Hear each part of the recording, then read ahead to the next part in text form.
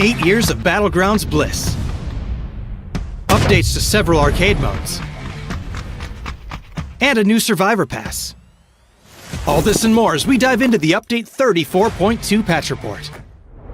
First up, we're celebrating 8 glorious years of Battle Royale mayhem. You'll find anniversary decorations across the various maps and on some of PUBG's most iconic objects and locations, including care packages, energy drinks, the plane, and various locations across Erangel. The starting island also features an 8th anniversary BattleBot statue with special golden grenades to throw at it to see your name up in lights. We're even collaborating with M83 for a brand new BGM track for the anniversary. This milestone wouldn't be possible without your dedication throughout the years. So on behalf of the entire PUBG Battlegrounds team, thank you for 8 wonderfully chaotic years. And speaking of your dedication, thanks to your testing, we were able to make some meaningful adjustments to the aim punch settings following the Gunplay Labs aim punch we ran in January. We're now planning on a second round of Gunplay Labs in March to test the new settings, so stay tuned for details. Next up, the arcade is getting a couple of adjustments. Team Deathmatch has several new maps to enjoy, including Destin Arena, Vikendi Train Station, and Sanhok Camp Bravo. We've also adjusted map selection probabilities, added destruction to Sanhok, and changed up the spawn kit. For Intense Battle Royale, the layout of safe zones, supply drops, and vehicles are now random in all maps. The starting Molotov has been swapped to a frag grenade, a random LMG crate has been added, and we've activated destruction on Sanhok. For fans of custom matches, you can now bring in 100 people, up from the previous 24. Last but not least, we're reverting the max player count for Hot Drop back up to 64 players for even more intense action, while also slightly lowering the atom spawn rate. You can check out full details on all these changes in the patch notes. There's also a brand new Survivor Pass available to collect, as well as various bug fixes, so be sure to check out the patch notes for full details on everything. Update 34.2 is here. So put on your party hat, grab a golden grenade, and hit up the arcade. Happy 8th anniversary, PUBG fans. We'll see you on the Battlegrounds.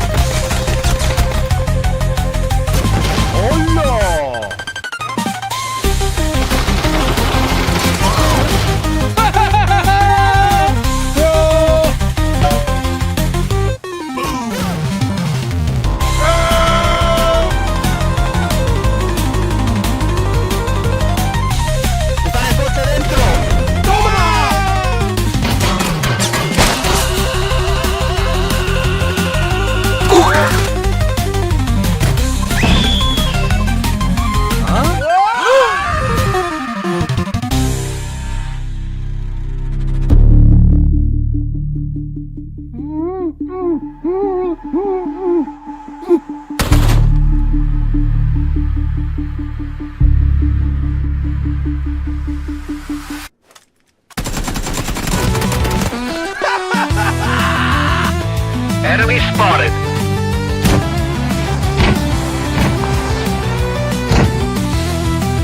Oh no.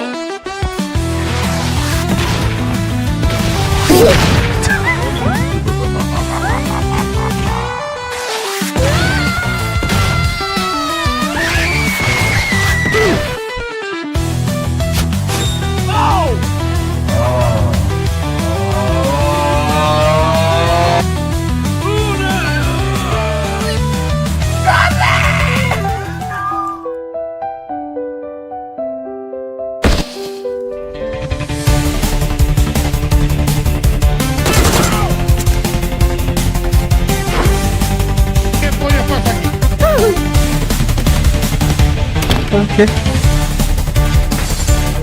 Hold up.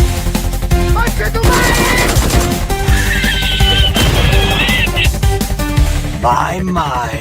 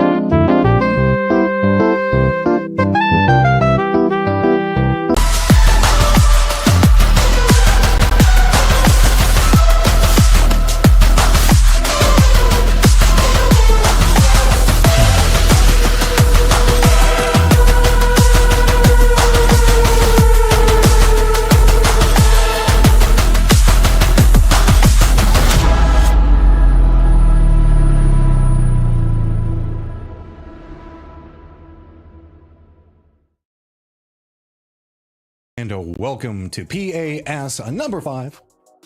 My name is Matrim, and thank you so much for joining us today. Joining me, I have got Cameron as well as Gibson. Gibson, I haven't had a chance to ask you, how was your break, man? Well, break, I know you were tackling a whole bunch of other stuff, but you know, your time down. Good holiday? It's been busy, man. I've been getting stuff sorted for the wedding. I've been getting worse and worse at golf every single time I go. I've been keeping myself out of trouble, really. But you know what? It's good to be back. It seems like so long since we were all together on a broadcast. I know. And Cam, I asked you yesterday, do you want me to ask again, or just we good? Sure. I don't know what you're asking, but yeah, I'll answer. How was your break, Cam? You know, the 12, 20 hours since the last time we saw each other? It was good. I watched more Chef in My Fridge on Netflix with my husband, and now we're here for more PUBG. Hey. So couldn't be better. Hey. I mean, I just went on an anime tear and then on a deep dive into how to properly pronounce words that I have no idea how to pronounce. So with this, let's go ahead and walk you guys through all of the fun that you guys need to know moving through today, because we've got a ton of action. We're going to be bringing in Group C. So let's kind of take a quick look at the format, all of the layouts, and how everything is going to be functioning as we're going to be moving forward. I know that whenever we talk about a lot of the behaviors, the actions inside of what's going to be going on PUBG, you guys should be familiar with about 99% of this. And wait a minute, did I never explain what happened for my vacation? Here, I'll give you a simple thing. I watched a lot of anime and I played a lot of video games. That was it. I didn't leave the house much. There's a reason I'm No one pissed. is shocked. No one is shocked. Shocked. I know, right? Who would have thought I was just going to be doing that? But yeah. So whenever we get a chance, we'll take a quick look at the format. Before jumping into that, though, Gibson, you were kind of sitting back and watching yesterday. What were some of your takeaways from it? You know what? My takeaways yesterday was some of the teams had really slow starts, and I feel like maybe towards the end of the day, some teams played themselves into contention. Like maybe Gunners are actually in contention now to make it through straight to the finals after a big performance in the last map. You know, Dots got better and better. All in all, though, I think it's always really hard to judge a group stage off of the first playday with A versus B, because every single playday is so different, and teams that were not so great tomorrow, maybe the group, or not so great yesterday, maybe the group tomorrow or today suits them a little bit better. Well, you don't have to be the best. All you've got to do is just be in the top 8, and that's what we're playing through right now in the group stages. You can see as long as you qualify overall points across all 3 different groups, top 8 secures you position. If you don't manage to make the top 8, you're not done yet. You still manage to play through, and it's going to be 9 through 16 that manage to play through the last chance qualifiers. That then finally gives us our grand finals that are going to be following up with our top 16 teams. So Gooners may have an opportunity inside that, presently sitting in 10th. I mean, it's a feast or famine team, so some possibilities, but we did see Al-Qadazia, depending on how you want to say it, have themselves a good run and are presently sitting in first right now. How did they get that way? Easy. It's all going to be about the super point system. First place is going to give you 10 points. Second is 6. Third place is going to give you 5, and it's going to kind of diminish down after that. But let's not forget, you also get 1 point per kill. So taking out those other squads around you is highly beneficial, not just buying you space to get into the circle, but also going to net you a couple more points to give you a better position on that overall leaderboard, Cam. Yeah, and just looking at the leaderboard again, looking at Al-Qadazia, which they're not playing today, but they are in first place. They're coming in with a lot of kill points. They were in contention for the win, the chicken dinner, a couple of times, got denied every single time. So if they even were able to get one of those, they'd be an even better standing. But right now, prize pool, this is what they're playing for. They're playing for qualification to the global events, but on top of that, they get some money, and more importantly, PGC points. Every single regional event will net regional PGC points for us to know who we will be sending to the big event at the end of the year. I know that is many, many months away, but you do want to start now. Yeah, the path starts right now. There is no doubt about it. Every single one of these guys knows how ridiculously important this is going to be performance-wise whenever we look at the fact that there aren't a ton of PASs, so every single one of them has to be big. And that 200 PGC points is going to be massive in helping you secure some positionings to be moving forward. So now we've tackled kind of what's all going on, what the path for everybody to do to get where they're wanting to go throughout the year. Let's kind of take a look at what's going on with some of the teams and the groups specifically. Keep in mind, we are now bringing in Group C, and Group C has some big contenders inside of it. Cam, you were kind of talking about that this is your favorite group, or the team that you're most, or the group that you're most excited to look at. Yeah, and everyone's gonna be like, "Oh, Liquid are back. Oh, and Cameron's worked with Liquid before, so he's like, fine. You know what? And it's great. We know that this roster, XSDK, if you're somehow haven't been paying attention at all, slash XTFM, TSM, slash X, every org under the sun, actually, it feels like at this point, they're going to do good. We know that. What I'm excited for is Toyo. They've been really, really good over the course of the latter half of last year. But Duel and God Squad, we already had a little bit of a taste of old school veterans coming back with Empire. We got Finna, Adam, and Valiant, and of course Michael with there. But Duel, this squad, if you're a classic fan of North American PUBG, you're gonna love this. It's K-Mind, boy is back with Winksy, Pentalol, and Wooly. He left the SDK boys, joined Duel now as a player, and then there's God Squad of Balefrost, Pat Caps, my boy Sharpshot, and Shinboy. So I really don't know how you could be a fan of North American PUBG and not be excited to see both of these teams play. They're in the same group. That makes it even better. This is an interesting configuration that we're going to be looking at. So we're going to get Luminosity and Falcons kind of drop off right now, potentially dangerous. Proyecto also had a great day yesterday, Gibson. So whenever you're kind of looking at groups B and C together, what do you got kind of got your eyes on? I mean, I know we've got QAD that has been some expectations for him. You were talking about Gooners, but I mean, Duel being back, like Kim's talking about, God Squad, are these guys going to step up and be major contenders? I think that first off, we'll see Liquid look to put down the gauntlet in the very first couple of maps. You know, I think that at the end of last year, they were the best team in North America. They were the most consistent team. You know, maybe not as flashy as the likes of what Falcons can be at the very best, but I just feel like with Liquid, there's a level of consistency. But I'm more worried about the teams in Group B, right? Because this is their last day this weekend. It's their last chance to put themselves through to the grand finals without going through the scary LCQs. And being real, Al-Qadazia, they're already there. You know, you don't have to worry about them. They're already made their way through. It's the teams that are in the lower half of the cut that I really worry about. Like, can the Gunners, you know, build off of that really good last map that we saw? You know, can Certito get something going? You know, we saw some moments from them in the last PAS. All in all, this is a big day for those teams in the lower half of Group B. Yeah, this is kind of interesting whenever we kind of look at how everything's been laying out. There's a couple of squads inside of Group B that some teams we kind of had some expectations for that we were hoping to do a little bit better. Eyes kind of drawn over into maybe what's going on with Empire. Empire, we know, is a very strong team. I mean, it's Adam, Finna, Michael, and Valiate. That is, you talk about history in squads, Cam. That's a squad that should be performing better than where they're at right now.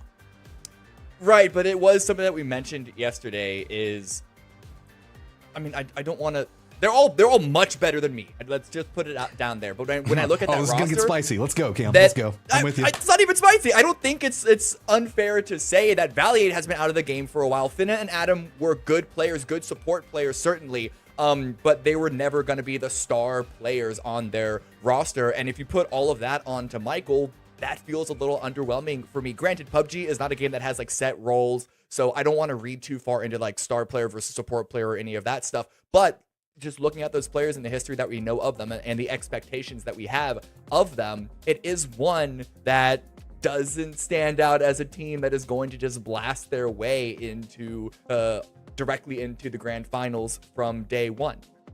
And I mean, talking about Group B, this is all you got. We only have 3 days of group stage. There's going to be a lot of pressure on these squads, specifically inside of Group B, to make sure that they perform. Sure, last chance qualifier exists, but everybody wants to try to dodge it. There is always that one guy that's like, oh, but if you play in the last chance qualifiers, you get more practice. No, nobody wants that. Let's just be honest. Nobody ever wants to. There is the jokes that like in EU, oh, well, you know, it's better to do it that way. Yeah, okay. No, everybody wants to dodge it if they can. They'd rather sit back and be watching, as a couple of our teams are going to be doing today. Most notably Group A, that's just kind of gets to sit back and relax. So we've got a couple of seconds before we jump into game number 1. Gibson, what are your eyes on? My eyes are on which teams try to really put the strongest foot forward in game number 1 of the day. You know, will we see Empire come in? You know, I'm on the opposite side of the scale for Cammy. I actually am a big fan of this Empire roster. Michael's a former world. He's a former world champion. You know what I mean? He's a former world champion with the PNC of Nations Cup. Come on. He's a He played really well in that Nations Cup, though. He played well, but Nations Cup is not a proper global event. Let's not be silly. Hey, we saw some Brazilian players get together and start making some really strong teams because of it. I'm just playing devil's advocate here. I'm just playing devil's advocate. Cam, you're technically right. I'm not going to argue it. Thank you. No, Gibson, PNC is the highlight of my year. PNC is the highlight of my year. Look, Empire, I think they're a team to watch going into game number 1. You have a former world champion in there. You've got, as you said, yes, Valiant's been out for a while, but the potential is always there with a player like that. And did you follow their socials? Like, I know that it's the earlier rounds, but every single tweet was, yeah, we've won another map. Yeah, we've won another map. Yeah, we've won another map. Yes, these groups are more difficult than the previous rounds were, but you don't do that by luck. Okay, guys, it is time for game number 1. No more circumstance, no more trying to figure out what's going to happen. It's time to just get into the action itself. Take it away. Thanks, Matt. And here we go, Cammy. It's been a while, been a minute since you and I were on the mic together, and we're going to kick things off on Miramar with that northwestern to eastern flight path. Very northern favored, and I think that a lot of the teams that like to drop a little further south, like like in and around Los Leones, like Liquid. Yeah. This is a map or a flight path that could cause them some trouble. Yeah. Again, but this isn't so off the center that it's going to be particularly disruptive. You might just fly a little further. This is going to cause maybe like 1 or 2 alt drops. I see potential shenanigans up around Oasis and Valley. Oh my God. Okay, okay, the colors. I thought for a second Finna was a part of God Squad and Valley 8 was just away from the rest of his team. You see that name, you have to look 3 miles some other direction to find the rest of the squad. At least that's what he was known for back in the day, of being like hardcore flanker. But regardless, yeah, teams are finding vehicles. Liquid are popping into a single Jeep, and they are getting out of there. I don't think Roth is going to have the time to find a weapon and deal any real damage. But an interesting phase 1 to conflict, perhaps, with this plane path. PUBG's got a way of humbling you real quick, doesn't it? I talk about how this flight path might not suit Liquid at all, and then they get given the gift of a circle that they would dominate. So they're going to get down to Los Leones quick. They're going to get wherever they want to play. Well, the thing when you have circles like this, Cammy, with there being a large portion of, at least the external portion of the circle being in the water, it cuts off rotations in, right? So your options to rotate in are a little bit more limited than usual. Yeah, it's not that much. We're not looking at the Milta Power Peninsula like we saw at the last game yesterday. So I wouldn't worry too much about it, and it is still a lot of land to drive through. This area of the map has some good open fields as well, so be aware of it, but it's not something that I think is a particularly strong consideration in this this circle especially compared to a lot of other ones even on Miramar. That game Like- yesterday was insane, by the way, wasn't it? Yeah, Like, yeah. that was. I felt bad for you guys on the mic because, like, how do you even keep track of what is happening between all don't. the teams? Yeah. That's the answer. We don't. And I guess that's why we don't play professionally, right? Because those IGLs, they had to keep track of Right. what was going on around the map. But this is a team that I spoke to you about before we started. This Toyo roster, you know, I'm Yeah. a huge fan of Capitan and Emmy. What are the expectations for them? Because as you said, you know, you felt like at the end of last year, the players that are on El Proyecto now were kind of the strongest team from South America. Where do you think that they can rock up? Because I am a huge fan of this team. I would put Toyo in the conversation with El Proyecto as like the top two teams, at least as far as expectations of Latin America right now. I think the Toyo squad is so incredibly strong, and they don't have any player that is gonna have consistent like blowout highlight reels. But Emmy and Capitan are so good as like the consistent sort of rock fundamental foundational players, and then you throw Pippa and Benya on top of that. Like, what's not to love? Like, that's such a clutch squad. Out there. Roth, though, hold that thought, has eyes on a member of Sapphire. I think the rest of Alcadzia are going to be making their way that direction towards the center of the map, but a lot of other teams still rotating around. Wujutu also making their way towards Los Leones. Oh, Kalnix! Oh, you gotta win those, Kalnix. You gotta win those. D gets the opening kill of day 2, and Alcadzia, they kick things off the way that they finished yesterday. But, Cami, I did want to say one thing, right? We spoke about, you know, the teams in this roster. Do you know who's not going to be happy to see the likes of Pipa and Benya in their lobby? It's Team Liquid. Do you remember when STK were ruined by Synergy time and time again with those Los Leones hot drops? Vaguely. But you say Los Leones hot drops, and there are so many to choose from that my memory's a bit bungled. But also, I think Silson was probably the one shot calling on that. I don't think Benya and Pippa are going to be opting into that this time around again. They certainly didn't this game. But who knows? Maybe when we see a more favorable plane path towards Los Leones, it'll be a different conversation. Yeah, I hope so. It's something to keep an eye on over the course of the weekend. Like, something I didn't get a chance to talk about was watching prep going into this event.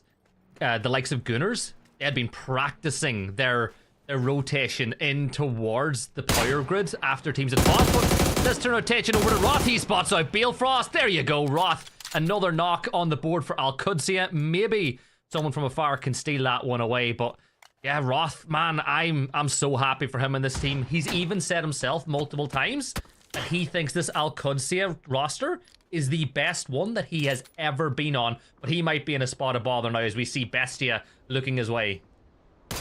You should be able to confirm this one out. Belfrost going down, and just that AUG spray that we saw. Roth is absolutely amazing with this weapon. The second it was pointed out to me by his old coach Trevor when he was on Falcons late last year, is his 3x spray on the AUG is ridiculous, and you can't stop seeing it now. He didn't even have the 3x, and at that range, he still nailed it with the red dot. This guy is absolutely insane with that weapon. It's such a beautiful sight to see.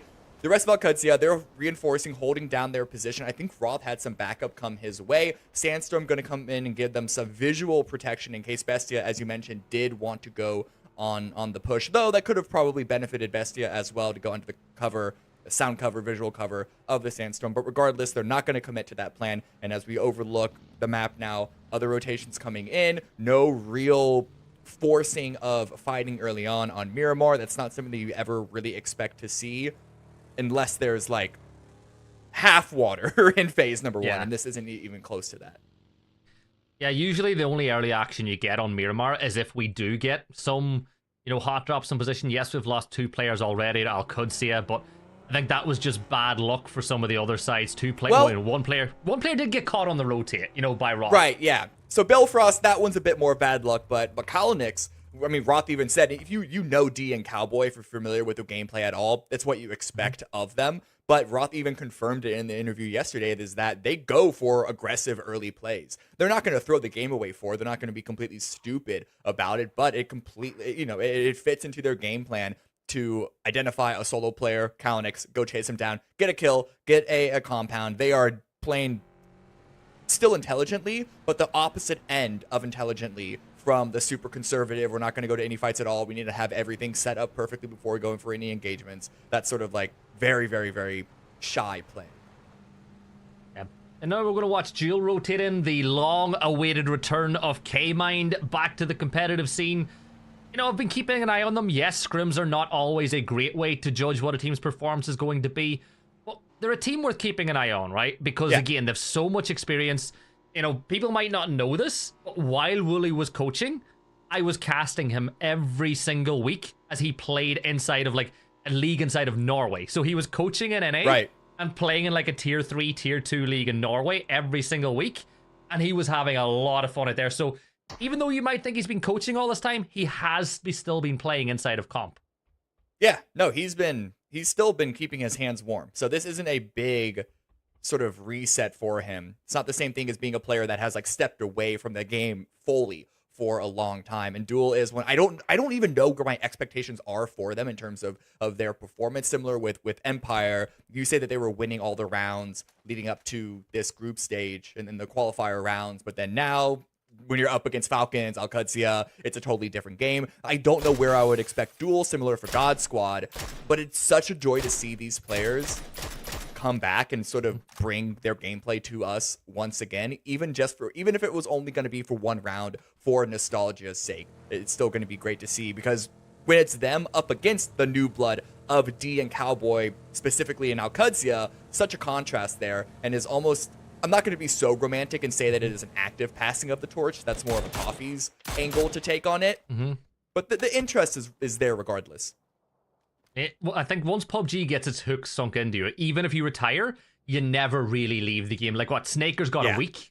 He got a week of being retired. Yeah, and he's back. He's back. Like, honestly, he might be the best retired player out there right now. But, like, I mean, okay, but on the flip side, Pio has retired like 4 times. So you can say Snakers is the best retired player in North America. Yeah. Well, look at a Team Liquid now. I'm going to get it out of the way earlier, right? I am as far as organizations are concerned, I'm a Team Liquid super fan, right? Doesn't matter what the game is. I love seeing them performing well. I'm so glad to see them back. I'm even gladder to see them inside of NA instead of EU, where people thought that they might have went to whenever people thought Liquid came back. But I think the sky's the limit for this team. You know, I'm going to say, I think, being real, if they had have pushed at PGC a second or two earlier in that last map, they could have been world champions. That's how close they were. Yeah, that's not even a hot take. I've heard similar people make similar observations. Like, we know SDK are such a sick team, and they were so consistent last year that it's only reasonable to expect the same going forward this year. And it starts today, right now. They take their first feet onto the PAS stage. Sam Crow puts his feet back in his car, gets out of that compound because he was getting pushed by Tilt Town. Sam Crow, a player that I've enjoyed watching over the course of the last few years as well, but I think needs a big step up now going into 2025 because, you know, getting spots at international events is tougher now than it ever has been. And well, today is a good opportunity for them on their first day inside of groups to, you know, I think it'll be tough to put a gauntlet down in a group like this, but just get points, you know, 3-4 points a game, let people know you're here, put yourself in a good position going into tomorrow. Team Razev now, Naucha's they're up in a glider, go to scout, but as we saw yesterday, not as safe as you think it is. Thankfully, I don't think Gizera is on the map right now, so that's going to be that demon, not too much of a boogeyman here in this moment, but regardless, he's still got to be careful with that. But hey, glider is incredibly useful once they started to get seen in play more often than not. I still argue introduced into the North American meta by Save for Rez. Legendary. Do I want to call them a legendary tier 2 North American roster? That sounds disparaging, but hey, you know what? The shoe fits. I've seen you do an interesting thing to a glider once. Don't know if anyone's ever seen the clip, but yeah, Cammy can. Oh, you mean the one time I hit a bolty headshot on a player that was not in the glider, but on the back of an emergency pickup. That moment. Yeah, that was pretty good. But let's jump into this fight. General Lee and the rest of Tilt Town under a lot of pressure. Savage up on top of the rocks, but fights for this position can be really favored towards the team that's pushing because it's only so far back that the team on top can go. Simply Matt will get the knock on the Savage now as it's a 3 versus 1. General Lee, last player standing. General Lee goes down as we have our first team eliminated inside of day 2. Smoke will get thrown. They'll get Greg shot back on his feet. This is what I said. I think Gunners need a strong day today. Yeah. And it didn't work out for them nearly as successfully yesterday, the constant early aggression. And, you know, this is the hyper-aggression when you contrast it to the Alcudsia sort of tempered aggression. But they win the fight, they got that first knock, and they cleaned it up really, really fast. Liquid are even watching at this point, but they couldn't get there fast enough. How quick, how efficient Gunners were with that engagement. They are going to have to kind of pull back, get the revive, and figure out where their reset wants to be. But with 25 seconds before phase 2 is closed, I don't imagine they're going to be pushed to... There's not that much of a risk of them getting pushed. Now, keep an eye, though. Look, you got Alcudsia in the middle of the circle as things stand with a 2-2 split. Depending on where the zone shifts, they might continue to do that, or you'll see Roth and Rello go towards Cowboy and Monster, or vice versa. Certito doing something a little bit similar with their 2-2 split inside the center of the circle. We get our pop, though, and it cuts down towards Los Leones. Team Liquid loving that one, but Gunners will be happy as well with that shift, having won the fight with Tilttown. Right.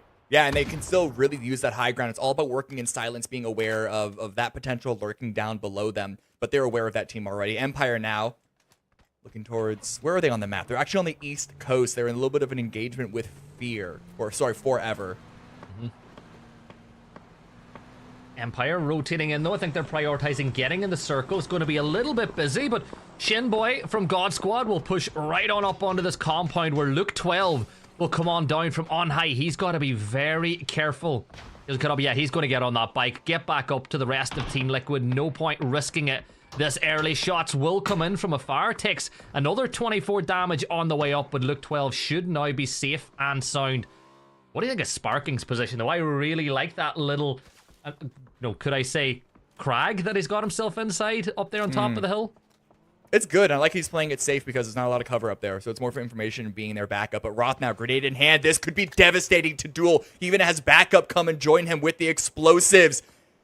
We see this spot be utilized a fair bit, but usually it's almost in the late game when you have no other option. So it's unfortunate to see Duel, I guess, forced into this position so early in the game. But Woolie's not dead yet. Could still get revived. That second grenade didn't do nearly as much damage as I expected. Explosion, though. The vehicle explosion could have gotten Wooly.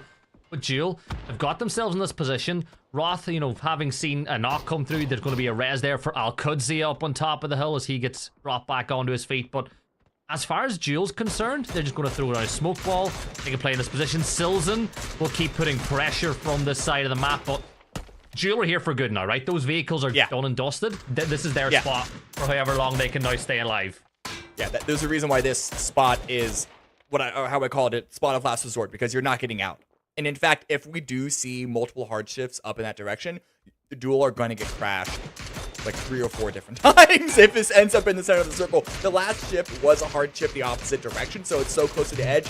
I don't think the chances of that happening are that high. It's not 0, it's possible, but it's not all that high. But they do need to start formulating a plan on how they are going to get out of there when the time forces them to. The problem is they have Bestia looking down their angle, the straight line, as we can see the shots coming, and then they also have Alcudsia flanking them from both sides. That team is still holding on to their 2-2 split. Going to wait to see how the field is positioned in phase 4 that we're going to see in just over 15 seconds. Yeah, I don't think that shift really gave them anything to work with as far as selecting which 2 was the best to play, so they'll just play stick instead of twist for now on. Empire, all 4 up on the edge of the circle over towards the east. Keep an eye on what this next shift will force them to do.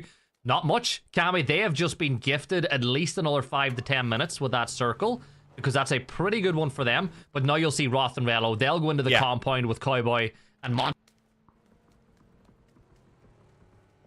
Ozera, MG3. Here's the vehicles of Empire roll past, and you know that thing is going to thirst for blood. Such a powerful weapon. I mean, I'm an LMG fan through and through regardless, but still taking their time, waiting to see when they're going to strike. Wants to try and find information. Zvire backs against the wall. They lost Kalinix earlier on. Don't want to go too aggressive, but I think Alcudsia, they know they're already there. They engaged earlier on in the game already, so this is not giving too much information away. Instead, just looking for a knock or even just a little bit of damage to try and find an opening. I'd be shocked if Zvire pushed this too much, just considering they're in the zone. They have to cross over an open road.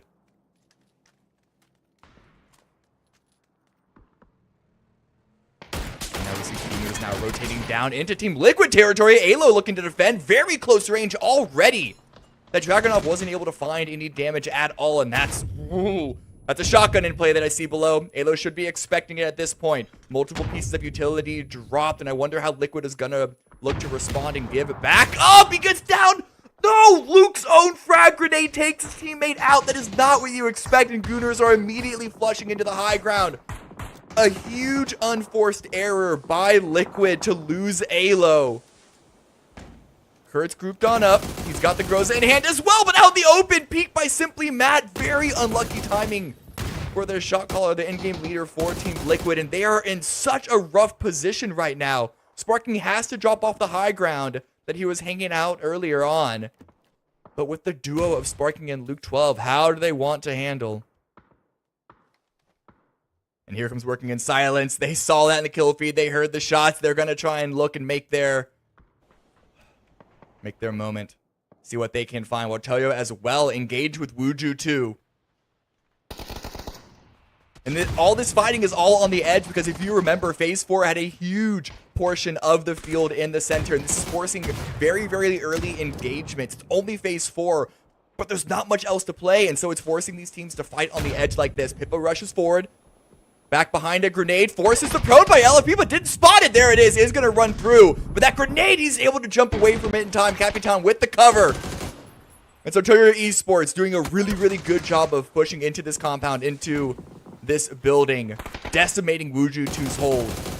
Fan is trying to swing around the side, but getting taken down, or getting peppered down at least by Slump on the high ground. Has to get inside. Can't see through the smokes. Might have heard the footsteps. Saw the profile in the smoke. Is able to get at least one in return. The first kill for Wuju 2. How many more can Fauna get? Fakeson's gone down. It's all onto this one player. One player left for Wuju 2. Runs outside, swinging around. Really good swing. Gets two. And Wuju 2 are eliminated by Cloud. Zera stops the Fana reign of terror before it gets too out of control. But Toyo are still managing to stay alive here. They're going to have to go for some revives. It's going to be strange. It's going to be odd, and they're no longer in the zone. But it's huge in the kill feed. There is so much action going on. I'm not even able to track all of it. Yeah, everything, Cam, is all just stacked up on top of each other. I'm going to tag in for just a second, give you a chance to catch your breath, as we do still have Gunnar stacked up on top of Team Liquid, but with the way the circle is pumped, we have a good position coming up from QAD up into the northeast with a lot of field in play. So everybody's kind of forced down into this funnel point where Gooners and Team Liquid are fighting up on top of each other. Simply Matt trying to get some more, but it's going to be Sparking on one side. Takes down both Bunt and Icy Flex both. Nade's going to go out, roll over in that direction, at least buy him some more space to work around. It's just going to be him and Luke 12 trying to make sure that they converge in on this just right, but it is going to be another pickup coming up from Sparking as he feels nigh unstoppable. Team Liquid on an absolute roll as Luke 12 finding the new flank angle, waiting for it, just gonna spot it out, and there you go, Cam. The Gooners are gone. And if you forget how that engagement started, Luke 12 saved the day. And hey, Liquid are still alive, so we can forget about the past, Hakuna Matata, but look at Alcudzia's position right now. Pushed by Amen, pushed by Duel. This was a oasis in the middle of the field, and they've been holding on to it pretty well. They did lose a player, and Relo got knocked. D should be able to revive that. We'll see how Duel want to up the momentum on this push, but DNL seems to be the main defensive force in this compound. The swing around the side to find K-Mind is huge before he can get into cover. Working in Silence, also doing a couple of jumps on the side of this. They're going to find some new angles, but they're presently getting harassed from the top of the hillside. Duel, while they are navigating this cleanly, you can see it's all going to be about Kadzia kind of stepping back, getting some new angles to work with. Cowboy on this one side of it with a lot to work from right now, but he's very nervous. He wants to make sure that nobody comes up back behind him. This has been a focal point for quite a while, and with only 35 seconds before the new circle shows itself, you can see that QAD wants to step away, not necessarily too mad that Duel is here right now. Yeah, they're conceding the northern section of this compound. It's on the edge, the very, very tight edge, so they're not losing too much space, and with the man disadvantage that they would have, assuming K-Mine gets revived, there's certainly a positive EV percentage with Alcudzia moving away in the way that they have. Team Razab get eliminated by Bestia. Bestia then get decimated in return by God Squad. So a lot of stuff happening on the south side, opposite end of the zone from this position, and the circle is going to favor that direction now. Now, Empire are looking to be in a really, really good spot. They got there early. Can they defend it? Yeah, and keep an eye on Team Liquid. They have Sparking Downs back there. Luke's still trying to find a pathing into this one. Duel now getting some vision on what's going to be going on working in Silence, who made that send over in the field. They're in a no man's land position. All three of these teams, they have to cross an open field with Empire just waiting. Zavire's going to have some information with that one that they can kind of work with. I mean, even God Squad should have vision on this, so it's all going to be about the focus and how it comes in. 4E could be a distraction for what we see going on with God Squad, but working in Silence is just in so much trouble in position. But this fight's not over. Inside of the compound itself, it's still Duel lined up against Alcazia, but there's no real way to detangle from this. The distraction that's happening right now is allowing Working in Silence to hop in vehicles. They're just sending it out of here. This has been a perfect distraction for them at the exact same time that Forever is going to be trying to make their jump right down into God Squad. Shot's going to be coming out. The whiff comes out of hit for Shinboy, but finally does manage to connect. Surely he wasn't going to survive. That jump down was ballsy, if I do say so myself. Pentalo now pushing in, getting right under the nose of Alcazia. Grenade deals some damage. Doesn't get the knock yet, but Rello with a double. The swing around the side, and all the damage is huge coming out from Alcazia. Oh, Duel with the side flank gets more information, goes for the spray. K-Mind all by his lonesome, just trying to make sure turn this around, but walks into the wrong area. So QAD sitting at 2 up right now, have to figure out how they're going to make a path right into Empire's waiting arms. I mean, you say waiting arms, it's kind of tentatively waiting because Empire aren't in a strong position. They have been avoiding all of the fighting so far because of the low bowl spot that they're in. But once they get pushed from whoever wins the different quadrants of approach attack, they're not going to have a big advantage. Their only thing that they need to do right now is keep working in Silence, hunker down. They at least have better cover than that squad across the way, trying to land those Dragonov huge 7.62 bullets through the sliver of space between the coop and the floor. Well, and here Biel it is comes. alive still. QAD inside their vehicle. They're sending it down. They're going to be pathing in pretty close. I think they're going to do a stop off on the other side of the hill. So yes, do buy some space to work with. Zavire still got their backs up against a blue zone. They have Toyo that's getting pretty close, but it feels like now everything has settled down for just one moment. This bowl being the central point, but like you were talking about, Cam, just not a lot. Just the exchange that's going on right now between Empire and Working in Silence is going to be about it, with God Squad doing some harassment to Zavire. 20 seconds left before phase 6 is done, and we go over to phase 7. 6 teams alive. And it's all quiet on the middle eastern of Miramar front. I mean, something like that. It's Kinda just south. nobody can make the move. Yeah. Yeah, I mean, God Squad, they're looking out. They have to cross the road, but they're going to try and tentatively peek over. The problem is, roads are very, very vulnerable to getting spotted. So if anyone on their looks over, it's not going to be great, but they are attacking quick and fast and then immediately out of there before attention is drawn their way. Man, that was just a straight up hit and run. They knew exactly on that, exploited the perfect opportunity. Empire are going to be breathing a bit of a sigh of relief, now no longer having to be focused on that. With the new circle pop, does mean the QAD and Empire are going to be in position. Zavire and Toyo are going to have to make a move, as well as God Squad. Zavire, you can see, not having any opportunity to really make those last couple of meters move. It's just too open up here. This road is providing too much cover, but it's going to be D that lines in, gets a good shot onto Pippin. Now it's just going to be Capitan, last one up for Toyo, and there comes Zavire. They're finding some good angles to play in this one. Capitan, nowhere to really go. He just has to fight his way out and get some damage out. Wants to go for the knock. Dodges out the nades, but can't get the last tap of damage. Finally manages to get it. Hillside providing a ton of cover. Can Capitan manage to make it all happen? Now just looking over at Zavire, but it's going to be God Squad coming up back behind him. He has a read on it. Spins back around, but which angle does he look? There are just too many targets coming after him, and Capitan goes down. I'm surprised Capitan got even that much damage onto Zavire. Fire was the last one up from that team, but Sharpshot's gone down. Belfrost has been confirmed, so God Squad don't have a lot more pieces to work with. Empire, did they move out to take out Kutsia face to face? Did they get into throwable range? They're retreating from it, but Cowboy's gone down to Valiate, who stayed behind. Now Pat Caps is rushing forward, looking for an even better angle on this. D-spotted, but Valiate holds! Good play from Valiate, but not a lot to work with. He's got the blue zone right back behind him. He has to run forward. QAD is now eliminated. It's going to be God Squad up on top, just raining down bullets on top of Empire while they're trying to navigate. But remember, there's still a Zavire player that's going to be down right in between the two of them. refereeing anybody that moves into that dip. But Adam made such an aggressive reposition. He's already right in the foothills, and he's going to be able to get control of so much of the circle. God Squad have the high ground. But the pit, I was about to say the pit below the road could give Empire the holding position, but Fari Vero is going absolutely stupid. Finally shut down by Sharp Shot, and Pat Caps has taken so much space. It's all onto Finna, 1 versus 3. Can he come out with the clutch to save the day? Hiding in the smoke, I don't think he would have seen or even expect Pat Caps, but Pat Caps lets loose. Gonna deal not much damage, but it's gonna keep Finna stuck below. Finna gets the first. Is this the beginning of the comeback of the clutch? Down at half-life, gets the meds back up. Information trying to be fed from everybody that's going to be in distance. Gonna reposition inside the smoke. God Squad sitting at 11 kills. They want those last 2 so badly, but they cannot quite manage to find it. Instead, gonna go for a bit of a reset themselves. Then it's still dancing around, gets decent damage, but there you go. That's gonna be God Squad taking the game. You can see the experience in the way that Finna played around that, never sticking in the same spot for more than a couple of moments. When you're in a disadvantaged situation, a 1vx situation, you need to just be constantly active and never allowing them to pinpoint your position for too long and looking to catch them off guard. He got a couple of initial knocks that way. Unfortunately, it is still a 1vx. You are still in a disadvantaged position, and God Squad do come out with the first win, but Empire made it close. Finna made it very close.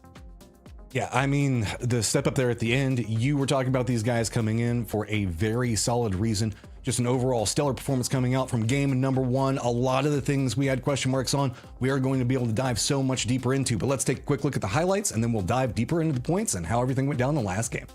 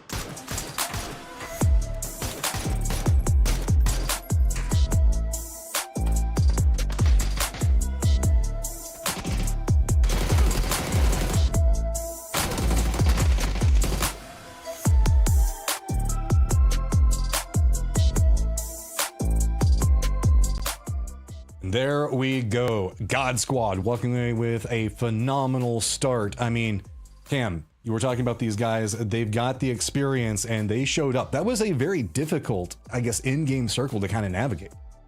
Yeah, have to be constantly active. The angles were, I mean, angles go both ways, right? And God Squad, they got a lot of kills because of that, but they were having to swat away so many different potential attackers. I don't recall them ever getting like directly crashed in the very like face to face, but that still doesn't mean that they weren't under the same danger. They were still having to export a lot of bullets, like virtually 360 degrees around them in order to get that many kills and then go in for the win.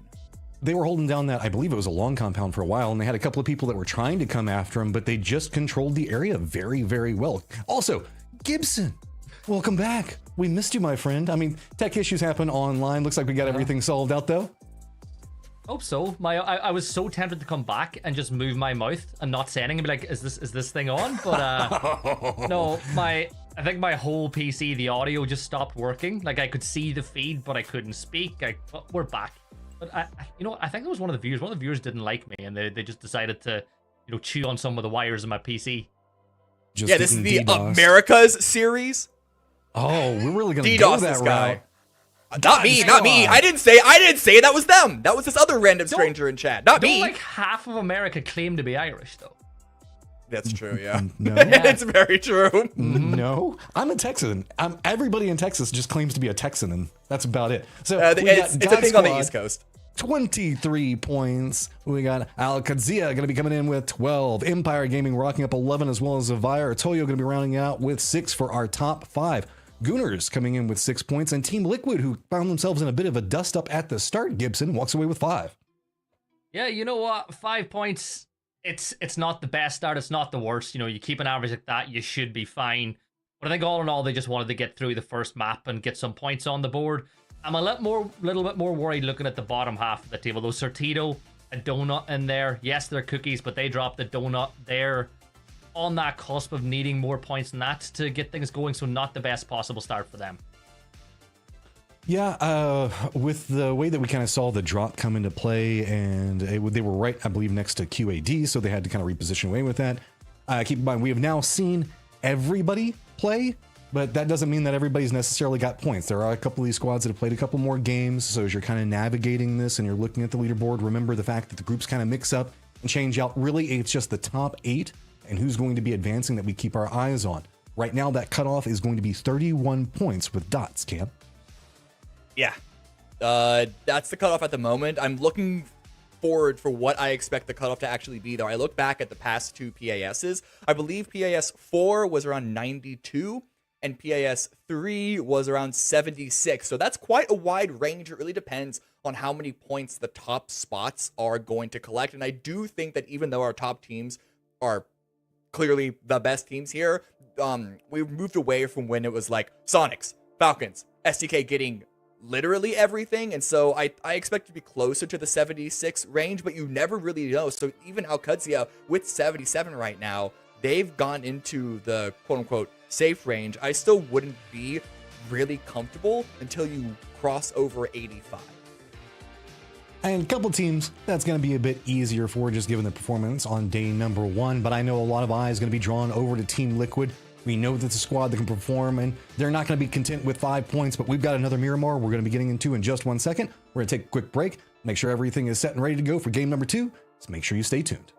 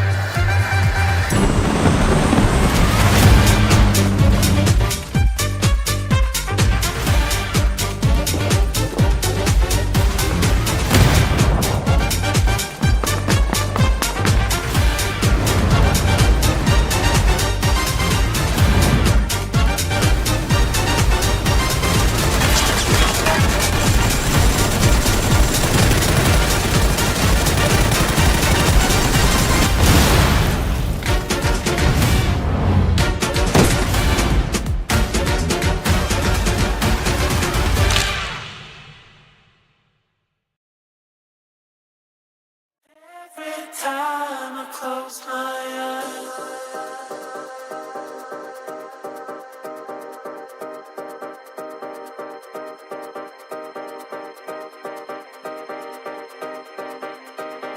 Every time I close my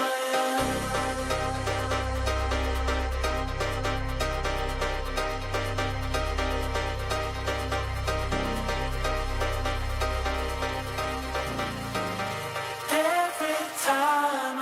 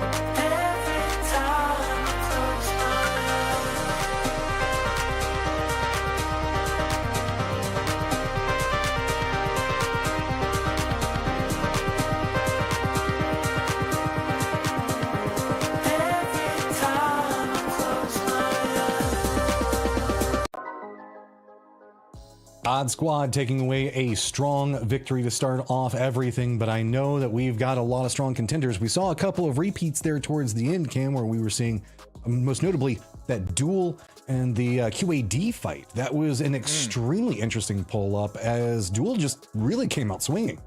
Yeah, and they had to deal with being other issues as well. I think there was Bestia that was trying to shoot at them from a different angle. There was Forever that were also crashing the compound at the same time. So it certainly wasn't an easy fight for Duel to take, and that's even without knowing how they got to that position to begin with, because if you remember, they were north of them in the dip with, I think, almost all their vehicles destroyed. So I think the journey to get to that spot was about as hectic, if not more, than the push into the compound ended up being. But Alcadzia, they held on. They're showing us why they should be considered the new top dog of North America. New top dog, North America, strong words. Well, we've got ourselves another Miramar to get set. Plane is in the air. I cannot wait to see what we're going to be able to see. We've got Duel. We've got Team Liquid. We've got Alcadzia that's been absolutely on a tear. This is going to be a phenomenal game. Going to be a good one, and thankfully I am back in action. North to south flight path will suit players a hell of a lot more than maybe the last one did, Cammy. But the God Squad, you singled them out before this even started, and it's always nice as a caster, isn't it, when you single out a team and then they go and win that map. I never said they were gonna win a map, but hey, yeah, here we go. I was waxing lyrical, like, oh, it's great to see them still at it. You know, they're old, they're in their prime, but they still got some moves. So, I mean, I guess not exactly saying that they would take over the whole game, but no, they really did perform very well. Empire as well, who I was kind of throwing some shade their way. They managed that mid game. They had to dive into a really, really risky spot, which, you know, anyone in that position could have survived as long as they did, but I really liked the move that they made when they needed to start to be active to keep themselves even longer in the game and getting those few extra points. Any other team could have just potentially been rolled on over. They did not take the easy way out. No, they didn't. And as I said, I singled out Empire for some praise. I think there's good things to come from them.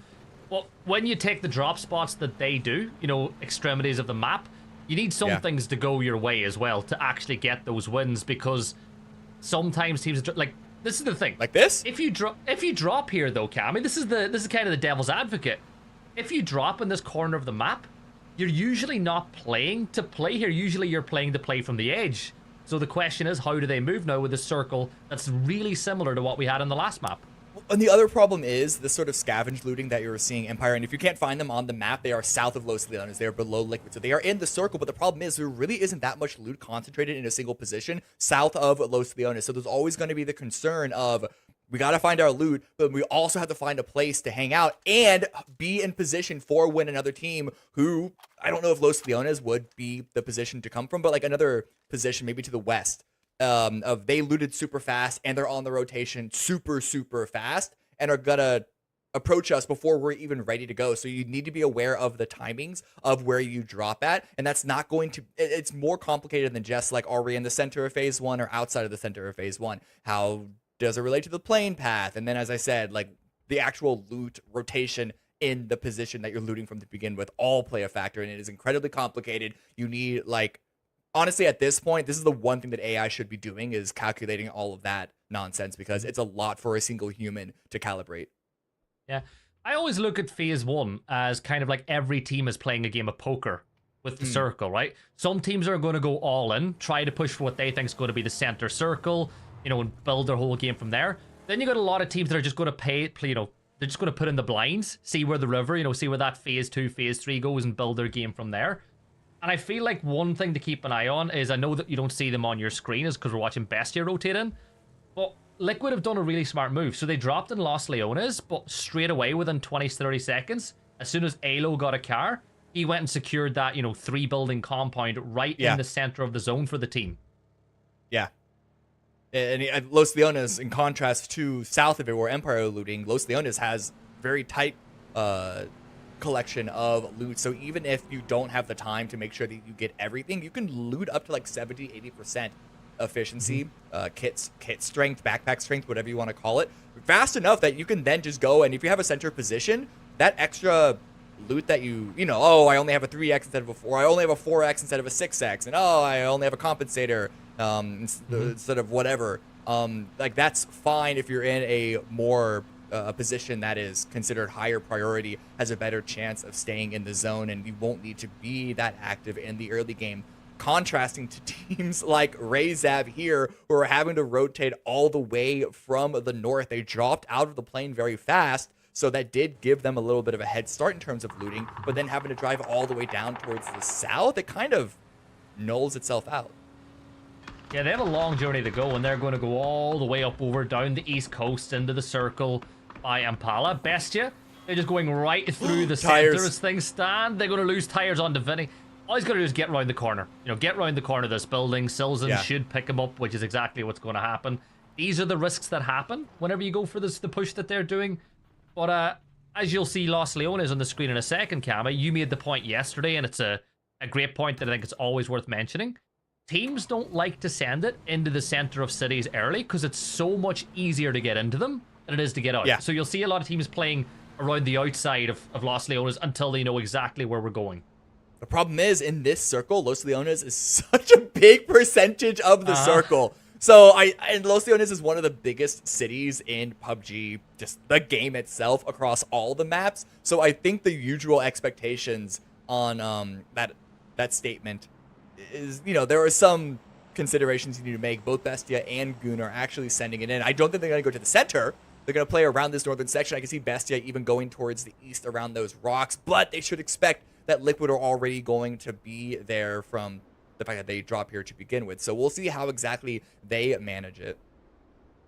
Yeah, and I think they're playing the right part, right? You can keep your vehicle safe. You've got the ability to bug out if needs be. You're closer to the edge than some of the other teams. Zvire, on the other hand, they've got a brilliant position in these top, you know, up-down warehouses closer to the coastline. Keep those vehicles safe. The only thing that I find about this compound is sometimes it can be a little easier to attack than others as teams push down the bowl on one side into that circle. You know, it can be tough to hold. Yeah.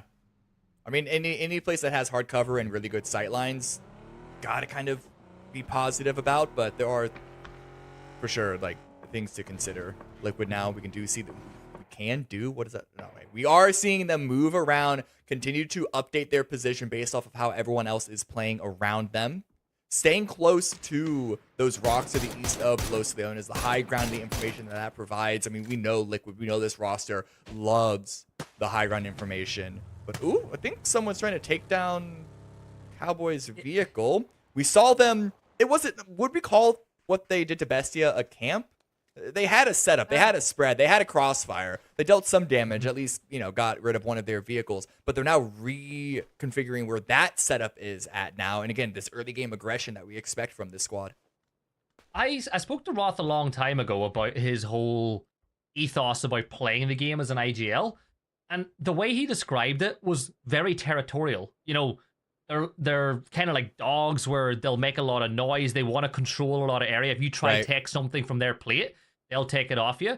It has shot Roth in the foot in the past, you know, because they take so much space and spread themselves out at times. Yeah. But when it works, it really works. And I think that's why this Roth-Relo combination is going to be such a powerful force to deal with, because they contrast each other, but in a positive way, where Relo is going to make sure that Roth doesn't get too far ahead of himself with his, I'm going to call it greed, but like not in a bad way, but there is that sense of like, I want this, I want that, I'm going to fight for this, I'm going to fight for that. And you can kind of get ahead of yourself and get too sort of caught up in the moment to keep doing that. And that's what we've seen, as you mentioned, Roth get caught out. Him specifically as a player get caught out in the open, but like SSG, I'm famous for criticizing them for constantly being spread and losing one person to a crash in the early game almost every single map. So making sure that you can balance out that intention well is, I think, going to be a really good positive for Augustia. And with, you know, the other two as well, with, you know, D in there alongside of Cowboy, they've got the perfect mix of youth and experience, and we'll see how they go. Zvire, they're just playing this position. I think they'll be in the circle. They should be in the circle for at least 1-2 more because they're so close to center. Yeah. This is a kind of a boring game for them at this point. You know, they'll be reading the kill feed a little bit. They'll be using audio cues. But at this point, they're not going to be so active in the guns. You say boring, I say comfortable. Like, they dropped there, they looted there. They're not going to have to fight for their position. Like, that's actually a position that you kind of want to be in this game. Razav, on the other side, they have been engaging with Sortitos for quite a bit. They came all the way from the north, as we spotted out earlier. But I think God Squad are also shooting at Sortitos, so that team is going to have to struggle to find a place where they want to hang out. There are multiple positions around them. It's about getting to them, hoping that they don't lose a player, hoping that they have all of their vehicles still alive. That's going to be the real problem. And we still have 40 seconds before we see where the next phase is going to be at.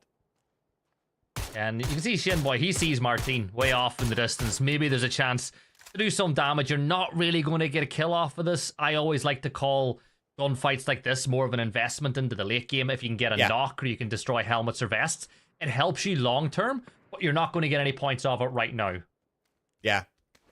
My worry, though, looking at this is it worth the ammo? Billfrost only had 77 in his backpack. Sharpshot only has 78. And I mean, at least Shinboy had like 180 something. But if you start peppering people too much, you're gonna run out really soon. So that is like a worry that I'm gonna have, especially now that I see just how low it is for God Squad. Next circle is going to continue to favor the East. We might consider it a hard shift because of how it relates to the water. We can. A lot of teams are in it already, but we still have like, what is that, 5 or 6 that need to make their rotation either to the north or south of Los Leones in order to get inside. And there are already teams in a position to block their entrance from both of those trajectories. But do you see the big problem?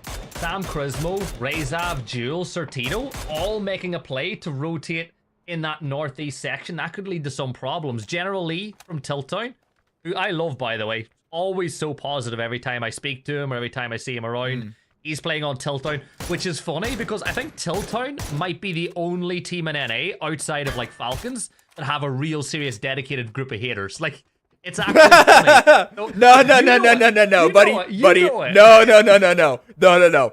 You're thinking of Rats that has the dedicated haters. That is the org that the roster, the team that everyone hates. I love Rats. They make things interesting, right? They do because of all the haters. Yeah. But yeah, there's definitely a few people out there I know who just like to have a go at Tiltown every time they get. But what's the looking forward? What is kind of the expectation for a team like that? Because we don't really. I don't want to be mean, but I feel like it'll be really difficult for them to make it through to the grand finals, and then LCQs. It's going to be a real scrap for them. Yeah. They're certainly going to be in that middle section. There's not a single team here that I would be like, oh my god, shocked that they end up in the grand finals, just because it is 16 of 24. But they are going to be one of the ones that I would certainly put in like a 50-50 shot. They're definitely going to be qualifying through the last chance qualifier, at least is my expectations. Yeah. Dual rotating in. They've got into the edge of the circle. They can just post up shop here for a little while. Maybe take shots at teams that'll rotate past them, but they've got a good defensive position. It's not really offense from this point. Al-Qudsi is still with a 2-2 split. They're going to see Sam Crismo rotating through the middle. They're just getting vehicles ready to go. You look at the way things are going. The center of the circle is a lot more clear than people might think, but Cam, that's completely just down to the terrain. You don't really have a lot there. It's not great. I think people are expecting it to be clear, but they don't know where exactly it's going to be clear. It's almost like a swamp in the sense of like there are so many little pockets and dips that someone could be hiding in, but D right now taking a fight against man. Gets a nice little 2 and done. Again, setting up the crossfires, controlling these roads. It might not look aggressive because they're not the ones that are actively pushing, but they are being incredibly proactive, setting up these crossfires, laying these traps in order to get these early kills. And if you're one of the teams that are a little lower on the leaderboard, you love seeing Al-Qudsi getting kills. The more they get, the less points that is going to your rivals. So for the teams at the bottom half, they are loving this. Yeah, exactly. The more points Al-Qudsi get, the closer the cutoff is going to be to the 76 side of things than the 92. But oh my god, the hard shift again. We are going to Port Paradise. Tiltown are already here. Bestia are already there. Bestia took a e-pickup to get there. Not quite sure about Tiltown. I think they probably just hopped their way there from the south. But this is going to be a very, very fun rotation to watch. Fisher getting the knock onto Cowboy. That's one of the Al-Qudsiya players down. And looking at the map, I think that should be out as well, as the blue zone will start moving in about 25 seconds time. Team Rezav, they're going to use that knock to take the opportunity to move, because not all knocks are built the same. But if you're Al-Qudsiya, you find yourself now well outside the circle. You've got to get through Sortido, Jewel, Zvire. They're in a battle for the rest of this game. Yeah, I think at Al-Qudsiya's position, or also Rezav or anyone to the north, it's more so, hey, okay, I guess we're not going to play for the center. We're just going to play to fight him from the edge. Cowboy gets confirmed. And Gooners they're making a break for it. They are trying to cut directly through the center of the zone. Wuju 2 flying above them on that E pickup. Toyo and Empire, neither of them were able to get too much damage on that cross. And that is an AWM in the hands of Benyo. Oh, Sam Crismo. This is going to be rough. The grenade's a bit early. And Gunnar arriving in a very, very hectic fashion, but they're here. That's the style. That's the way Gunners land in a position with Santastico and Souls.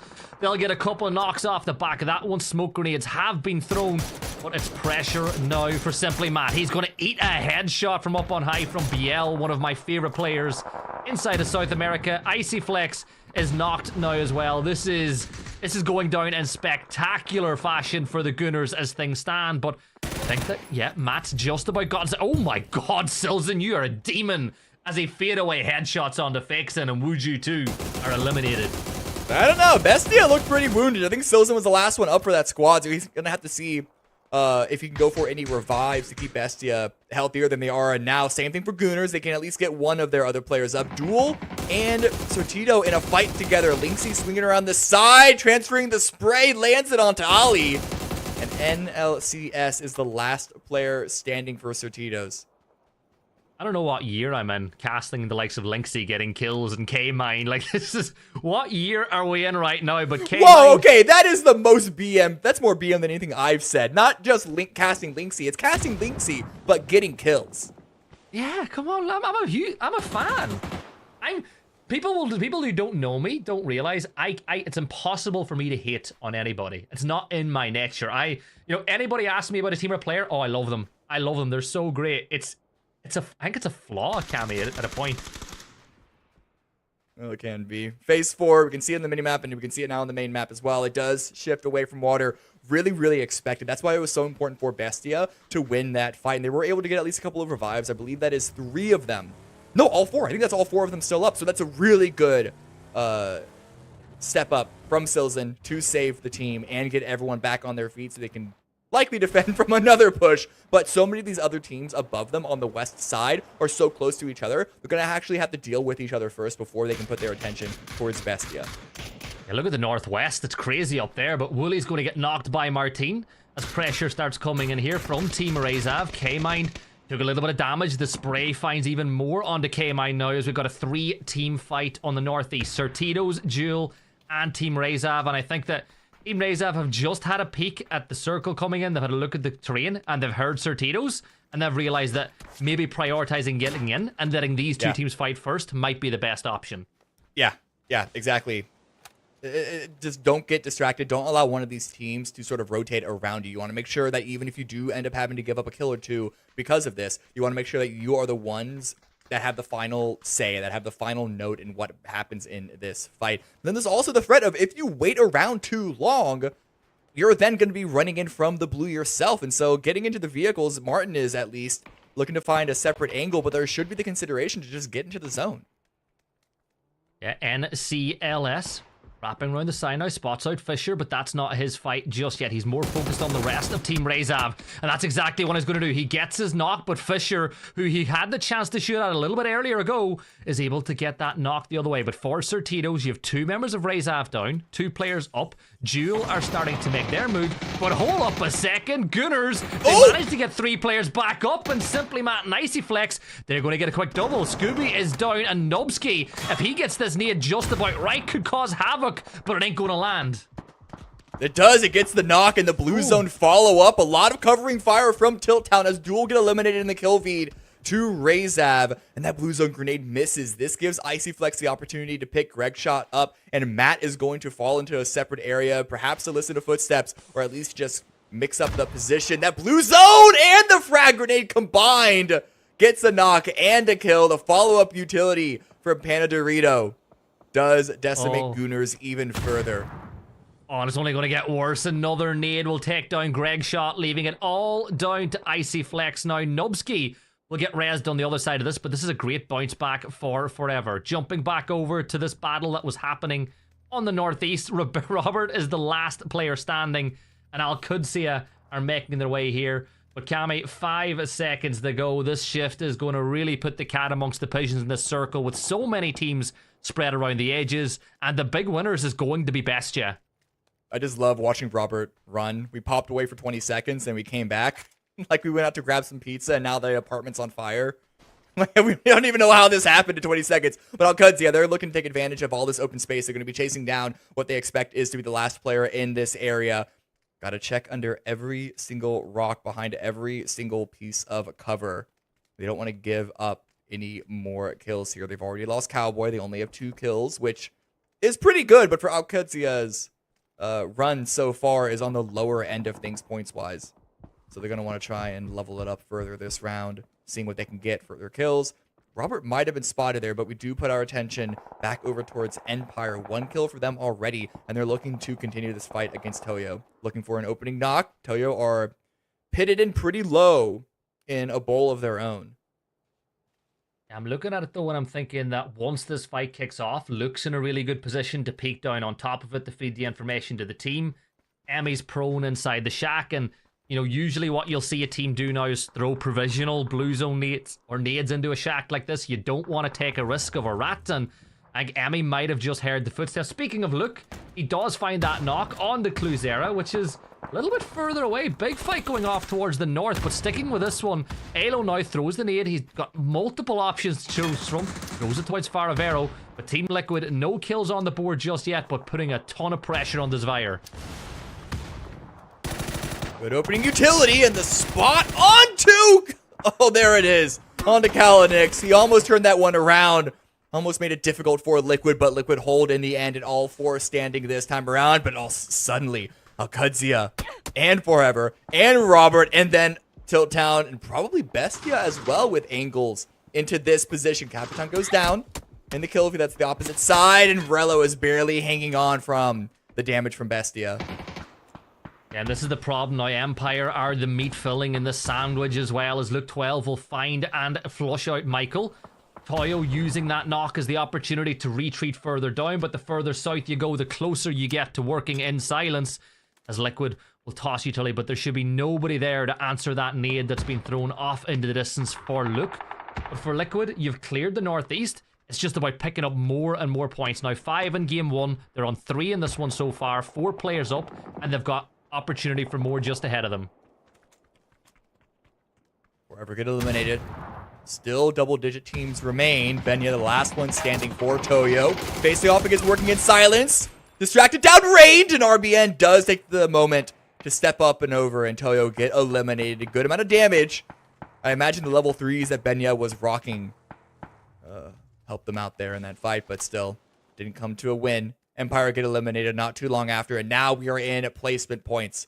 Bestia still sitting good and comfortable in the center. God Squad also looking comfortable on the north side. Working in silence, Liquid having to come in from the west. And then there is still the fight between Robert and Al-Qudsiya on the east.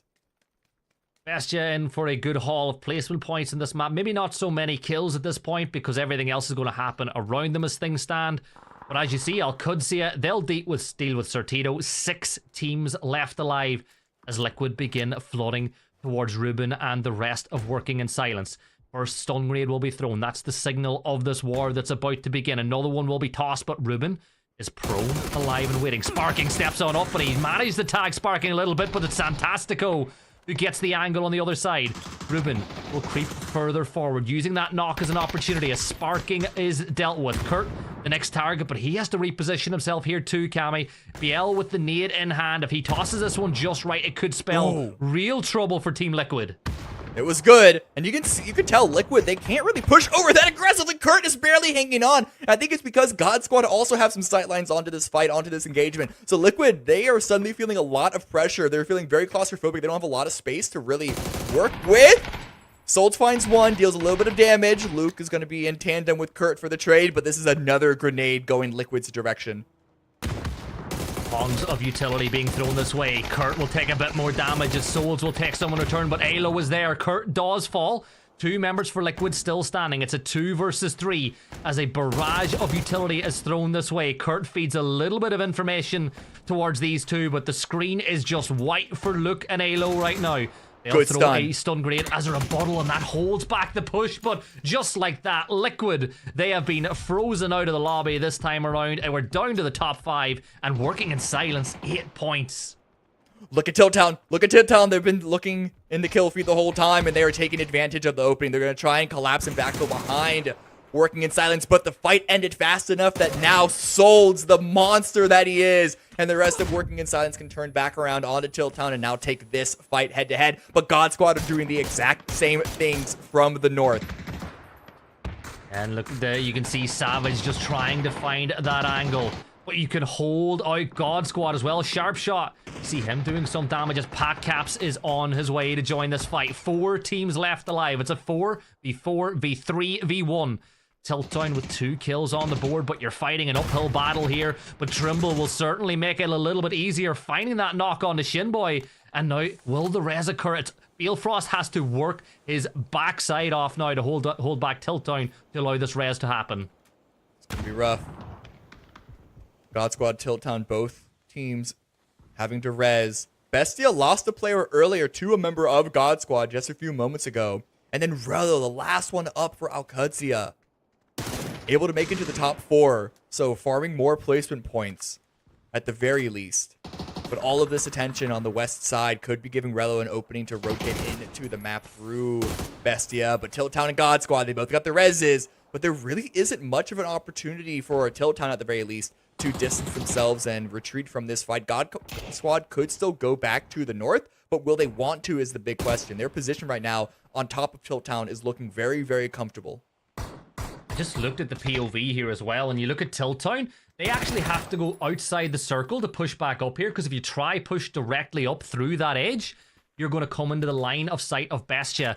They're keeping a keen eye on what's going on right here. Pat Caps using the terrain to his advantage, finds a little bit of damage on the Savage, who has the M249, by the way. Worth keeping an eye on what he can do, but I think that the longer this fight goes on, the more this feeds Bestia, because it forces those teams into the POV. But yeah, Sharp Shot has seen Roth. Rello. Spotted Rello. Hey, it's four-letter name, starts with an R, both shot call. It's an easy confusion to make, but yeah, grenades go out. Rello knows that. He is under some immense trouble. Second frag, looks good! Nails it. First one for targeting, second one for the elimination, and now Alcudzia go out in 4th place. Sharpshot doesn't need to worry about any flankers at all anymore. He just needs to make sure that Bestia don't move from their little spot, and the rest of God Squad can deal with Tilt Town. Lewis pushing in. You can see the space that both of those teams have to work with is only getting smaller.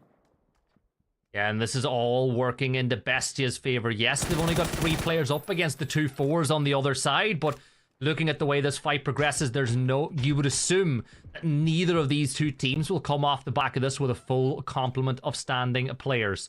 30 seconds until that blue zone goes. 30 seconds of pushing Tilt Town closer and closer to the FOV of the Bestia members. Tilt Town, yeah, look, this is the smart thing. Smoke off the angle towards Bestia, because God Squad are the problem right now. That brings some damage in. You can just see the advantage that the positioning of God Squad have over Tilt Town. Shinboy finds the knock on a Trimble, and I don't know if there's going to be enough time for the revive. Molly comes into play after the fact. Frag grenades. Just a bunch of utility. I think Tilt Town, they're going to stick the res. I'm surprised they're getting away with it. Well, I think it's the same problem for God Squad. They can't really push over that ridge line without the guys of Bestia spotting that line of sight. Sharp Shot, he's just keeping manners inside of Bestia. His whole job is to scout out what's going on inside that compound to allow the rest of the 3 players to deal with this battle. General Lee now for Tilt Town. They're keeping an eye on those windows once more, but this is just a rough spot to be in. Smoke grenades will be sent off into the distance, but Vinny should still have an angle from that upstairs window, and DraftKings got one through the side of the garage door. Ooh, good shots by Vinny. Doobie goes down. Trying to brute force an opening into this position. not going to be successful for Tilt Town. Shots going up towards Trimble. He's down to just about 10 HP. General Lee will find enough damage onto Vinny to buy a little bit of time to focus on what's going on just above it. Pat Caps staying on the edge of the circle to keep an eye on Tilt Town's rotate up, and I think this is a smart move by General Lee. Yes, the jammer pack will stop it a little bit, but this is a huge potential flank. But will he spot out Pat Caps in the open? Pat Caps finds General Lee. Savage is down to 1 HP. The blue zone will deal with him, and it's all falling apart for Tilt Town. Trimble, the last player standing for them. Good effort in game number 2 for Tilt Town, but on God Squad, they're looking to go back to back. They get the kill, and it's a 4v3 Cammy for the win. Yeah, they needed an opening knocker or a kill or 2 against God Squad like 3 minutes ago for them to break out of that position. But now God Squad now 4 versus 3. They know they have the advantage. But DraftKings turning that one around. Balefrost with the trade, but DraftKings with the second. Hold the phone. Hold on a second. Bestia are letting God Squad know that you cannot push their position quite so easily. DraftKings throws that nade up into the sky. Will this buy time for the res? The nade finds the knock. It's all down to Sharpshot now. The last remaining member of God Squad. 7 kills for Bestia. DraftKings now knows, with it being a 1 versus 1, that he can go for that res. They're trying to secure the win. Sharpshot's the open. It's a little bit windy inside Miramar as the barrel spray with the 3x didn't quite connect. Center dot has been drawn. Bestia have full control of the circle. They've got 3 players up. Sharpshot, is he going to get this? This could be huge. Sharpshot might get that res off. Yeah, I think he was peeking down just a few moments ago to see if he can't catch a member of Bestia off guard, because I expect a Sharpshot to just directly rush onto Balefrost. And Sharp might actually be able to get... They might be able to get the third revive as well and even things up. That'll be insane. If they pull off that extra res, that is huge. And they're going to go for it. So Pat Caps will be back on his feet as well. Look at the positions of Bestia. Silzen is keeping an eye on the edge to see if they take the low ground. Vinny keeping an eye on the high ground. And DraftKings, his position is basically just audio and consolidation of their position inside the zone. Smoke wall has been thrown, Cammy. Yeah, smoke is out. God Squad need to make their way into the compound. That is where this game is going to end. So Bestia are still going to have a significant positional advantage. They're not rushing through the smokes just yet, but the blue is closing at their back. Some more utility. A great knock by Sharpshot to open things up. Can they execute further from this point? The blue is already at their back, but they're going to have to jump down and parachute in. Oh, the blue zone, but Balefrost with a huge knock, and Pat Caps will fall. Balefrost now, he's got to come up from on high. Bestia, it's a 1 versus 1. Silzen moves inside the building, realizing that he will have time to pull off this res, but is there utility in the favor of Balefrost? Nothing really to work with. Is he going to go for a res of his own? He's been gifted some meds to fight this fight, but it's back to a 1 versus 2. All Bestia got to do is hold the center of the circle, and they should win. He's heard it. He's heard it. He's going to peek around the side, but he misses the shots, Cammy. And it pulled it off the res, even if Balefrost heard it. Now he's going to be stuck in that 1 versus 1. I don't think there's going to be time to go for the revive anymore. And oh, is that a shotgun on the side of DraftKings? Way to make matters even worse. Way to make it even more difficult for God Squad in this moment. But that's a shotgun on Balefrost. He was able to make it towards the center. He's going to be playing a heal off. This is no longer about a fight. I don't think Silzen's going to be able to make it with this rotation. His health is dropping too low. Oh, Beal's going to get the point. Beal's gone for the point. He knew what was happening. He's got himself a jammer pack. Oh! He gets the win! The jammer pack healing clutch, Cammy.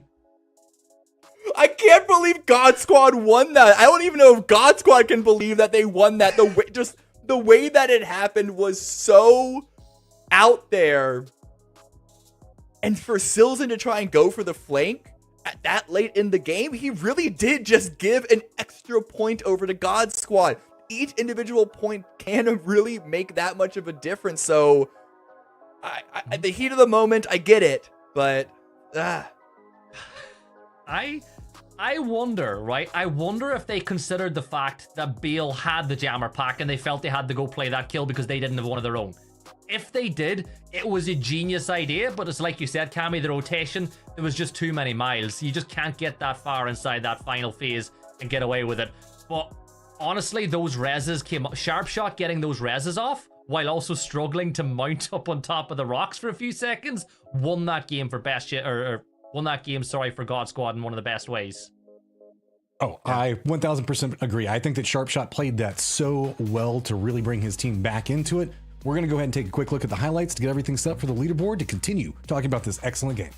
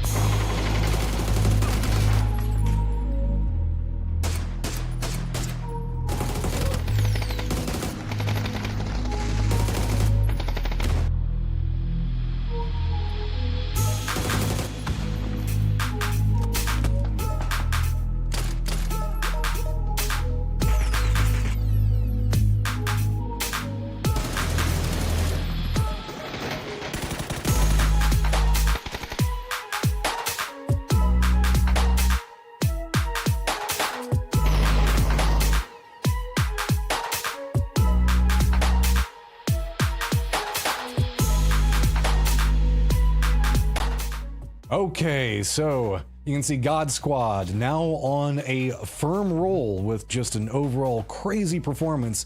We were kind of talking about this before we went into highlights, but yeah, Bale Frost with a great play where he steps back out, makes sure to go for the flanker that was coming after him, uses the backpack, keeps himself in there, manages to sneak away, get the victory on it. But I think that the real moment from that, not to take anything away from Bale, was Sharpshot. Whenever he was the last one up for his squad, he managed to defend that angle and then get back over and get reses on both of the other members to then find some angles. And then he got a knock again to give them a path into it. Sure, he did go down, but that was nuts. There it is. There it is. The revives, anyone can press F. Bestia were out of utility at that point, so definitely good for Sharp to manage getting the revive in the first place, but it was that follow-up knock to find that first opening down that hillside that I agree helped win God Squad the game. And man, for a team that we're coming into this is like, all right, let's see what this roster of legacy legendary North American players can do. That's 2 wins back to back from the very beginning. This is what people would have expected from Team Liquid, but it's God Squad doing it. This is amazing to watch. 18 points inside the last round because 8 kills and another victory. Bestie going to be back behind that with 14. Working in silence, but the overall is really what I've got my eyes drawn to, because I mean, what's going to be really amazing about this is the amount of points that God Squad has already got. They're already in the top 8, I believe, whenever we look at this in the way that it's going to be set up. Team Liquid did manage to pick up 8 points inside that round, so good for them, but overall wise, I really want to know, is God Squad already in our top 8? Yeah, I think someone pointed, I think I noticed that actually myself in the leaderboard towards the end of the game. They were in the top 8 before that game even ended. That's how much they rocketed up. And yeah, they're on 41 points off the end of that one. I think that the big question for them is going to be, we know that this team has a really high ceiling. The question is, what does the floor look like for God Squad? Right. Because the best teams in the world, you know, they might not be the teams with the highest fragging potential, but they're the teams with the highest floor. Like, you just know the consistency is there. The jury is out to how consistent God Squad can be. Well, I mean, yeah, we are in a group stage, so we often in Americas sometimes get a bit excited in the first couple of games and be like, oh my God, they're back. This is the best thing that's ever happened. Well, I love everybody on God Squad. These guys are playing out of their mind. I love what you're talking about with floor. Consistency in 2 games. Give me consistency in all of the group stage, and then I'm going to raise the banner high is the way I'm looking at it, Cam. Yeah, exactly. And even beyond that point, it doesn't actually matter how well you do in group stage or last chance qualifier, as long as you make it to the grand finals. So it's great for teams like Al-Qadsia to already essentially be in the top 8. They hit that 85 point. I think they are more than comfortable at this position. They can even start to look at maybe targeting other teams that they don't want to join them. Perhaps that's a separate conversation. But even whether you go there and, you know, making it look easy while you do it like Al-Qadsia, or perhaps if you just barely sneak in to 8th position from this weekend, or barely sneak in from 8th position next weekend, as long as you make it to the grand final, that's really what matters, and that's what the importance is going to be on. We've had some amazing teams have to go through the last chance qualifier. I think Sonics has done it twice before, now Falcons, A lot. but when they were Sonics, they've lot. done it at least once, probably twice before as well, and so no one's going to say that they're not one of the best teams in North America then and still now. And that is something to be said. Whenever we look at specifically the historic nature of God Squad as a roster, this is a squad that has got some great mental, and we've known that for years. So this is a squad that we should be expecting some high consistency for. I know that there's also a lot of eyes that are looking over at Team Liquid right now and being like, oh, look, God Squad's popping off. What's going on with Team Liquid? Bro, do you even know Team Liquid? This is the way they do things. They always manage to run at their pace. They're not going to overextend. They're not going to make the big gamble play. We saw that at PGC. They will instead lean in to make sure that they get the points every single time that they can possibly do it, Gibson. But I think that we have the map ready to go. Looks like we're going to be moving into our next set of games. We are leaving Miramar behind to get everything set. And let's go ahead and take off. I'm not going to say the Tego line because Toffees isn't here to say it for us, Cammy, but I do want to pick up on one thing that was said by Matt and he was talking about Liquid will play at their own pace. I've always been a big proponent of saying that groups is more difficult for the top teams than the finals because some of the teams that get their way into the group stages don't conform to the way that finals lobbies play, which can make it a little tougher to read for the bigger teams. It's not nearly as bad as being one of the unfortunate teams that has to play through the open qualifiers. That is when you will see the things that, like, you'll get beat in fights by teams that aren't even playing well, but they're playing so bad that they surprise you, which then there's an argument, oh, but if it worked, it's good, right? But you all know what I'm talking about. There's the constant line that everyone who has ever played PUBG knows. Why in the world are they there? That happens in opens, round 1, round 2, round 3. It doesn't happen nearly as much, but that same sort of thought process is here. It is a little bit of a different beast than it is in grand finals or, God forbid, globals. Or any lobby that Oldless is in as well. Like, I think Oldless is that too. The definition of a why is he there player. And I'm all for it. By the way, that's a fun zone to kick things off. Shipyard in there. You've got a little bit of that Northern Ireland Peninsula in play as well. But I'm a fan of these circles. I think these ones are fun to watch because that river that you see running from where Sam Crismo are on the south side of the circle is completely playable. You can drive right through it. Okay, it's playable in terms of rotations. You're saying it's playable in terms of like, I'm going to plant my flag here? The circle, as in the circle can go there. It's not a... Oh, right. Okay. It won't be affected by the phase 4 shift. Got it. Yeah. It's difficult to play, but it's not like a river on Erangel where it's like, can't center there.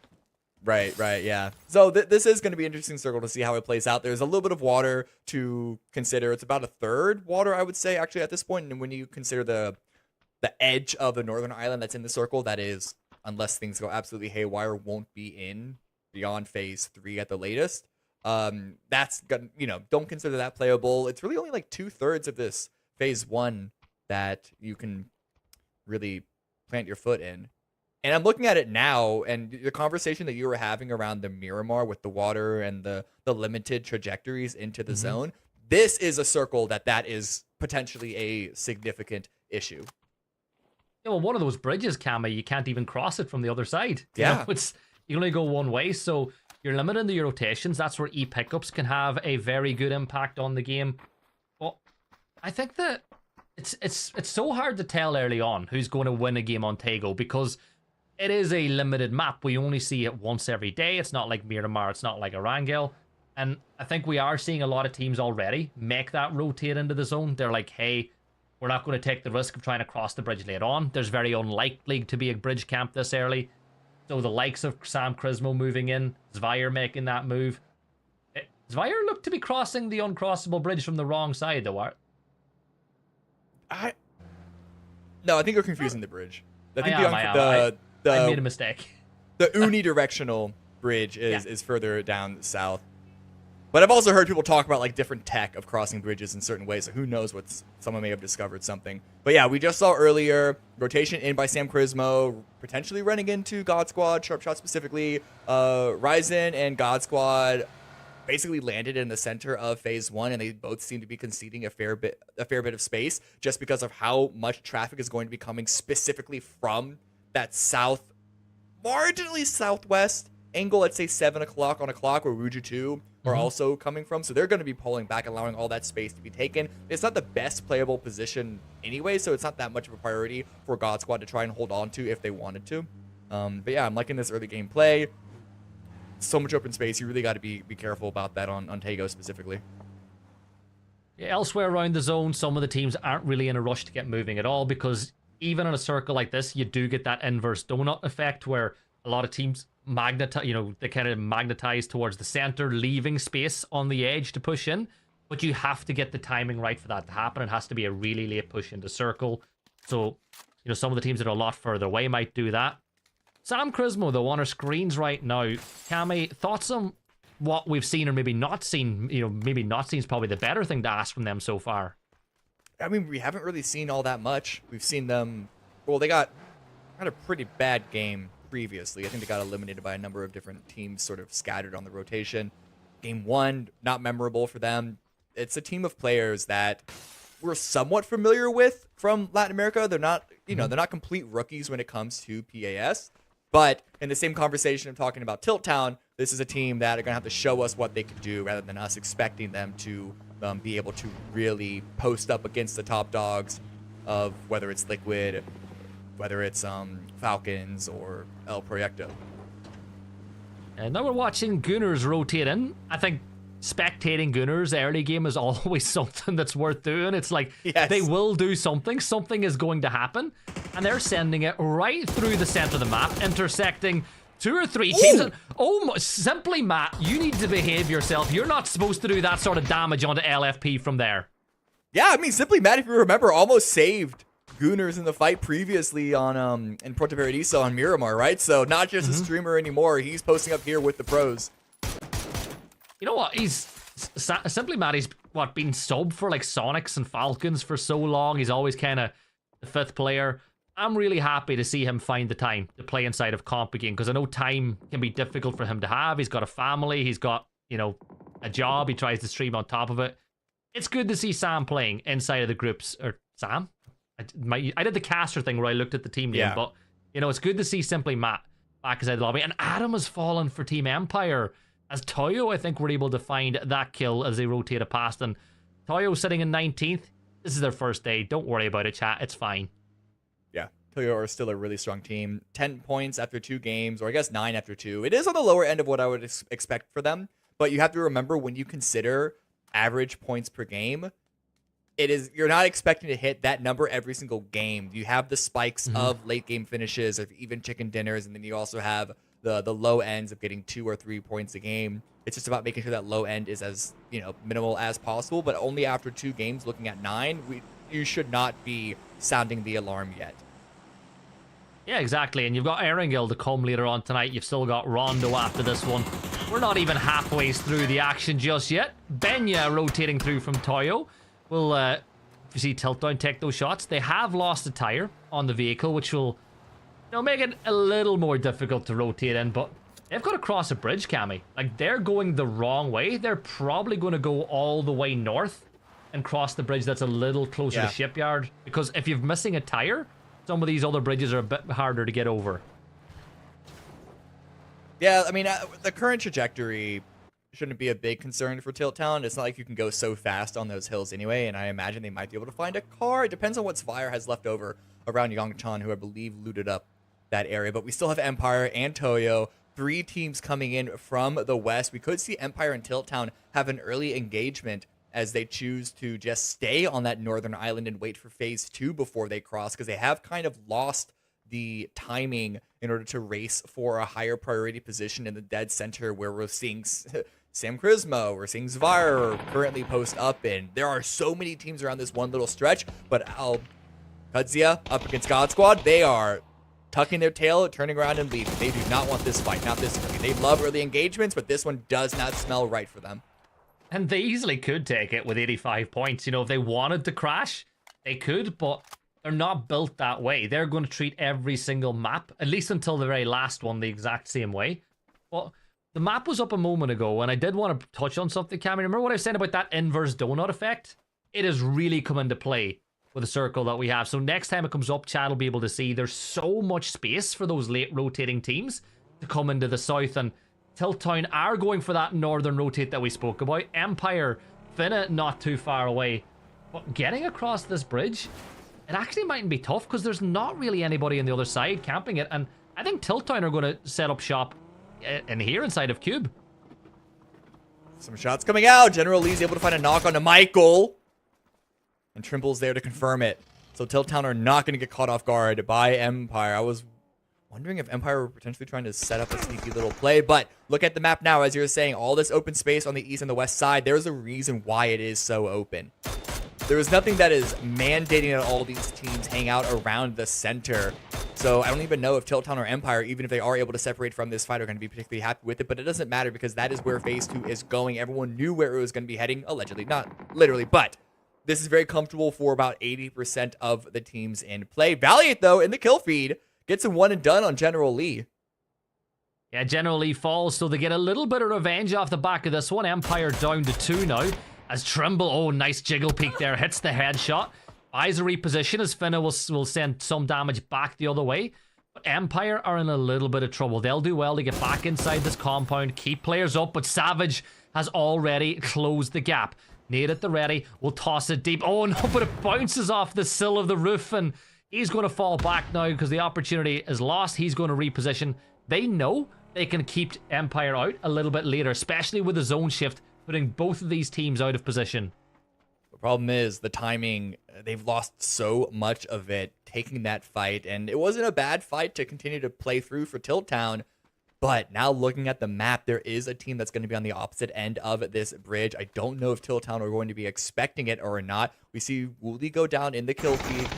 Regardless, there's a fight that's happening. This is dead center of the circle, actually. Hold that. Gooners go for the send. K-Mind with 1, with 2, and Bunt is going to stop that. But it does mean that this fight, I think, is what, a 2 versus 2 at the moment. Gooners there with a good hold, going for the revive. I don't know where the remaining members of Duel are. Did you see they're that, not Cammy? anymore. They're dead. Did you see that? X marked the spot. That fight happened directly on the intersection of both of those plane flight paths for the E-pickups. I love it. It shows you where Gooners are, and they're going to be in a battle. There is 3 E-pickups in the sky right now as Kurt's got himself an arm, and he'll find a knock on the Bunt as Team Liquid will send some ammo way down range. Level 3 gear. Looks like the helmet went the other way. Kurt's just got himself a level 3 vest. But there is one of those E-pickups, so that is Bestia going up through the sky. Question is, how far north do they drop? They've actually dropped pretty much center of the circle, and they're going to those 2 buildings. They're not too far away. Al-Qadsiya, though, they're the seaside that you said could be a problem right now for the rotating Tilt Town. Yeah, exactly. They could even be a problem for Bestia, who seem to be floating into Razev's position. Here comes the vehicle, though. Here comes the bridge camp. They pulled away from the fight against the Gooners, but they're taking this against Tilt Town now. Roth gets 1. Good damage on the follow-up on the second. Can he feed it through the window to take Trimble down? It's only going to be the 1 kill, but hey, that's at least a little something extra for Al-Qadsiya to continue to climb and hold on to this top position on the group stage leaderboard. Yeah, Roth will go have a look, see if there's any utility that he can pick up on the way in, but that should be a signal now for Empire as well, that they know if they make this rotate, that they're going to get caught on the other way. Tilt Town, they'll continue to rotate in. They lose a tire. That UAZ has taken a absolute beating on the way into the circle. Trimble's got to get away because that thing is going to blow. And you see that shack? If I'm Tilt Town, I am getting into that shack, and I'm going to try to do exactly what happened yesterday for Dots as we saw a long game going. And, you know, maybe sing some karaoke to each. Oh, no. DNL is going to get the knock on the Trimble. It really is going to be a Dots situation for them now. You just gotta hope and pray and keep your ears open. Try and widen that stuff out to get as much audio in. Crank your volume. Tonight is be damned. We're gonna try and survive this game as much as possible. What do you do? Oh wait, Doobie's going for the revive. I don't hate it. Playing as 2 at least gives you some backup. At the very least, it means that if you get knocked, you don't get immediately confirmed. You don't get immediately killed. But it's risky to run out in the open. The smoke isn't going to be lasting that much longer. I think he's done it. He's done it. He's got his teammate back on the feet. They're going to get... Oh, Gotta there's the re-smoke. smoke. Uh-oh. You gotta re-smoke. Uh-oh. You know what? There was a pixel. All DNL could see was a pixel, and it just about bought them time to get that other smoke off. They got to make it back to the shack, though. But they're alive, and they're healed up, at least for now. Doobie spotted again. As Silson goes down to sharp shot. God Squad, only one kill so far. And they're looking to start their run again for yet another chicken dinner. They got back-to-back on Miramar. Can they make it a three-peat here in Tego? Every single kill that Sharpshot gets on the Bestia's got to feel so good as he's moved back and Mime picked up that spot on the team. Sharpshot does take some damage from the aforementioned Mime, but this battle on the edge of the circle has been split by that, you know, dare we call that a compound that's just ahead of them. Shinboy will find a knock on the Draft King, keeping Bestia on the back foot. And as this continues, Al Qudsiya not too far away. You can just about see them pushing up over that ridgeline. They've heard the noise, they've read the kill feed. They'll know that there's a battle going on here, and there is potentially more points to gather. Hearing some shots in the distance, Trimble is able to get another knock on. Bestia are just falling apart now. God Squad to the north, Tilt Town to the south, Qudsiya to the west, but, well, these teams all meeting each other. There are no alliances here as Cowboy looking towards Pat Caps, waiting for a team to join him, and Pat Caps is still alive somehow. Can't believe he was able to, I don't know, dodge the shots, sort of wave them away with Wing Chun Kung Fu. Don't know how he survived there, but hey, gets the heal, and now he has information that Cowboy is flanking, but that is another squad also further to the west. This northern hillside is very, very compacted. Yeah, that's a let-off, Cammy, because Cowboy usually doesn't miss those. Like, yeah. You put your house on Cowboy getting that knock, and look at the problem this could lead to now, because you've got Team Reza just behind Al Qudsiya, who are moving right up towards God Squad now. Nade in the hands of Relo, but Shinboy will find another knock. He's up to 200 damage now. Relo's nade will soar a little bit too far away. Another spray with a 3x AUG.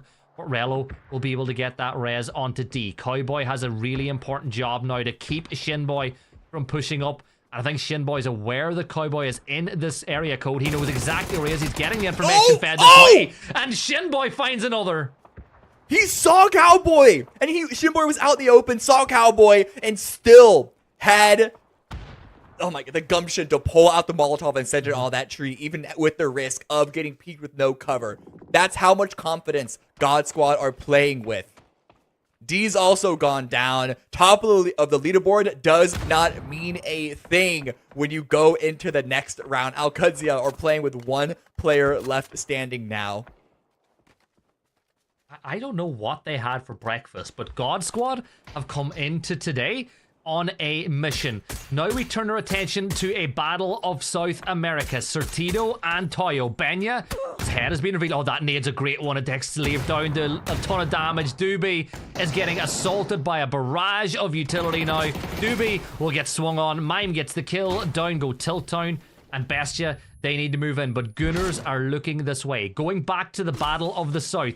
Certito laying down a layer of smoke to prevent Toyo from moving this way. But Toyo, they are a team that can turn a fight on their way in an instant.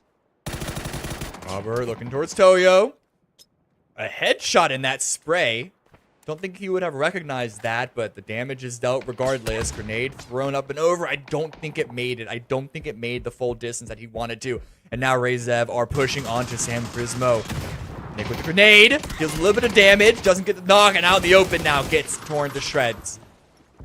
That's incredible. They basically herded him into that position to get that kill by the way they wrapped. Pressure from one side forces him into the FOV of another one of the teammates, and that is Nick down. 3 players for Sam Crismo up as they're still in that battle with Team Rezav, and I think Sam Crow, he's going to throw down the smoke, maybe move the car, spots out ahead, but won't be able to hit it. So we turn our attention back to Toyo against the Certitos. Robert is down. Pipa spots the tree that NCLS is on, but let's not forget about Zvire. A little bit further away from the action, but still putting pressure on. NCLS, the nade will do a ton of damage, but still on his feet as he sends a rebuttal. But look at that, it's Kalnix from Zvire that finds that knock. Again, Toyo. The amount of clutch factor that this whole team has is huge. You cannot count Pippa out. You can't count Emmy out. But Pippa was unfortunately spotted out in the open trying to go for a heal. Does go down to Ali RV. Varas, Ali, can they get Robert picked back up? They're waiting to see where Emmy comes from, but that is Vire pushing in from the north. Emmy is in an incredibly rough position now. Spotted by Ali. Very little cover to play with. Dropped low, dropped to 0. And Toyo are, unfortunately for them, eliminated. Yeah, Zvire just ruined their day for them. Empire, they've been eliminated now as well. Shinboy is going to get caught out as he extended into the blue. Mime will find that knock, but Sharpshot getting the nade onto Vinny. God Squad with just Pat Caps and Sharpshot left on their feet. Sharp gets his way, tried to get his way out of the blue, but he's going to fall off the back of that one. Pat Caps healing, got Mime ahead of him, but the God Squad reign of terror should be about to end pretty soon, Cammy. I don't know if mine was spotted in that quick peek by Pat Caps. There was a brief moment, but here's a shot. He's going to go for the peek. God Squad stays alive. Is low on heals, running for a vehicle. How much further can Pat Caps take them into the game? I don't think it's going to be a third chicken dinner for them, but at this point, why not? But there are 9 other teams still in the way. One of them being Team Liquid. 3 kills for them so far. Gooners go down. Simply Matt found by Sparking. And God Squad are eliminated. Pat Caps is unable to get into the zone, get away from the blue. They go out in 9th. Got some kills, but no placements as we're only just now hitting that part of the round. Yeah, 5 more points for them is not a bad tally at all for a game that you don't even make it inside the top 8. Zvire, they've got themselves 3 plus the placement, and they've got the Certitos on their way as they're looking to get themselves a little snack on the edge of the circle. You clear Certitos, you buy a lot of real estate to work with as Rybo will spot out Robert up on top of the hill. But the wild card in this fight is Ali. You saw him before sneaking up a little bit earlier towards Toyo. They need to remember that Ali is not too far away. Ooh, Panzer by Blada. Sam Crow goes down. How is this fight still happening? They crash into this building like a whole minute ago, it feels. It's in the zone, so it hasn't been that much pressure for either team to actually fully leave or even like finish the fight up. But a Lynx in the hands of Sparking. This is suddenly a much more interesting round. You've just given the best player in South America the best sniper rifle in the game. You don't even have to hit headshots with that thing to just wreak havoc. He's got 8 rounds ready to fire. Team Liquid and a P90 and an AWM. Liquid, come please, off it's a bit much. Come off. I like how we've just done Sparking dirty by showing him miss the first shot. Like, production, you could have just clipped that little bit out of it, but it's okay. We get a 2-tap instead of a 1-tap, can't we? Even, yeah, look, it's showing that even the best players in the world still miss sometimes. It's making sure that we all feel that we have something to strive for. Mm-hmm. I wish we're I all was still as good as human Sparking. after all at the end of the day. Sometimes sometimes you look at the likes of Sparking and wonder, but as I said, that fight is still going on up on the northwest, sorry. Circle shifts down towards Wuju 2, who've not had a big impact. Sam Crow just about manages to find the knock onto Martin. Does he go for the res himself? He doesn't really have the opportunity to do so with Team Rezav pushing this way. Stun grenade will be thrown inside as Fisher confirms out a kill. He's going to go for the res using that stun, and maybe some help from Team Liquid could be coming from up on top of the hill, but no, Team Liquid, they're bugging out as they've got to make their way into the circle. They're going towards the drop. Both these teams are getting everybody back on their feet, Cammy. What is going on in this fight? They can't go outside the buildings without getting shot is the big problem. And actually, Liquid, you can see on the minimap, are using that opportunity to push forward and get ahead of them, but it means that both these teams are locked into the fight as it still stands. Back to 2. Sam Charisma pushing forward, finding a nice angle, getting a double, Sam does. And now it's all on to Fisher. They can guess where the final player's position is. Sam Crow just popping up when his team needs him most. DNL will get that kill as well. 7 kills for Sam Crismo as they're inside the top 7. Wuju 2 in the center of the circle, watching everything happen around them. Plenty of hard cover. And Team Liquid have just gotten that drop. As if Team Liquid need more. Yeah, they're not even going to go for it. Well, no, it's risky to go for it, but the fact that it's even that close to them is a little silly. It's a little ridiculous. The rich keep getting richer. good damage, but doesn't get the kill. They could try and blow those vehicles up, but the problem is, and Liquid should be aware of this, Sam Crismo pushing in from the north on feet. I think Luke is watching over that while Sparking is still almost at a carnival playing shooting gallery. Good grenade by Luke, takes Sam Crow out. DNL is the last one standing. Look at the angle Luke 12 is trying to fish for. On the other side, Kurt will get a molly kill. Alo with the P90 peeks over, gets that kill confirmed, and Zvire hanging on by a thread now as rolling on up and getting shut down as Faravero. Zvire eliminated, and Kurt back on his feet. But look at the Certitos. They see the chance to push into the other side of this one. Sorry, Kurt scared me for a moment. He almost 1G'd himself with the molly right in front of him on such low HP. But hey, they're alive. They're still good. The problem is, Luke needs to get revived. Overwatch by Kurt and Alo. Allsparking goes for the res. But Sam Crismo also were able to get their own res off and working in silence, just watching over this cross the whole time. On the open now, DNL torn to shreds. Sam Crow torn to shreds. I was meant to ask, is Sam Crow a really big fan of Sons of Anarchy? Because that's the name of the gang, isn't it? If I'm not wrong. As Certito, they're getting pressurized now. Here come Team Liquid. They've got all the level 3 gear you could possibly desire. Ali, though, was able to shut down Kurt, and Alo's going to fall at the hands of Robert. And Team Liquid, now it's all down to Sparking and Luke, and they're nowhere near this fight. They cannot help at all. Certitos, will they be able to consolidate from this position? The res will be popped off. The blue zone is there, but what a bit of play that was from those two Certito players. Yeah, you could tell Luke and Sparking wanted to go for that open cross, but the second that their teammates went down, they had to pull back even for a brief moment to consider their choices. You can see that on the minimap, though. They are pushing ahead, assuming that Certitos, as weakened as they are as a roster, had to go for the revive, and no one was going to be watching over, so it was still a good opportunity for them to really take that space. Working in silence weren't able to stop them from doing so. And so Kurt can at least get picked back up. Alo won't be able to say the same, unfortunately. But now, 3 versus 2. No Overwatch by Liquid. They're on the downhill slope, and the circle is not going to really favor either of these teams. Have you seen Roberts just picked up that P90 as well that Alo had been carrying? So firepower now slowly going in favor of those angry cookies up on top of the hill. Yeah, working in silence, going for a big flank on the other side, and Sparking has to turn his attention this way, and this could be curtains for Liquid unless they can deal with one of these teams easily. Or Ruben, he's going to fall as they crash into the position, the damage dealt, but here's the peek from Certito on the other side. Robert will find the knock with the P90. Sparking sends the Panzer over, but Ali finds another one with the SLR from up on high. Kurt's going to go prone, and just, you saw that move from working in silence. That has ruined Team Liquid's map, and Certito's still alive and in the fight. Yeah, working in silence and Certitos didn't have any line of sight on each other at all. It was just them in combined bullying Liquid. There really wasn't much for Liquid to do outside of hit instantaneous shots, and even the gods that they are can't expect that to happen every single time. So good push for working in silence.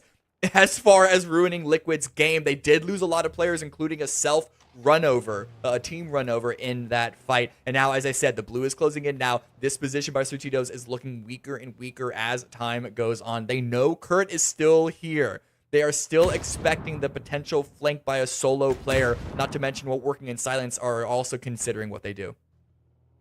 Yeah, Robert with the P90. I'm wondering where he got that Panzer from, by the way, because he had a Lynx and a P90, and suddenly there was a Panzer there as well. Did he have that stored in the back of the coupe, the pony? But we'll talk about that a little bit later, because Biel Mount Calmo, he's going to get caught out by Kurt, and Kurt realizes that maybe this kill could be the best chance of points, but there's Robert with the P90. He's going to flee the scene as Souls will do a ton of damage to the Certitos.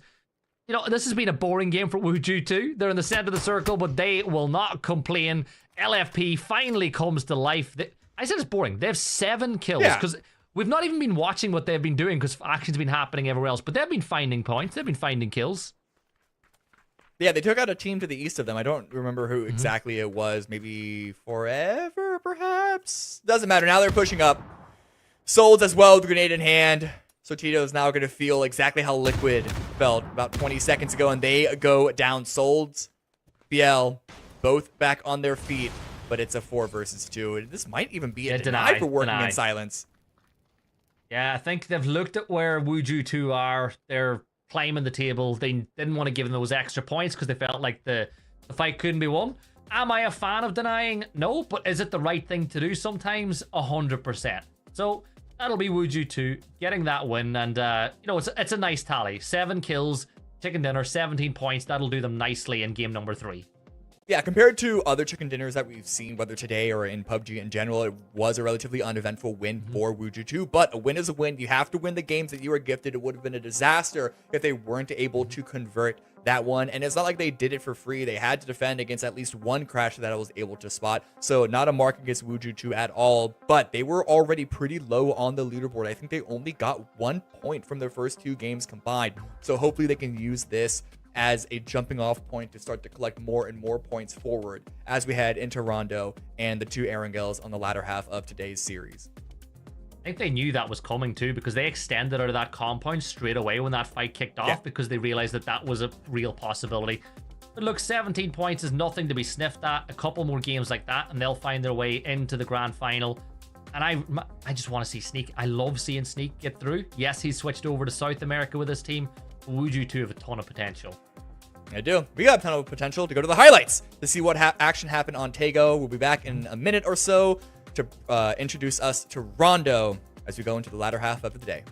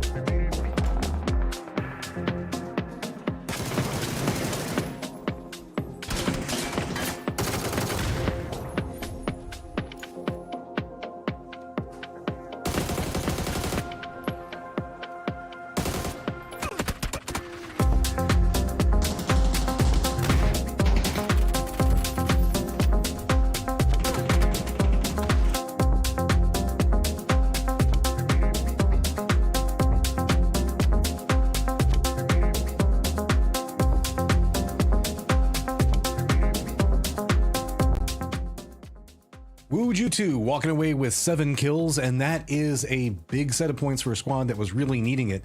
Yeah, the later stages weren't necessarily the most explosive for them, but the amount of control that they had in the compound had massive influences on that later stage. I mean, we saw working in silence, all those squads that pinched that happened onto Team Liquid.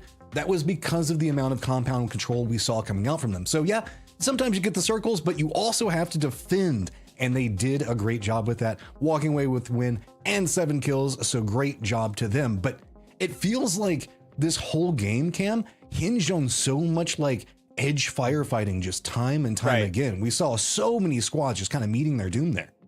Yeah, and that's not the most uncommon thing to see in Tego. The terrain, I personally prefer Miramar terrain when it comes to fighting, but Tego is pretty close, a pretty close second in how it allows you to really take engagements and control your space.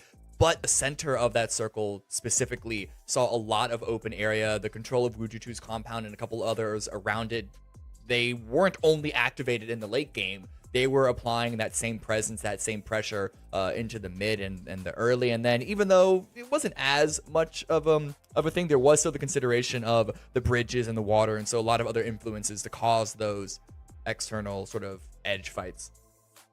Certito also walking away with 13 points off of 8 kills.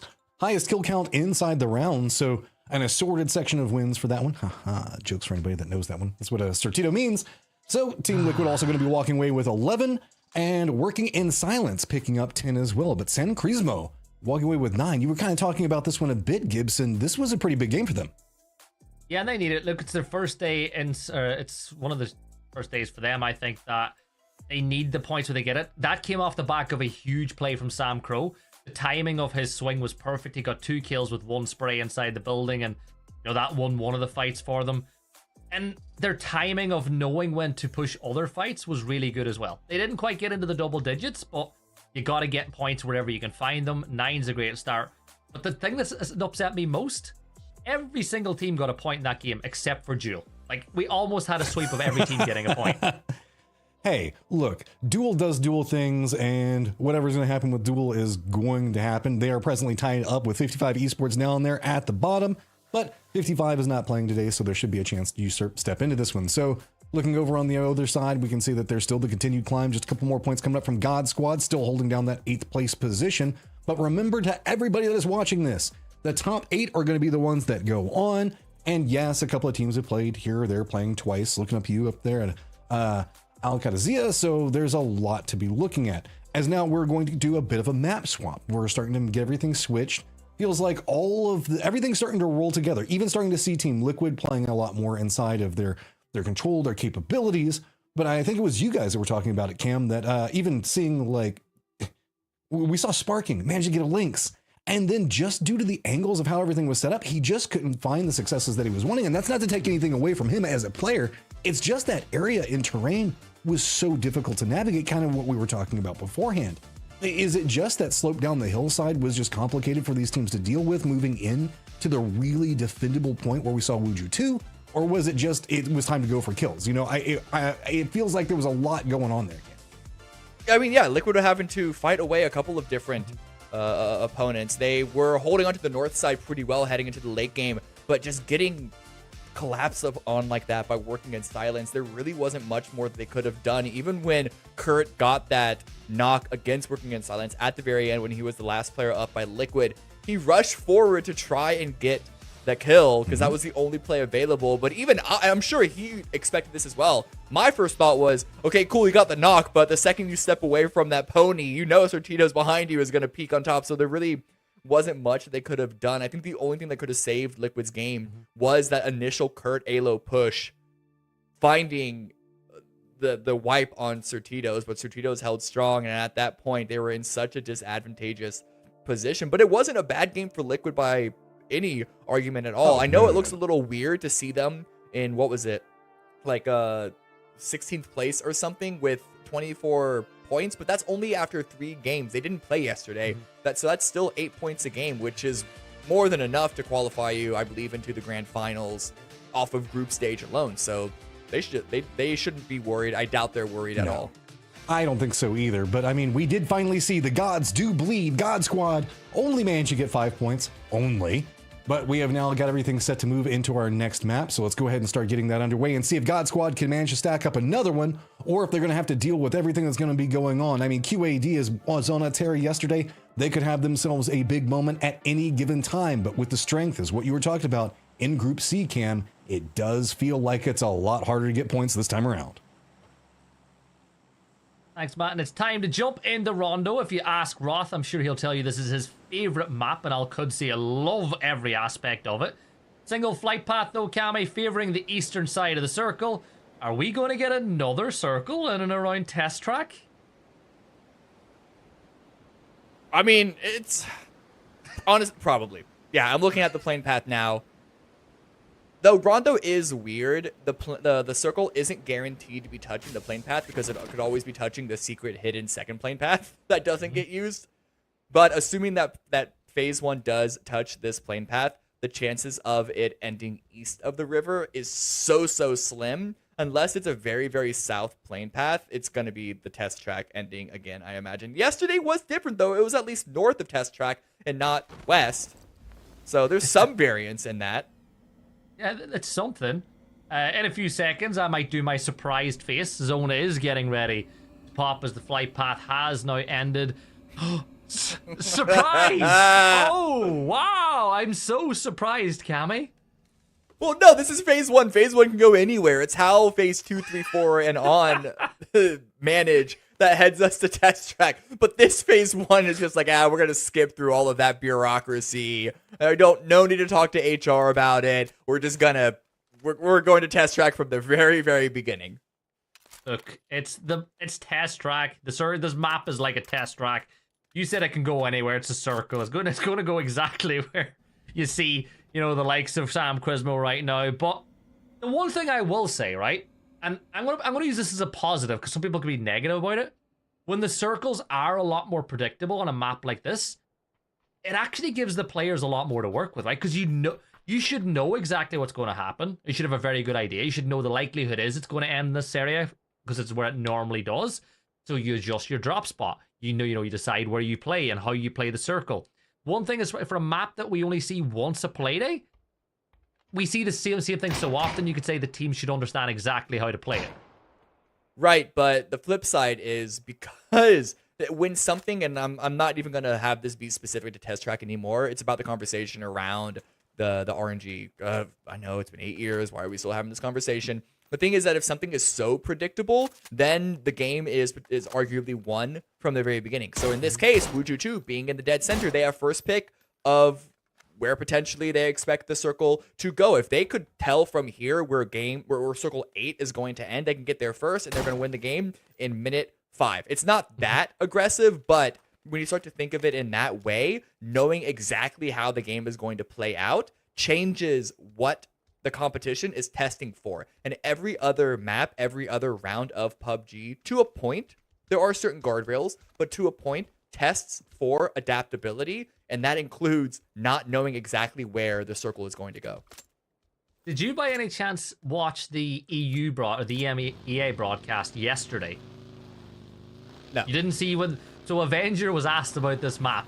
Before the map even came up, he goes, yeah, the circle's going to be around test track. It's going to be here. He goes, this map is... He stared at the camera like deadpan, was like, this is going to be thrilling. It's like you could tell he didn't mean a word of what he said. But I'm looking forward to this one, because it is Rondo. It's change of scenery. Yes, it's a trade map, but there's loads of open wide spaces, meaning that some areas that you might think are playable really aren't. And it means that, choosing, as you said, positions early has a huge impact on the game. And I think it's why you see the likes of Team Rezav scouting out to cross the bridge into the circle early. They want to beat the likes of God Squad, Certitos into those little dips and crevices around test track. And that's what Fisher's doing. He's the scout. The rest of the team are going to move their way in from here. Unsure if they've spotted Tilt Town, but looking at how fast the rest of... Oh, nope, they're not crashing. Was that a buzz? When I say buzz, it's the idea of, like, you take a vehicle and you buzz past a compound to see if there's any reaction. It's a way to, like, if you suspect that a compound has a player in it, but you don't know for sure, you haven't actually set eyes on them, that's a way to kind of tease them out, to kind of fake out. But I don't know if that was what happened or not. I think instead they were just bouncing through. Doobie could very well be completely unexpected by Rezev. Like that, Buzz. So like when a mosquito goes past, you see if you swing the hand to swat it away. Meow. I hate summer, by the way. That's one of the things I hate about it. See when you get like mosquitoes and stuff and they just start doing flight, like I'm adamant they wait till you start to fall asleep before they start flying past your ear. Like a B-52 bomber going past your ear in the middle of the night. Exactly.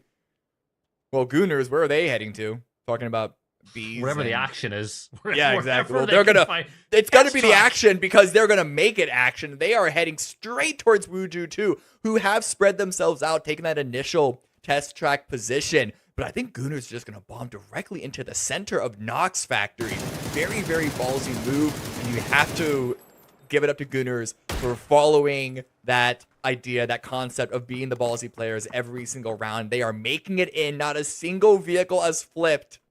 Not a single player has been knocked. And now suddenly Wuju 2's early game is going to feel a lot different, having to deal with Gooners right between the two halves of this team. You know the film The Other Guys? Yeah.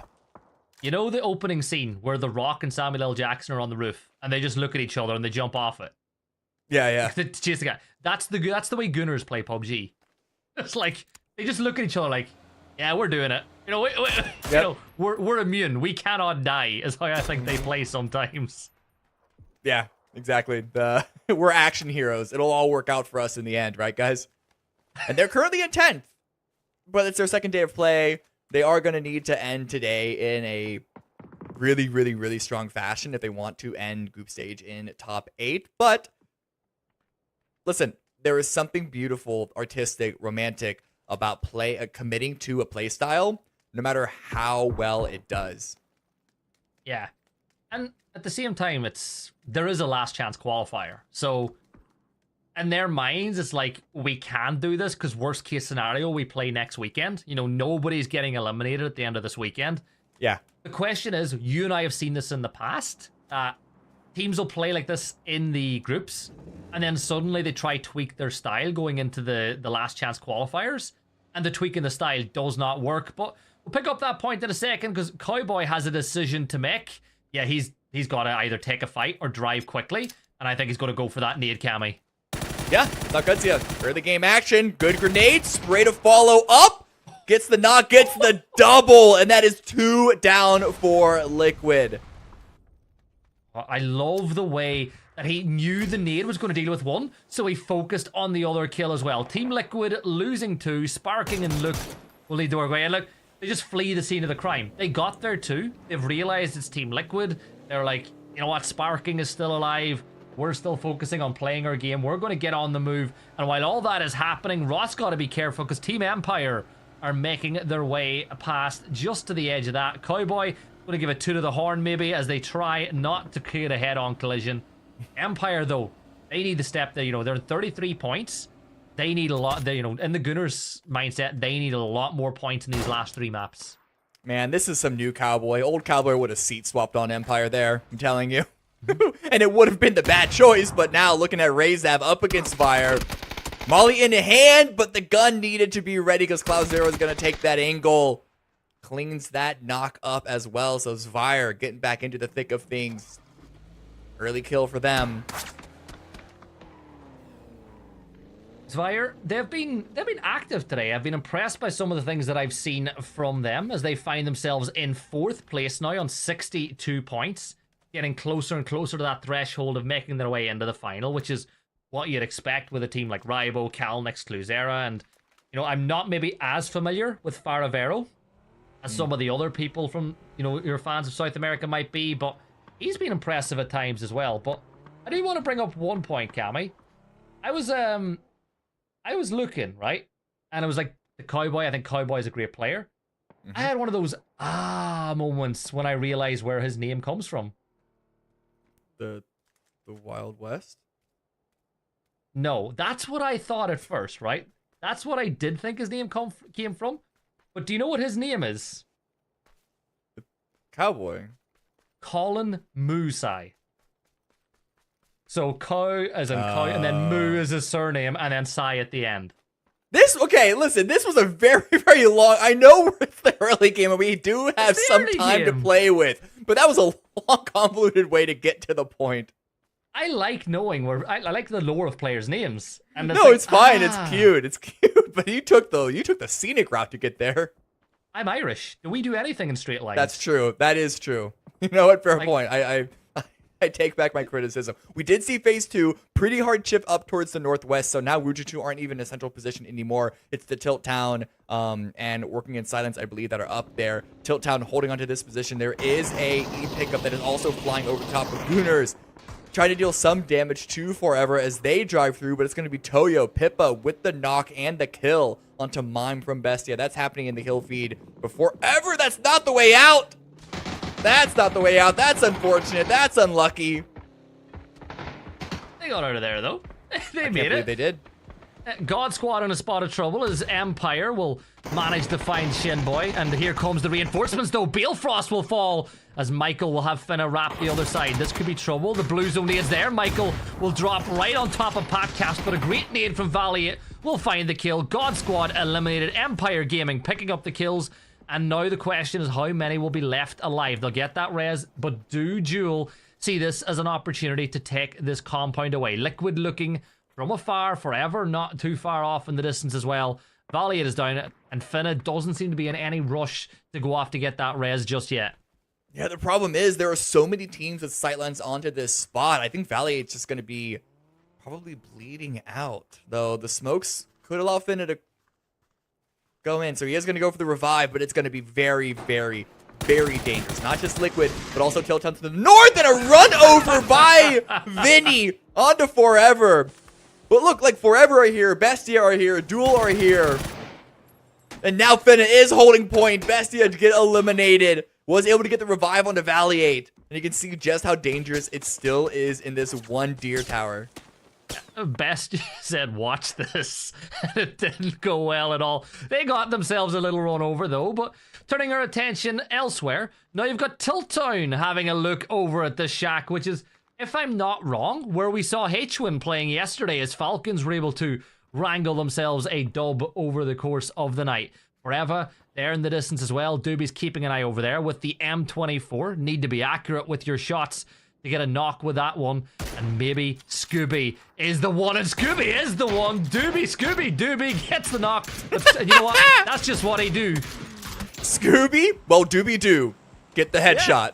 There's something in there. We'll workshop it. Matt, I know you I know you're only half paying attention to this game. That's your job now, is to figure out how to make that one work. But Liquid, they lost 2 in the early game because of Cowboys' early game Kudзia shenanigans. And they have 1 kill in response. And they're in the center of the map, Liquid, so they're not in the worst spot. But K-Mind popping over to Duel a bit south of that position. Popping the E pickup to get, I imagine, more of a scout play. Though they could be looking to head all the way north. You never know. That position looks very, very scary. Yeah, the circle shift, though, as well. It centers up just north of Testrak. Hey, we've been here before. Yesterday, if you were watching as a viewer, Wuju 2 have consolidated their 2-2 split into a 4 now. Team Liquid playing on the hillside just north. Al-Qudsiya, playing the exact same position we saw them play yesterday, where they got in that battle with Dots and a couple of the other teams from South America. They tried to wrap north last time, but this time it's Tiltown that will look to be in that position. Still waiting to see how Duel utilizes the E pickup. Wooly goes down to fake Sin. Great angle. Now Finna could potentially take Lynxy out. The head is not available. At least it wasn't until now. And the prone keeps Lynxy alive. But still, good noise, good pressure, good hold by Finna. And that E pickup wasn't utilized at all. Robert with a nice spray. 4x on the M4. Blue zone to follow up. Blue zone bounces the wrong way, though. Those things bounce quite far, but it's not needed in the end. Robert will get the kills confirmed out, and forever they will fall. 13 teams left alive now. The E pickup was not utilized by all of the members of Duel by the because they lost a couple of players. K-Mind is down. Penta will try to get that first aid off, but they're in a really, really hard position now. Stuck between a rock and a hard place. A little bit further south, Gunners still close to Wuju 2, but Liquid, 2 players up, only 1 kill this time. It's not been failure to launch for them tonight so far, because they still have 25 points after 3 games. It's just not been as explosive as it can be. Yeah. For the expectations, it is underwhelming, but as I said before, as long as they make it to the grand finals, that's really all that matters. Robert goes down to Capitan. 2 kills for Toyo. Razab all the way on the east side. I swear they were north previously, but they make their way to this position. Nice little rock face to hold out on, but Varus with an angle. Tags Fisher up a bit. But Fisher's going to keep going for the run, keep going for the scout, trying to find as much information as possible. They have such a strong position in terms of cleaning up some extra kills. They know Sortitos and Toyo are in a fight as well. And yep, exactly, Fisher. A knock on to Pippa. They want to get their points. They want to get their damage. Yeah, Pippa is down now. The flush may just come through. Pippa's a long ways away, but you can see that support is coming on the other side as Capitan look to get his boy up, but it doesn't matter. Fisher gets the angle. Now you're seeing Gunners. They spot out Ali off in the distance. Icy Flex extending this way. 3 teams battling for the southeastern section of the map, and Sortitos are in a ton of trouble. 2 nades for Icy Flex, and it is just about within the distance that you can throw that one. But the rest of the team are going to pull up. Toyo, Kami, I don't know what they're going to do because the zone is shifted away from them once more. Yeah, it's centering up on Liquid.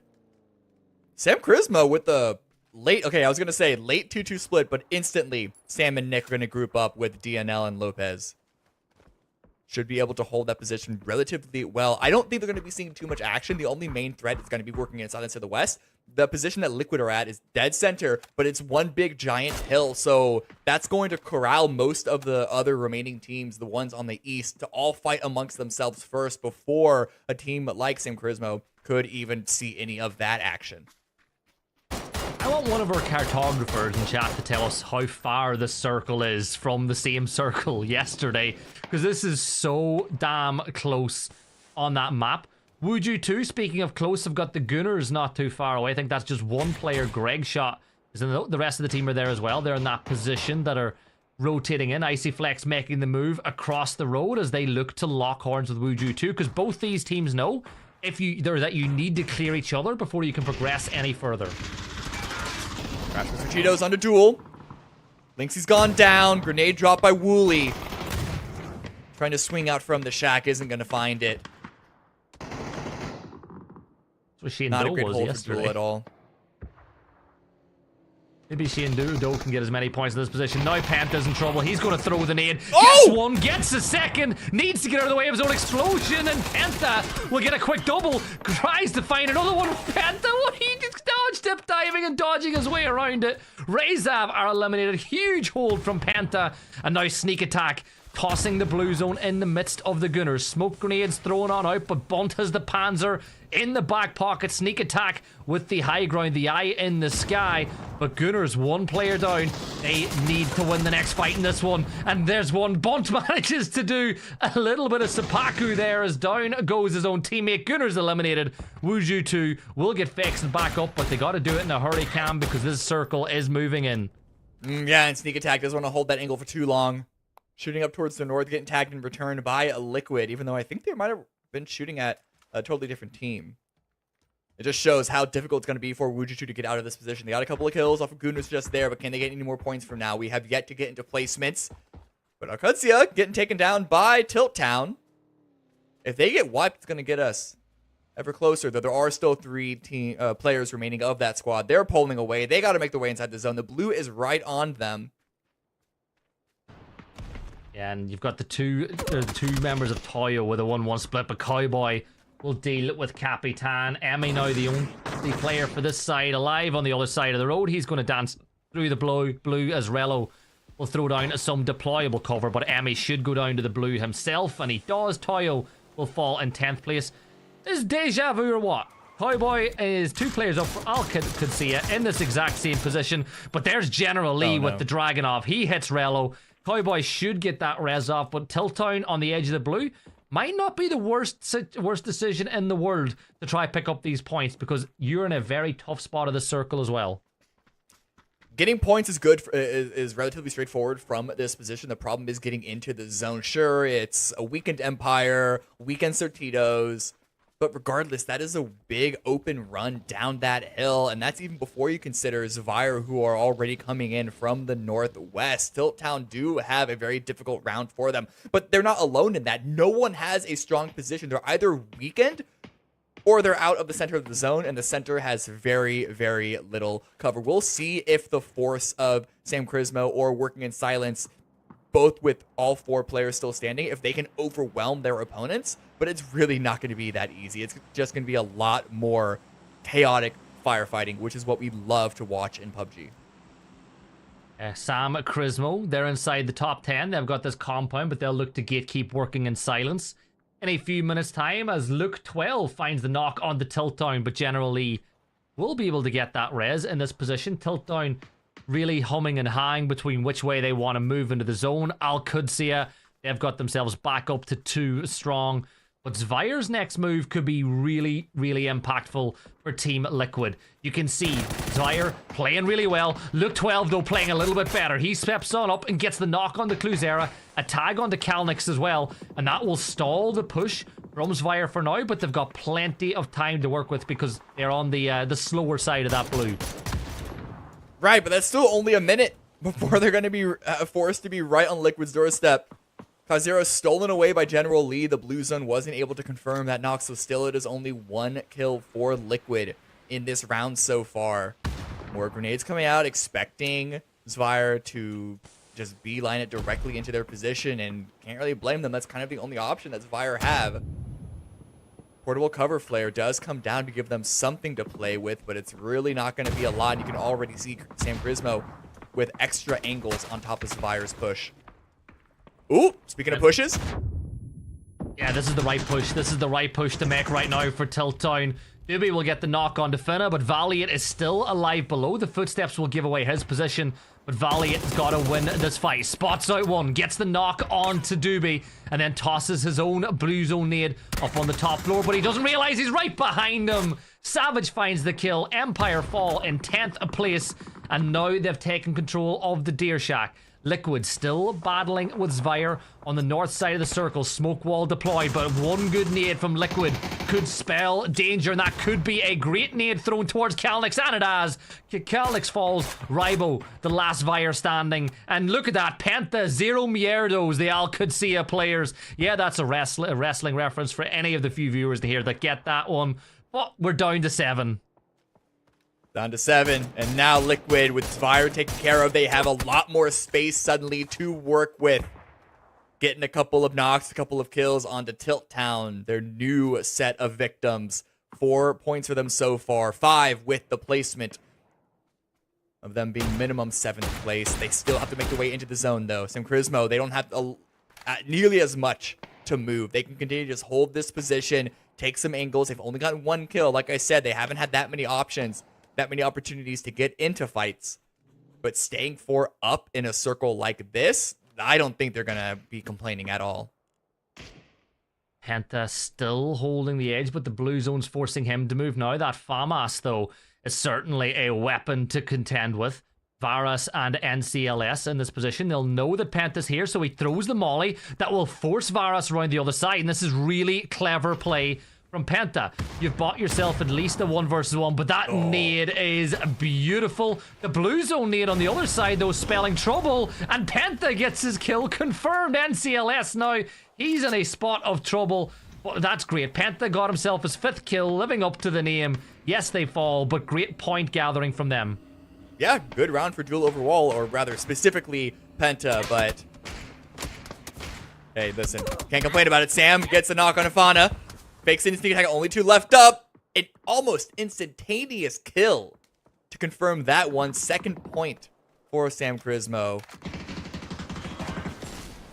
Just 25 minutes gone. Just 5 minutes until the center point's going to be drawn. BL falls as he sprints around, and Trimble should be able to find himself this kill, but NCLS from Certitos has the angle, and there's 2 points sitting here, and it's working in silence that are going to try steal them away. Souls will find one of them as Trimble will fall. General Lee goes down to the blue zone as well, as Tilt Down Savage will just try to salvage anything he can as he goes towards Souls. Souls, though, with the Panzer at the ready, and Savage is going to go prone. He's going to shoot it. There you go. Hit the car. Bang! Down goes Savage. And then there was 5. Sparking, pushing down as Certitos have got the blue at their back. And Sneak Attack, though, will find the knock onto Ali. And NCLS, well, he's got to pick his poison. Do you want to go down to Liquid, or do you want to go down to Wu Ju 2? He gets himself inside the smoke for now, but his days are limited. Yeah, heavy spray from the AUG on Luke. So much ammo to play with. He can just send those wild without a care in the world. Now, double in the vehicle. They're stacking up in the coupe. And CLS with actually a nice position. Good damage. Liquid not nearly as confident on the send anymore. Running into the rock. And it's going to be Luke that finds that kill, but Sparking goes down to fake Sin. So they've made their way into the zone, but I don't think Sparking is going to be able to get revived. He has to crawl around the vehicle. That grenade is going to end not just Sparking, but the entirety of Liquid. They make 4th place. But again, cut off from having a chance at the chicken dinner. Yeah, it is a 4v2v1 Cammy. Working in silence. 3 kills off the back of that really good nade. Getting more points on the board. He's got center of the circle, but Samcrismo, good game last time. They're on the cards for a very good game this time around. Low kills for them, but it's played out exactly how you would expect the best case scenario from that position looking at phase 4 or so on. Right now, it's all about trying to find the 3 remaining kills. Every single point is going to have that much more value for them. So if Wuju2 are working in silence, take care of each other, or if any of these remaining players deny, it's going to be bad news for Samcrismo. They're going to need to try and find everything. And the blue zone's there. Wuju2 don't strike me as the team that would try to deny. That's not how Sneak would usually play, especially this early on in their game. Sam Crow, though, will find the knock with the Dragonov. 2 kills for them. About to become 3, potentially 4 if Sneak Attack doesn't get a bit of a move on now with the blue. Opportunity for Sam Crow. First one will go amiss. And Souls is just going to wait. But Souls is in a fight of his own, actually, with Lopez on the north section of the circle, as Sam Crismore fighting both of these solo players at the same time. Utility out. I mean, they not only have the man advantage, they have the positional advantage, they have the informational advantage. This would be such a crazy throw. And in fact, for Souls and Sneak Attack, it's not even about winning the game at this point. It's about trying to find maybe just one extra kill. Sneak Attack's looking very wounded, down to maybe 1 HP. None. Make that none. Nick gets the nade. And it's all down to Souls, the last remaining player working in silence. He's trapped, he's in the center of the zone, and the amount of pressure that's going to be put on poor Souls now will be insane. That molly goes a long ways the wrong way. Sam Crow just sprinting, screaming freedom as he runs directly towards Souls, but he's not going to get it. Lopez does. Sam Crismo, big win for them. 15 points on the board. And boy, did they need that. Another good game off the back of the previous one. Yeah, so this is only their 4th game. So them coming into this one with very, very few points. Again, you have to sort of look at the sample size. They have a lot of runway still left to play with to try and hit that top 8.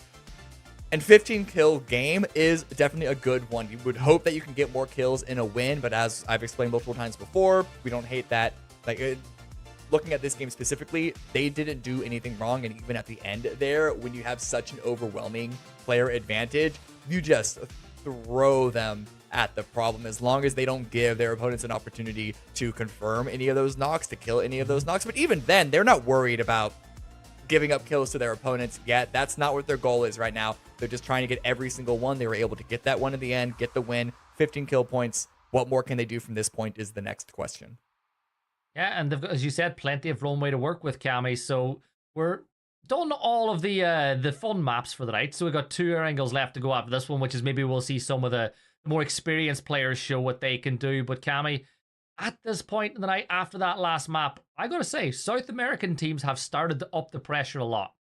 They have. We do have 2 air angles left, though, so we're going to go to a quick highlight reel, and then we will be back with Matt to really introduce us to the next set, the last 2 maps to round out the night.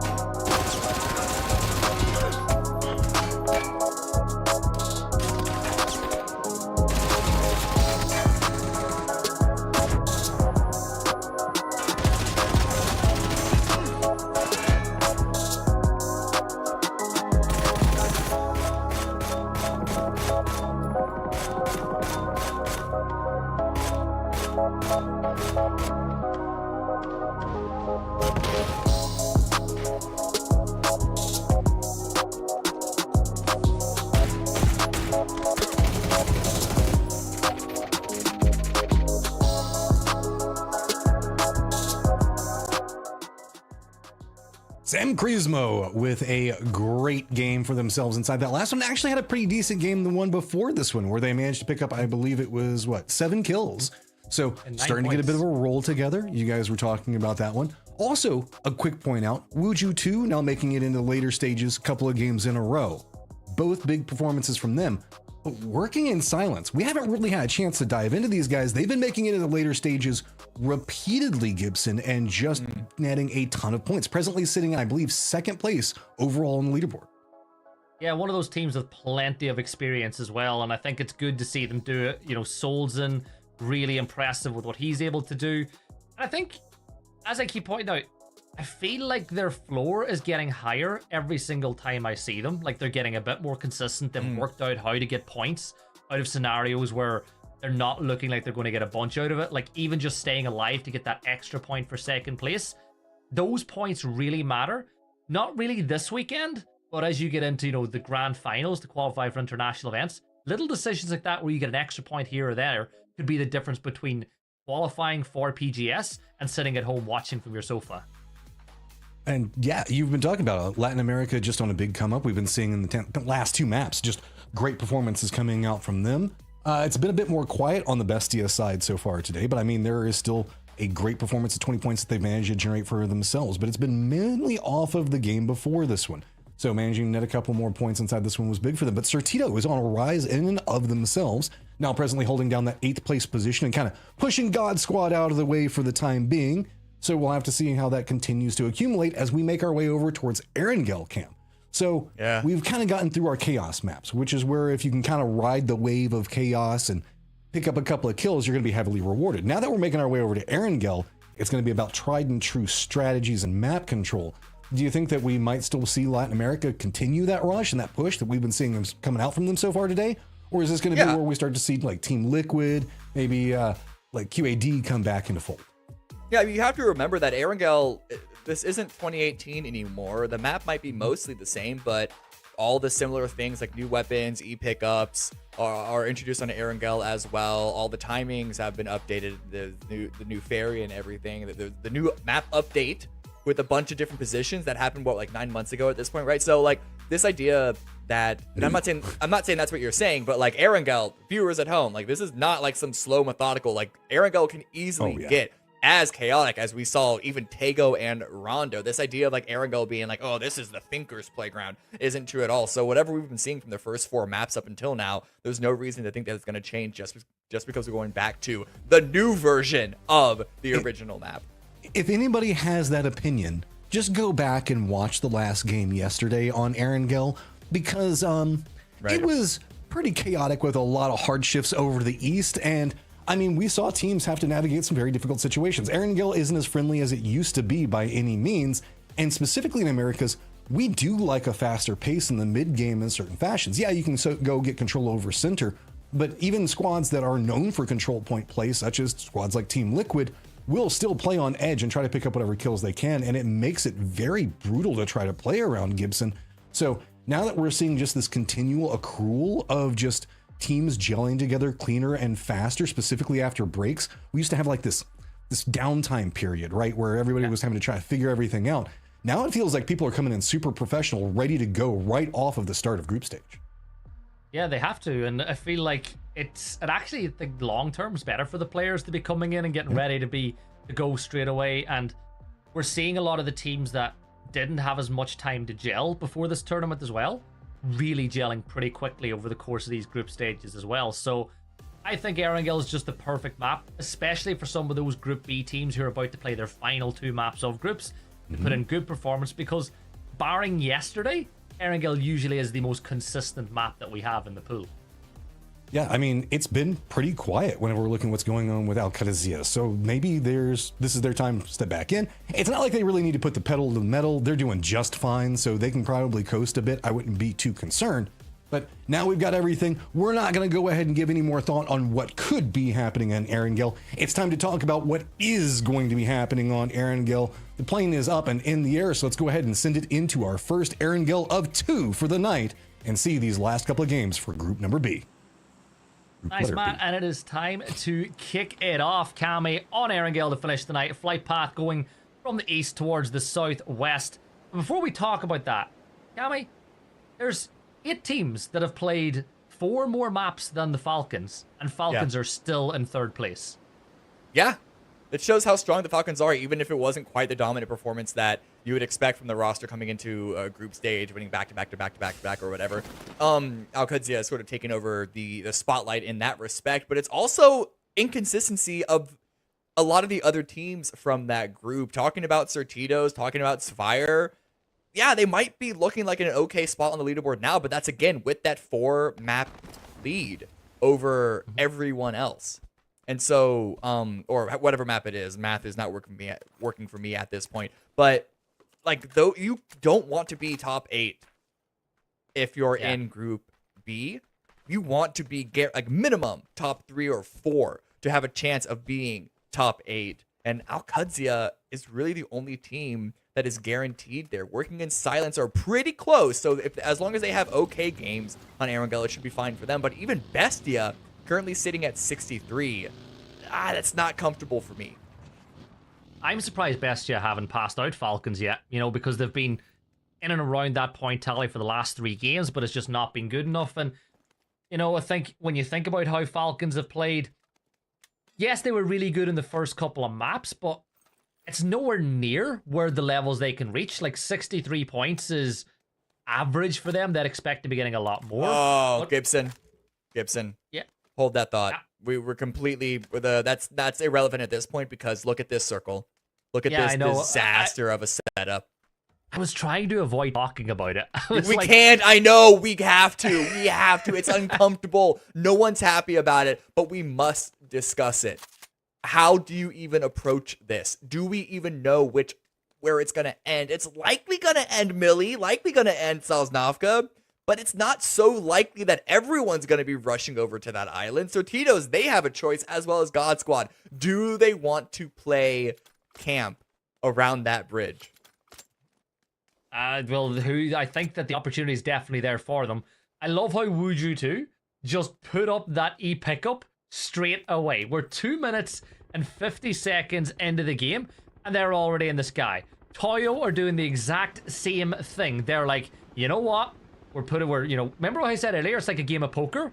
These are 2 teams that are putting a significant amount of their stock into this being a Millie finish already. Up in the sky, make your way over there. And I think it's better to be on Millie and have it kick back to the main island than to be on the main island and have it kick to Millie. Yeah, and Wuju2 seem to agree. They're even flying over when Fana doesn't have a helmet yet. Yep. Like, that's how much they're prioritizing their position. They can clean up the rest of their loot. If they've done their scouting properly, if they've done their research properly, they should know that God Squad is the only team that's going to be on Sosnovka, so it's not going to be so contested, certainly not this early for loot positions. But they are going to fall away from that northern section and go more towards the south, which is going to make their cross harder depending on how many vehicles they can find. Toyo now, they're in their e-pickup. There's another e-pickup that's being launched all the way in Lipovka coming out from Duel. So a lot of these teams are all thinking the same way. Yeah, get out of there. I think Duel had a little bit more time to get their loots ready to go, but I think this is the right decision for these teams to make. And could you imagine the chaos if we were 2 years ago before the e-pickup was available in comp? As you will see in just a few seconds from Toyo's POV, there's a lot of teams that are starting to make their way towards the bridge. One of them is the Gunners. They're already crossing their way over. Now, if any team in the lobby is going to camp, it's going to be them, as Bunt will spot out what Sir Tito we're putting down, and Bunt will pick up the opening kill of the map. Gunners, I just said it, if any team was going to bridge camp, it's them, and they're doing it. They weren't even looting around this area, but they brute forced their way into a camp position, taking Sir Tito's spot. I think Sir Tito's, if they knew that that was Gunners coming from them, they probably would have thought a little longer on if whether they would spring that trap or not. But here comes Empire now. Varus following up on shots from a teammate earlier. Robert's going to be the one to find Finna. Varus finds Valiate. And now Michael not even running away, taking the fight and taking the knock. But how much more can Michael and Adam get? Yeah, Michael's going to get his kill confirmed, and he might be able to get the res off too, because Adam is locked into this fight now. The SMG buff now makes that MP5 a very good weapon. I think Kilaris on EMEA said it's his favorite weapon in the game. I think Mark's the same.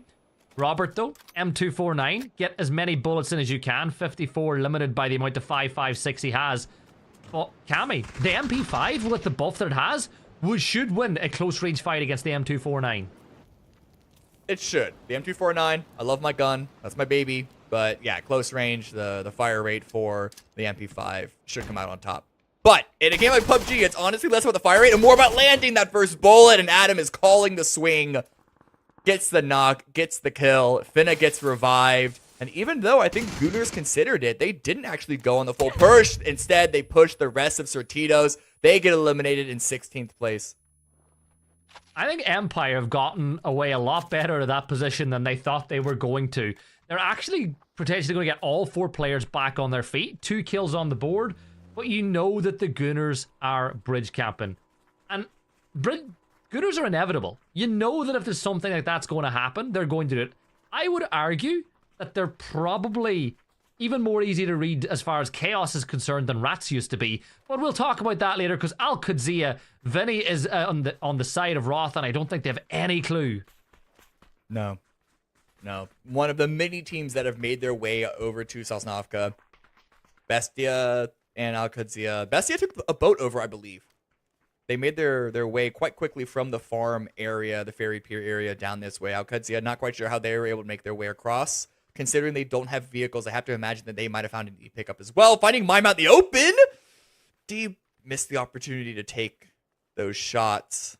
But I think that was the right play. Caught off guard. You don't want to force it. Instead, making the slow creep up. But you pointed it out earlier. What about Vinny?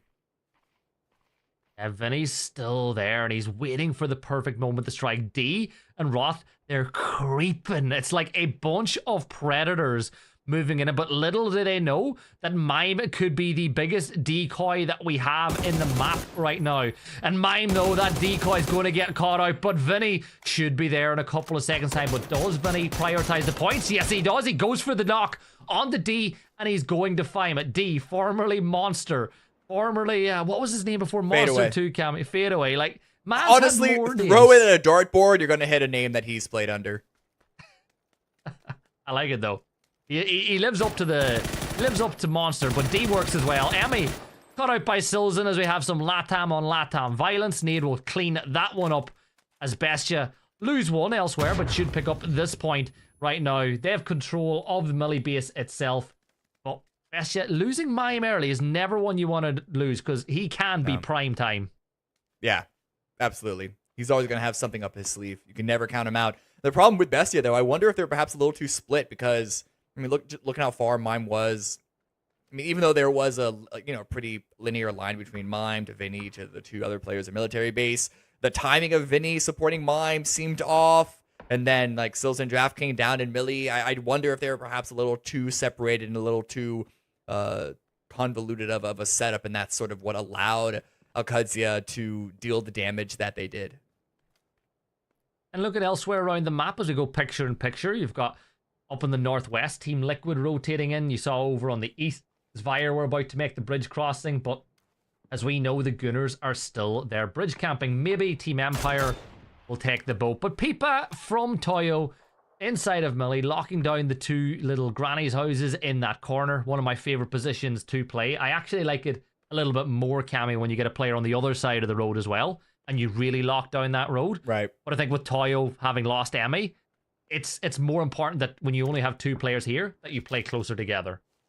Yeah, Capitan's all the way to the east, so I wonder if maybe there is a difficulty of grouping him back up. There's also always going to be the concern of that left set of the those two buildings across the road getting crashed. And with, as you mentioned, already losing one player, I can see the thought process of not wanting to extend and take that risk. Al Qudsiya, though, after taking Mime, find some vehicles, they're now taking over a more central hilltop position. And looking at the map now, as Phase 1 is still closing, about 10 seconds left, more teams than I expected went over to Sosnovka, which, you know, if you had to sort of guess, is this game going to end north or south? It's probably at least 60, maybe even 65%. But this is still a lot more. But hey, that question is now done with. We know exactly that it's going to end south on the southern island, on Sosnovka, south of that strait. Likely God Squad still the best position, and they landed here. They looted on military base, so it's not surprising to see them with the best spot on this western set of compounds. Yeah, and I'll throw a caveat to that because I think that you're spot on with that being such a powerful position, but I think that Dog Hill compound that you have, the doghouse up on top, that we have Wuju 2 in, is incredible as well. Sam Crismo, winners of the previous map, rotating in. The Gunners just sending it right through the middle of Tilt Town, as I think Greg might have just crashed and hit a rock, focused on what was happening around him. General Lee missing his first few shots, switches over to the barrel with that red dot, and does no damage to Greg whatsoever. I would not be surprised if the Gunners crash one of the 2-2 splits that are being held by Wuju 2. Probably. I mean, it's Gunners. They're going to crash someone. It's just about who is the unlucky victims. And yes, it is exactly how you called it. Sneak attack with the gun at the ready. Matt, Greg shot, both gone down. Now, Isenflex knocks himself. Bunts the last one standing. 1 versus 3. Fakes in, swings in from the sky, hops into a vehicle with a teammate. I think Bunt needs to activate really quickly now, or he's going to get overwhelmed with the arrival of LFP and fakes in. Down to about 2 HP, forced to hold the angle, gets taken out. Gooners are eliminated, but Tilt Town already in position to deal further damage to Wuju 2.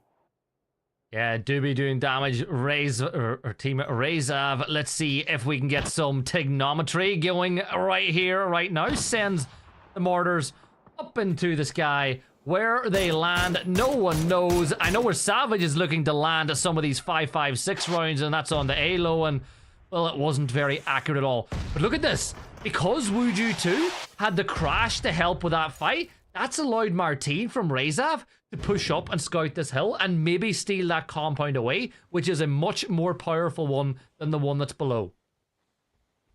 Elsewhere, in the kill feed at least, Zvire wiped all of, I believe that was Forever, and Kalinix got 3 of them. So Zvire, they might have had a bit more of a struggle today than yesterday, but they still got it in them to pull out some amazing plays. How much higher they on the leaderboard can they get? This is their last day. That's a big question, but Liquid now pushing in on the northwest coast, take out a member of Tilt Town. Tilt Town are immediately reacting by pulling their forces away from that Wuju 2 Ryzev setup, because now they don't have nearly as many resources to play with.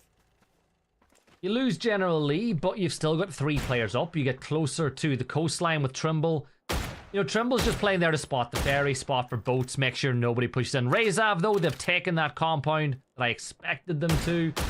I think that it's pretty much a lot of the teams win con holding up on this section of the map, so whether or not that intends to be the case, we'll find out. And if you can't get knocks on a team, one of the second best things to do is demobilize them, and that's exactly what Martine is doing. He gets rid of the tires, and that means that Wuju 2 are essentially sitting ducks. The circle shift does occur, and it kicks back towards Millie. And now you spoke about the God Squad position, it's looking even better right now. This is a pretty hard shift, and it pulls away from water 1 phase sooner than it was obligated to. So we could see this continue to go east just a little bit further and maybe even end up in Sosnovka, but very likely God Squad are going to remain in the priority position. They even bumped, we saw for a brief moment on the map, they even bumped a couple of their players, Pat Caps and Sharpshot, on that hill just above this other duo, this other separate Alcudzia, or immediately backfilling that exited position to the north before Duel could even get there. So a little bit of a footsie game, a little bit of a chess back and forth that we still see in these movements of teams in the center of the map. Yeah, you can just see that you look at some of those positions. I think Pat Caps and Sharp, they're going to move now, but they are holding that little, you know, that trench that you have, that artillery up on top of the hill. Tilt Town, they're scouting out this coastline. They know that Doobie has this compound that they can fall into. I feel like Alcudzia have just stolen one away, because Team Liquid were moving towards this compound. It was vacant, but Alcudzia managed to get there a couple of seconds earlier, and now Team Liquid are going to have to play the hillside overlooking the top of it. And Empire, by the way, taking it through the sky. You see that E-pickup just above on the map.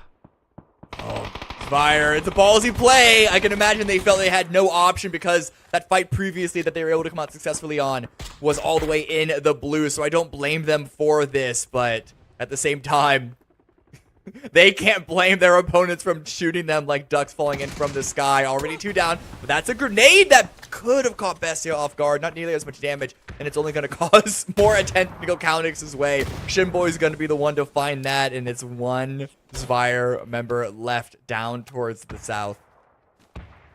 Oh, Zvire, they went all in. It didn't quite work, but Rybo's still alive. Maybe he can salvage a few points out of this game. Team Razav, they've got Wuju 2 pushing their way. Wuju 2 have to go on foot, and that's what Fisher was waiting for. He's able to play the position by the rock, gets the knock and the instant flush on LFP. And here go Tilt Down. Kurt lands 20 damage. So it wasn't Kurt, one of the Liquid players landed 20 damage onto them, but Tilt Down are up. The question is, where did Tilt Down come down? I think that they're going to go deep inside of Millie Base and try play the garage, but maybe Empire can take advantage, as Liquid now have free reign over on the west. Yeah, Yeah, Tilt Town, that was their best option to pick up through the teams in front of them, but that now means with them gone, Liquid have a lot of space to work with. Raze, they ought to fight for their space a little bit more, but they have such a dominant position on this doghouse position that you were talking about. It is in this circle on the edge, so it's not going to be as impactful as it would be otherwise, but in this specific case for Razev, they can play with it a lot. It is removed though. You can see the circle mostly center, a little bit southeast, so God Squad's still looking good, but it's gone east enough that it is not going to be a win that just kind of gets delivered to them by default. This could end up going deeper into the like very cover heavy but flat ground of Sosnovka military base. Which does your dark side want it to go to? That's the real question, Cammy. Where does that little evil angel on your shoulder want this circle to pop? Plain graveyard, all the way down towards the south with working in silence. Okay, I can see it. I respect it. That's not a bad decision. I want it to go in the no man's land between playing graveyard and where Tilt Down are playing. You know, just where the runway is. Oh wait! Whoa! Liquid Gosh. just Yeah. blind rushing that. They aren't playing methodical at all. They're just going high speed, high velocity. Luke goes down, but oh, Halo, watch it. That's your teammate. That's your teammate. Well, it's very chaotic. It's very hectic where they tried to send it into. I've done that way too many times. I don't want to speak about it. And Purdy, Kurt will get the knock, but Liquid eliminated. They fall again, sitting in 12th with just one map to go on day one for them. They'll be sure they can get enough points in day two, maybe even the last map of the day. Up on top of the hill, Sam Chrismo, I should say, are down to 4 players up, but they should be able to get the reses off in a little bit. But Jewel are closing the gap quickly. Penta, the demon of the last map, is now making his way towards Sam Chrismo, and I think that Penta, if he times this right, could cause a serious amount of problems. Yeah, the problem is Al-Qudsi are waiting for a push like this. They're waiting to follow up and third party a fight. Fakes in, defending from a push from Razev.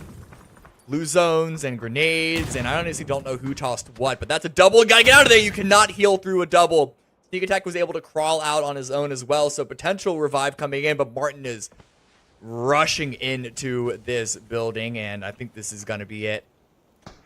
Yeah, good molly. Great molly. That'll do the damage, and Team Razav, they secure this compound that's just inside the edge of the circle. Jewel, I spoke about how they could be a problem for Sam Chrismo. Well, they were certainly a problem for Sam Crow. He's going to get picked up. 2 kills for them now as they move to 16 points, but they'll certainly need to start adding more and more to that tally. They want to get anywhere near the grand finals and avoid LCQs. But Al-Qudsi, they could be the gatekeepers here on this map. They're keeping an eye on the edge. They know the Jewel aren't too far away, and Lynxie's making a ton. No, Lynxie's on a bike actually, so he is going to get caught out as he moves on, but he doesn't fall.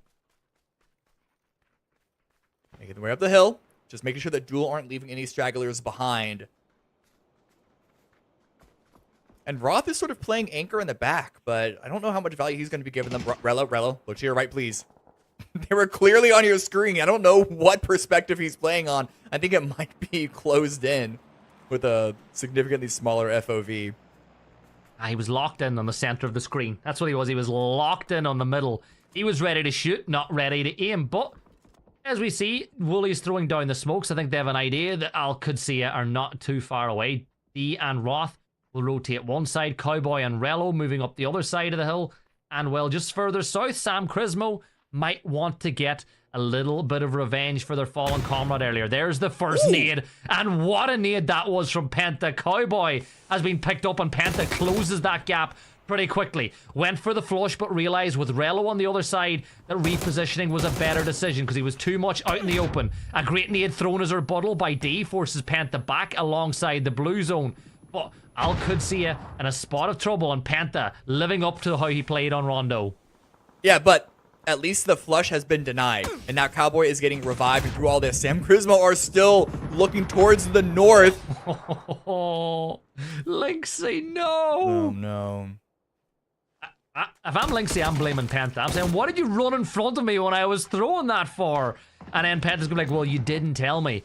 Anyways, that buys a little bit of time for Rello to get back up onto his feet. Sam Chrismo not electing to get too aggressive off of this one just yet. But Duel, they're back up to a 4 as well. So it's a 4 versus 3. Technically versus 3 with Sam Chrismo, but I think they're just waiting to pick up the pieces. They don't want to play their cards too early. Yeah, it would be risky for them to push up to the high ground as well before they could potentially be getting shot by God Squad or anyone in the military base itself if they make their way up too aggressively. But they're going to be looking. They're going to be sensing. And that is a flare crate drop right on Duel. That's great. That's an MG3.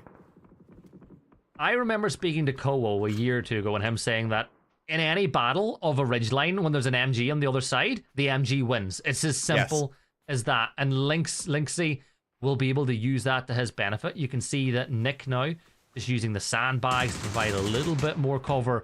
This fight going at the tempo that you kind of expect it to. Now, Roth will look to put the pedal to the metal as he throws that nade over the rock.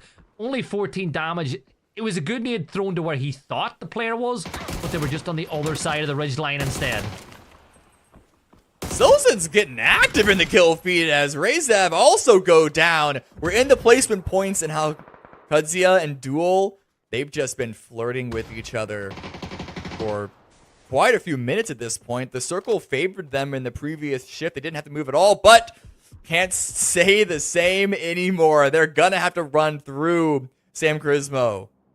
And do they fight each other first? Probably, but Duel, they have the potential to pull away from this. Granted, it'll be out in the open, down the run, down that hill into the military base. So I wouldn't recommend it, but the option is there. Yeah, I think that they're very locked in this fight with Al Qudsiya, though, and they know that Sam Chrismo are not too far away. They do have the coup, so they can at least get 2 players mobile if needs be. 23 minutes gone. Lynxy's got a ton of cover with the deployable shield and the crate working in a tree, keeping his back safe on the other side. But Al Qudsiya moving closer and closer, and you can see the no man's land that currently separates both of these sides. Rello with the Mosin, though, at close range, Cam. That's a very high-risk, high-reward play because you need to hit a headshot, and that's even if that player has a level 2 or level 1 helmet, and it's such close range. Hey, but hey, this close range, that's a much bigger head to hit, so that's the selling point. Tags a shoulder shot, it looked like, onto Wooly, forcing him to heal up to get back up to full fighting strength. Blue is coming in now, and neither team felt comfortable to make the push over. They had used so much utility in the initial engagement that they don't have that much left to play with. They can't just keep chucking over what they don't have in their pockets anymore. And now just running away from the blue. They're going to eventually be going into Sam Chrismo's arms. And they have to know a team is there. Well, they do know now. DNL drops Roth. D goes down to Balefrost. Oh my, that's a firing squad. A firing squad of Augs and Al Qudsiya. They're going to be the first one to fall in the battle for the north. Now Nick will get a knock onto Wooly, forcing Duel this way. But remember, Lynxy will level 3 gear and the MG, but the wind is strong in Erringil as well. And K-Will, Nick's gun is stronger, but K-Mind will get some instant revenge. 2 players up for Sam Chrismo, 2 players up for Duel, but Wooly is picked up by Valiant. It's a long time since I've seen those 2 names fighting themselves in the leaderboard, and just like that, Nick will get the kill confirmed. Finna from Empire finds another. Duel eliminated in the north, and Sam Chrismo, 5 kills inside the top 6. Another point gathering game for them so far. But look at that hill. If this zone shift works against them, they are running down the side of a hill, and it ain't going to go well. Yeah. I mean, they had a lot of... they had a good hold there, Sam Chrismo, but they lost a player. Ooh, Lopez running out to the blue. Trying to find something from all of that set as we put our attention more elsewhere in the actual military base itself. Empire, Valiant able to get 1 kill on Wooly, I believe it was. I think they have 5 kills this round so far, but getting Valiant in with the rest, well, it's going to be impossible. They're non-existent now. A great grenade from Santastico. Working in silence, just 1 point off top spot now with 4 players up. They should be top of the lobby at the end of this map. Sam Chrismo moving the vehicles a little further, and they've got a tough decision to make over how they push into the circle. Bestia, however, what a game it's been for them. They've picked up 5 kills. They're on 72 now as they move up into 3rd, with the potential of even more with the way that the circle is kicked. There's like no one in the zone. Sam Chrismo are going to try to make their way down there, and they're going to be hanging out probably against that wall, but that's very little cover. No, they're stopping short. There's a dip that they're going to be playing in. But I think it's going to make them quite vulnerable to God Squad and Working in Silence, who are already making a wrap around the east side. Going to instantly counter that rotation that we just saw Sam Charismo do. And then, of course, grenades. Well, grenades love nothing more than a dip. Grenade goes a bit too far, but the damage is still looking okay. And Working in Silence, they have a lot of room. They're just flying around military base because of all of the work they've done up until this point. 6 kills for them. They've overtaken first place. They've actually taken first place from Alcudia while we were watching that northern fight. And they're going to try and gather as much distance between them as possible now. DNL down. That nade's brilliant. And down they fall. Working in Silence. More points for them as they go up to 96. Bestia making a send now to play the wall in the center of the zone, and Ruben will miss the first opportunity to get the knock off the back of that one. But keep an eye on the God Squad. They're rotating. They're taking the high ground, which could be a massive vulnerability inside of Working in Silence, because as you can see, they don't really have anywhere to go that will give them cover other than going right up close to the concrete barrier and putting their bellies to the floor. I think RBN's scope actually stopped him from spotting a quick run by, I believe that was Silzen on Bestia that he was looking down. It rarely happens, but something to be aware of. Not like you can do anything about it. It's not like you can change the position of the scope itself.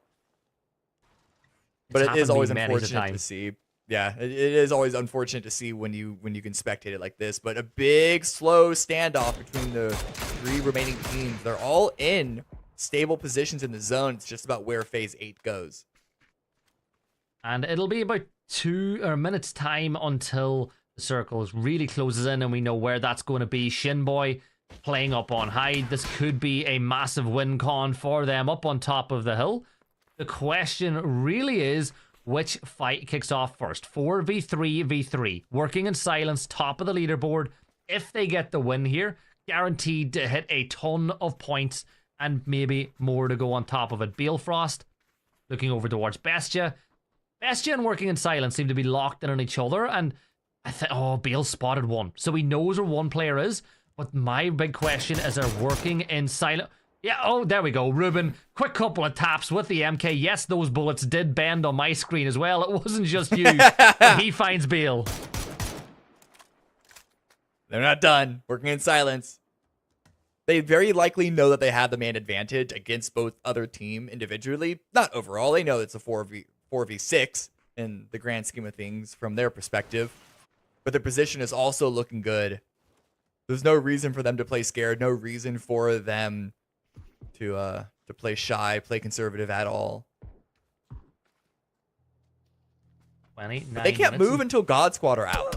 God Squad need to move down this hill, and Shipboy with a very, very ambitious run is able to make it out. Playing inside the shack is Draft King, though. As you see, that circle will pop the phase 9, and usually it's just going to be a center point in the middle of it, and Silzen has been saving these nades for quite a while. The first one's going to be thrown, and it finds 34 damage onto Shinboy, and because he was prone, he avoids the brunt of the shrapnel. This nade finds even more damage, but not enough. The third nade, maybe this is the charm, but it goes a little too far. There we go, the air burst from Silzen will find Shinboy, and now all of a sudden, it is all 3 teams in a bare knuckle brawl. Blue Zone forces him from going back. Pat Caps hits a headshot onto Silzen, and Santa, well, he is going to find the nade knock onto Silzen. So it's now a 4v1v1. Working in Silence, up to 10 kills, hoping to find more. Pat Caps dealt with, and there's only one Bestia player left standing, and Vinny is going for the res in the middle of the shack. But Yami, Working in Silence, they know exactly where he is. It's like a pack of rabid dogs. They get the win, and Working in Silence with a dominant game on Orangel. They're up to first place, 24 points, 107 overall. Yeah, and really good play by them to manage that end game. God Squad couldn't stay up on that high ground, but the second that they went down to the low ground, Souls went back up to that position as a solo player to reinforce the core of the squad down there still on the low ground. So knowing exactly the timings on when to expand out, when to collapse in, and when to push and overwhelm your opponents. I mean, that's really the name of the game for any end game. We've talked about it multiple times so far, today even, and Working in Silence show us yet again why that is the case, why we celebrate it and celebrate it so much. The irony of their name as well, there's nothing silent about the way that they put in the work, and they're on top spot. They're through to the grand finals, deservedly so. The last game is really just a lap of honor for them and Al Qudsiya. We're going to give that map its lap of honor as well. We're going to throw it to the highlights, and when we come back, Matt's going to join us.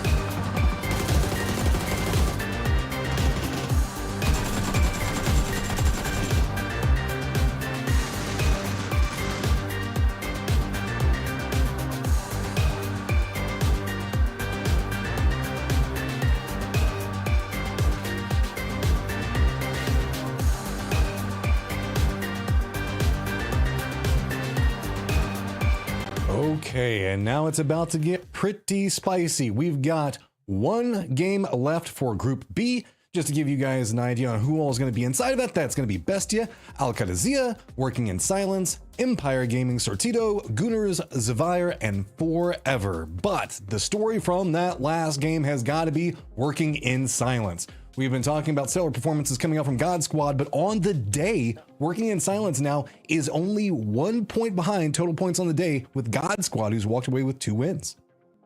Yeah, God Squad have been so effective, and it's good to see those two teams top of that map scoreboard as well, but double the point tally for Working in Silence. I'm starting to worry though. You know, a lot of these teams, Matt, you can say they're already guaranteed to be playing in LCQs, like Sortido are in there, Yeah. Forever are in there as well. I think that you look at the likes of, is anyone else? Empire Gaming probably going to be playing next weekend too. I mean, at the stage that we're looking at, this is what you're going to be looking. Top 8, we've been seeing very strong performances from squads time and time again. And it is still kind of a neck and neck race in there. We can see Sortido, Empire, but yeah, a lot of the teams that are really needing that, they're just right at the cutoff. And with a whole bunch of teams to play tomorrow, I just don't know. It just doesn't feel specifically good.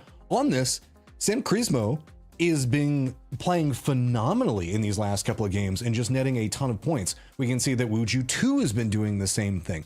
We were talking about how great yesterday was whenever we looked at the overall points coming out from Al Qudsiya, and they are really just only about 5 points on the day ahead of what's going to be going. We got God Squad at 58, and yeah, Al Qudsiya was at 65 yesterday.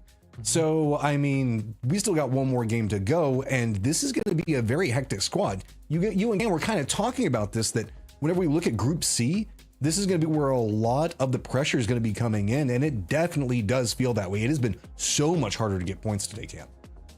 Yeah. I'm looking at the points though, and I really don't know where that cutoff is going to be, and I think it's going to be lower than we expected. So maybe the difficulty of finding points, where there's going to be teams that are able to take over rounds in an effective way. It's a different team each time, but regardless, I think that cutoff is going to be maybe even lower than 76. We won't know until it's actually done.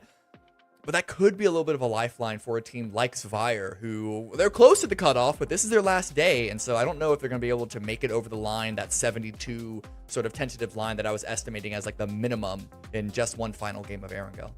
Well, we've got one more Erangel game to go, and Gibson, we're going to go ahead and give you a quick break. We're going to be about, I'd say a minute, maybe a minute and a half before we get into what's going to be the next game, the final game of the day. So we will see you guys in just one moment. Please stay tuned. Every time I close my eyes.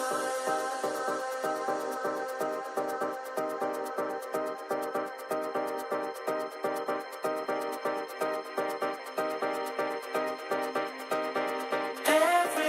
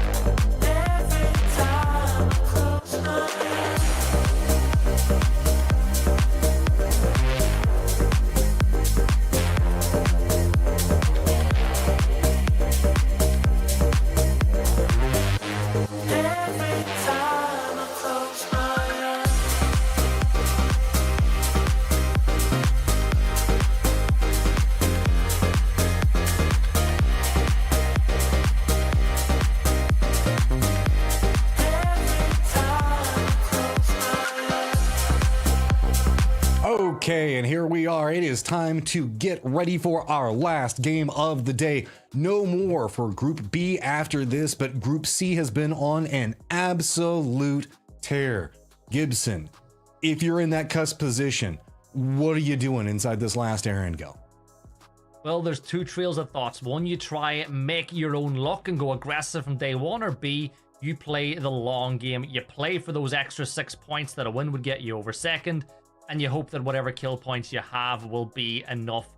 But for some of those teams in Group B, they need big games. I'm talking 20, 30 points just to be in with a chance of going straight through to the grand finals. All right. Guys on cusp, that's what they got to do. Here's the question. We've got about 20 seconds before we get into game, so keep it short. Just give me the name. We've had a back and forth between Working In, Silence, and God Squad. Who's going to have the overall highest points at the end of this last game, Cam? God Squad! God Squad? What do you say, Gibson? I gotta go the other way just so that one of us is right. Oh, there you go. So with this, coward. Erangel. Let's send the plane up in the air and get everything going. Who's gonna walk away with most points on the day, and who's gonna be in our top 8? Let's see. Thanks, Matt. And here we go, the final map for all the teams in Group B. And if you're in Group C, it doesn't really get any easier tomorrow because we got Falcons coming into play. Flight path, though, Cammy, not too dissimilar from what we had last time around. The real question is, are we going to have a Millie Island again? Will be nice. Wait, there's a Kameshki hot drop. Please, no. Are we really doing this? Why are we hot dropping in Kameshki? Why not? Forever, and Certitos, this is both their final game, but it's not like either of them. I mean, I guess Certitos, if they win this hot drop, could then have a chance of being in top 8, but it's Kameshki. It's Kameshki that you're fighting over. Dots were in a hot drop here on Thursday night with Certitos as well. I was like, what is going on? I know the plane path is bad, but it's not so bad you have to hot drop for Kameshki. Let's be real, please. I love it. You know what? In all of the places that we've had hot drops, Kameshki is going to be a fun one because teams don't know how to fight here. We're never. I don't even know what it looks like. And look where the zone's gone. It's the complete opposite side of the map. Of course it is. At least it's pretty much guaranteed going to be a quarry finish, right? And the pathing from Kameshki it's long, but it is straightforward. You just got to go up and around and trace the bunny ears of the Erangel map. But Nubsky with the 3x on a mini, this is a really good find for a hot drop like this, and this is an even better find. Not as free as I was about to say it was, and instantly answered back by Ali. Yeah, why not? We all know how great the Iron Sights AK is, as Ali deals with Nubsky, puts a good timer on him as well. That should deal with him, and thankfully that brick wall behind him is keeping him out of the line of sight of that K9, and oh no, the shot doesn't arrive. Slump for forever. He's got NCLS not too far away. NCLS with the ump, no helmet at all. So one shot with that M4, maybe a second at on top will do him in. And a Dragunov to boot. All these play. There's barely any helmets, barely any vests, barely any reticles of any way, shape, or form. Because nobody knows how to fight Kameshki. Exactly. Yeah, it's not the fact that it's a hot drop, which is why these players are in this situation. But Pana's in a good spot. Has a Mosin Nagant to play with too, and a 6x on it. So this is looking real sexy for this player. There's Ali, who's on the high ground on a rooftop just to the east of that, but I don't think Pana has spotted it. NCLS rushing forward with an ump with the teammate, shotgun in hand, clearing the room, but actually down into the basement. And did you know that this building had a basement, Cammy? Did you know? I have not seen Kameshki in like 3 years, so don't ask me these questions. Oh. Pana, take the shot. Come on, take. Oh! No! Oh, the duck! Go again. Oh, Ali's he's got eyes in the back of his head, and Pana was looking to add a third eye, but it ain't going to happen anytime soon. But a little damage has been dealt, but Slump still down inside the depths of the basement, which is where I usually keep you, Cammy, whenever we're getting ready to cast. Make sure that you don't go anywhere like you did just before that break ended. But, Cammy, what do you think of the way Certito are playing this one? I put you off with that comment. It's a hot drop. Again, it's a hot drop. How do you you get the kills, right? They've wedged themselves because of the there we go. No, hold that thought. It doesn't matter. I was about to say they wedged themselves in between Forever's landing position, But if Panda with this Mosin and a 6X keeps finding shots like that, Robert is there with the trade, with the shotgun, and MP5K. I don't care if it's Jesus' favorite weapon. It's not going to be able to come out on top in that fight. But Robert pushing in with the shotgun. And here comes the rotate from NCLS, but Scooby with the MP5 is there. But here comes Robert. He's got the shotgun. No! There we go. 2 pumps. That'll do it. Sir Tito win the Battle of Kameshki. Yeah, that's bragging rights right there. Now you got to move all the way to the opposite side of the map. But you know what? They've got all 4 players up. They do, but they are... The one thing they have going for them is the fact that they dropped out in the very beginning of the plane path. So as far as time, they had boots on the ground very early on, and so the overall clock won't be as much against them as if they dropped out in the end of the plane path. But the circle is so far away from them, they need to loot up. I don't even know how many vehicles are around Kameshki. I'm sure they'll be able to find 1 or 2, but it's going to be a very difficult run in. Their loot's going to be very limited. Everyone else is already going to be inside and taking priority positions, and they're all going to be more towards the north because no one's going to go to the south. That's an entire, 2/5 of the zone cut off by the water. But we'll see if they can rotate here in time. We are going to watch a fight now between Wuju 2 and Gooners. Gooners not going as aggressive as you would have expected, but Fana is still falling away regardless. Not my Gooners. That's not my Gooners right there. Wuju 2. They're going to lock themselves up inside the compound. This is the Gunners I expected to see. More aggressive on the rotate pass, but no, they're just going to drive right on past that tempo compound and find themselves somewhere else to play. Maybe Liquid. Oh, it's Navi. I thought for a second that I got my compound names like I was going Liquid or Finally and Liquid. No, but no, they're playing inside Navi instead. I'm disappointed. LFP now. Bumping down south, the rest of Wuju 2 looking to follow on. Couple good shots from Kurt. Gooners, they're still heading towards, the center of the circle, not exactly the center of the game, the center of the zone, because we know it's going to pull back up towards north. Cowboy now shots on Desvire. Kaunix had one land in his head. But at this range, the risk of follow-up is pretty limited, and Alcatsia are still looking towards a potential crossover from Yosnaya. There is one Zavire member remaining that way. It's going to be Rybo. Shot, there we go. Lines it up, but he misses the shots. This opportunity, Alcatsia a long ways away from the circle as well, as these teams all got to rotate their way from that Yaz side of the map. And Alcatsia, I want to see them hit the 100 points. You know, they're guaranteed to be playing in 2 weekends time. They're in the grand finals with that points tally, but they want to finish strong. Mime looking to get more points on the line for Bestia. They're hoping to finish strong too, as the Gunners will go right on over the top of him. Simply Matt absolutely decimated by Vinny. Silzen will find Icy Flex as well. DraftKing just trying to get out that window, and he does before Greg shot is able to find the kill. And Greg, he's hunting it. He's thirsty. He wants it. Mime, though, wants Icy Flex's scalp, and he'll get it with that kill confirmed. Greg shot up on top of the roof, and I think Bunt will join him as well. But Simply Matt, he's going to be in that position. Oh my god, Greg shot peeks on the side, does find Vinny, and it makes this fight a little bit more interesting again. Matt is hiding in a corner. Bunt will keep on the overwatch from above. It's not the easiest for Bestia to now confirm that kill onto Matt, but Greg shot does go down to Mime. Only one member of Goon left standing, and it is Bunt, and spotted out by Alo. Gets that last kill. Gooners are eliminated. The final game of their group stage. They end in 11th, and it's 100% chance. Not even 99. 100% chance it's going to fall even further after we see the games played by groups A and C tomorrow. So we'll be seeing them at last chance at the very least.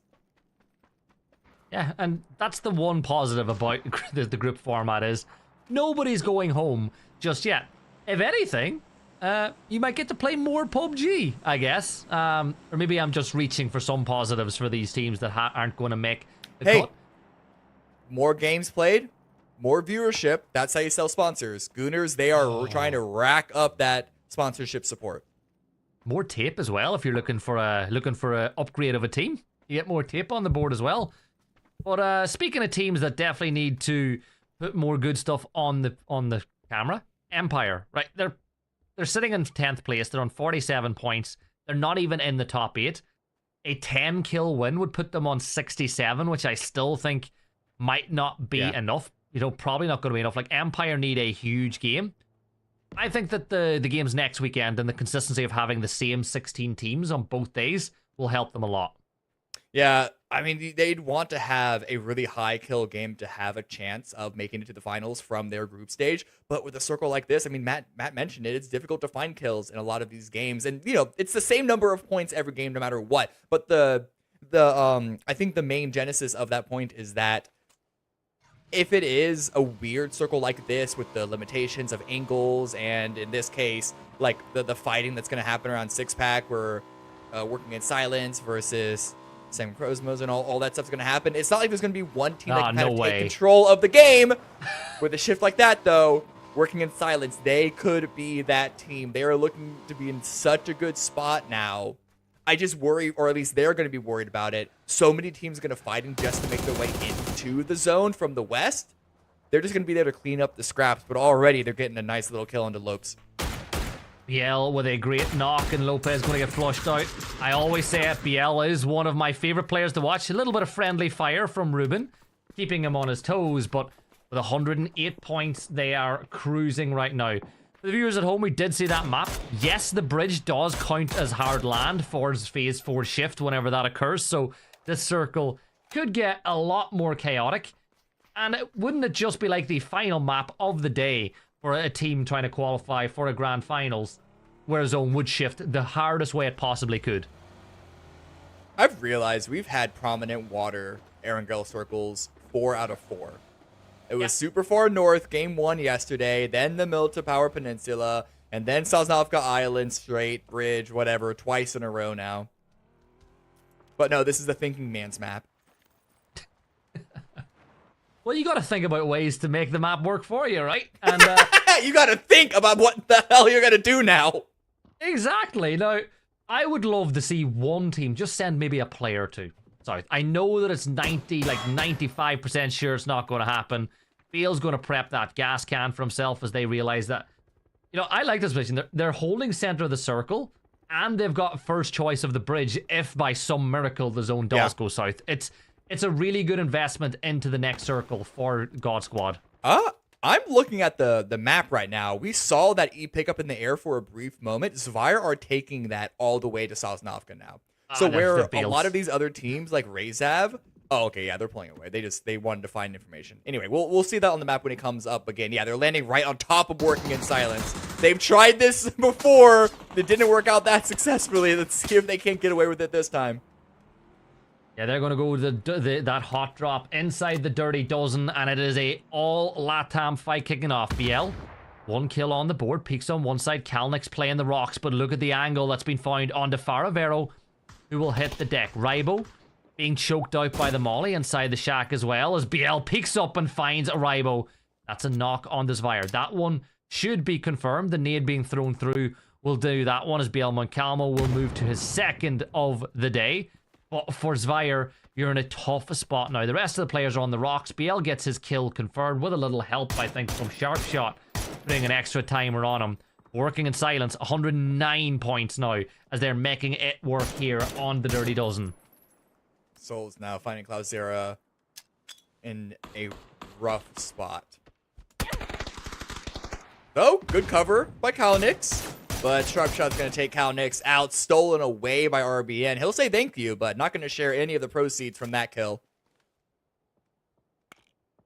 I just can't get over how clinical working in silence have been in these situations today. Like, they're playing on the Dirty Dozen. It's another one of the prominent positions of this map as we get ready for that next zone shift. 3, 2, and a 1. Cammy, the viewers haven't seen it yet. They can see a hint of it in the mini-map. Let's go. Guys, it's dumb. Guys, it's so dumb. Guys, I can't stand this map. Please. I love it. It's gone. It's such an old map. It's gone, like, delusional. It doesn't even know what it's supposed to do anymore. It's 8 years old. It's in its old age. Please take it out of its misery, I pray. Oh, I'm so ready. God Squad in such a good position now. Shinboy from God Squad is going to find the first knock as Toyo go to clear the warehouse. Pipa's going to fall as well. Shinboy is just obliterating Toyo as they try to make it into the warehouse, but the rest of God Squad are not there. Here's a Hail Mary play from Wuju 2 as they send it into the other side of the bridge. LFP gets that knock on the sharp shot. Shinboy, though, more focused on Toyo as BL will confirm that kill out on the other side. Blues only at Shinboy. He's not there. He's on the other side of the building. And Wuju 2, they take the lighthouse up on top of the hill. And I think that's the right thing to do. You get the knock on the sharp shot. You take that position. Now you have Overwatch over the rest of the circle. So, oh man, God Squad, they hopefully for them, they're hoping that this is going to be a shooting gallery to them maximize even more points. Wuju 2 were able to get into the position on the lighthouse above them. And we see multiple E pickups in the minimap coming in from the north. There is a circle. This is so dumb. This is so stupid. I don't blame Sortitos at all to be coming in from the angle that they're at right now. Do we even know if this phase 4 is going to go north? Is that even a guaranteed with the zone like this? Well, the center point has to touch solid ground as well as being a land shift, so it could be a bridge circle. K-Mine's going to, oh no, when you crash, you need to keep all 4 players up. That's okay, Wooly. Okay, I see you. Pat Caps now doing the dance of death with one of the best coaches we've had inside of NA. And, well, he's going to get shut down by Pat Caps. God Squad, they're up to 3. Duel are eliminated at this point. The Blue Zone nades doing a ton of damage, forcing them into cover. And Capitan shoots the toesies. And Toyo Esports take advantage. Great timing from Capitan.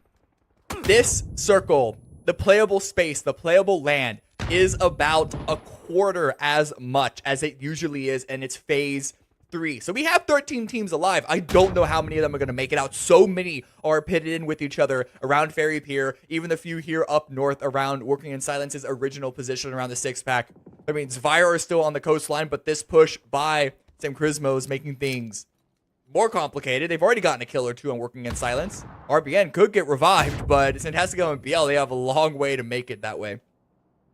Oh, he's Working in Silence there, battling with Sam Crismo. BL, not enough damage in the zone, did shift north, so it is staying on this island. And I think that Al Qudsiya, they're still in a good position, even though they went south. But BL holding the high ground, but there is a Groza at the other edge of this fight with Sam Crow looking this way. These teams now need to leave the Dirty Dozen. They've only really got one path into this circle from this point. And while all this is going on, Zvire, they're swimming it in, Cammy. They're swimming out up to the coastline.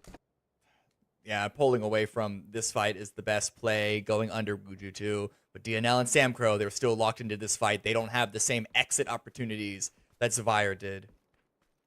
DNL using the dip, the ridgeline here, or the defilade, to pull back an antiquated PUBG term, to readjust their position and find some new direction to go forward. Sam Crow is going to be using the old-fashioned smokes, and here is that circle that you mentioned. It is going to be a shift away from the water as much as it can be towards the north.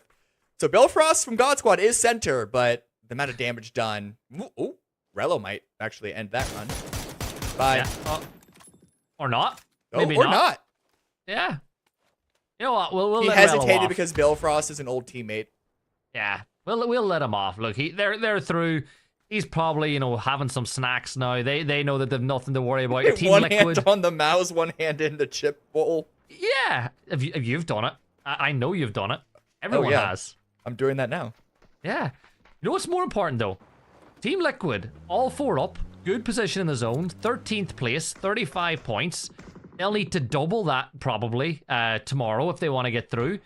I feel like they need this one. I feel just for confidence and, under the New York's watching. Finish the day with a win. Yeah, it would put them in a really good position on the leaderboard. Not that they're in a bad spot, but it is, again, kind of under expectations from this roster, new org or not. D is stuck in a fight with Sortito.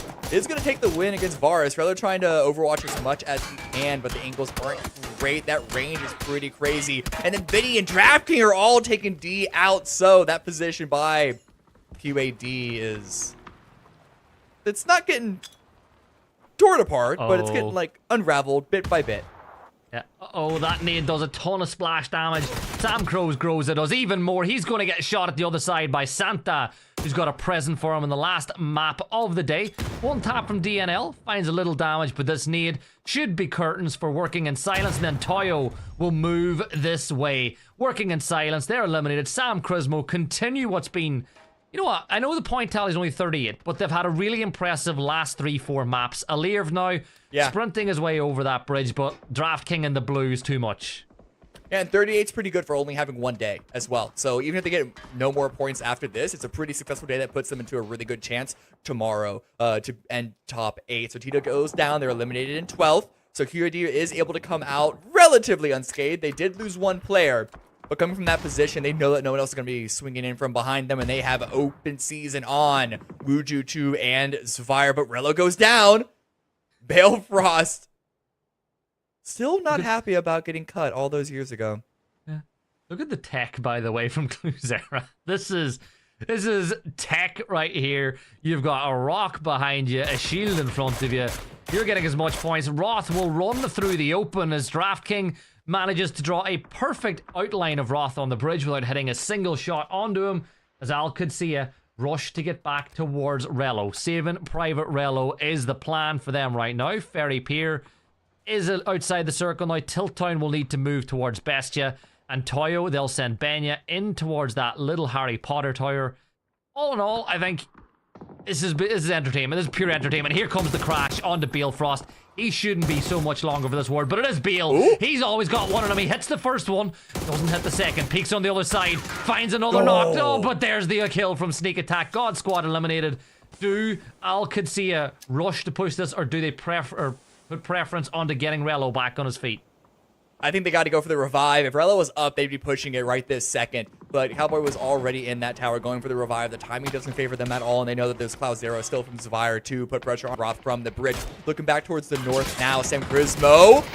They got to go for a play here, and the drive-by works. Sam Crow does come out with the victory on that send. Loses the vehicle in the meantime. Going to pre-smoke that. Zvire do get eliminated.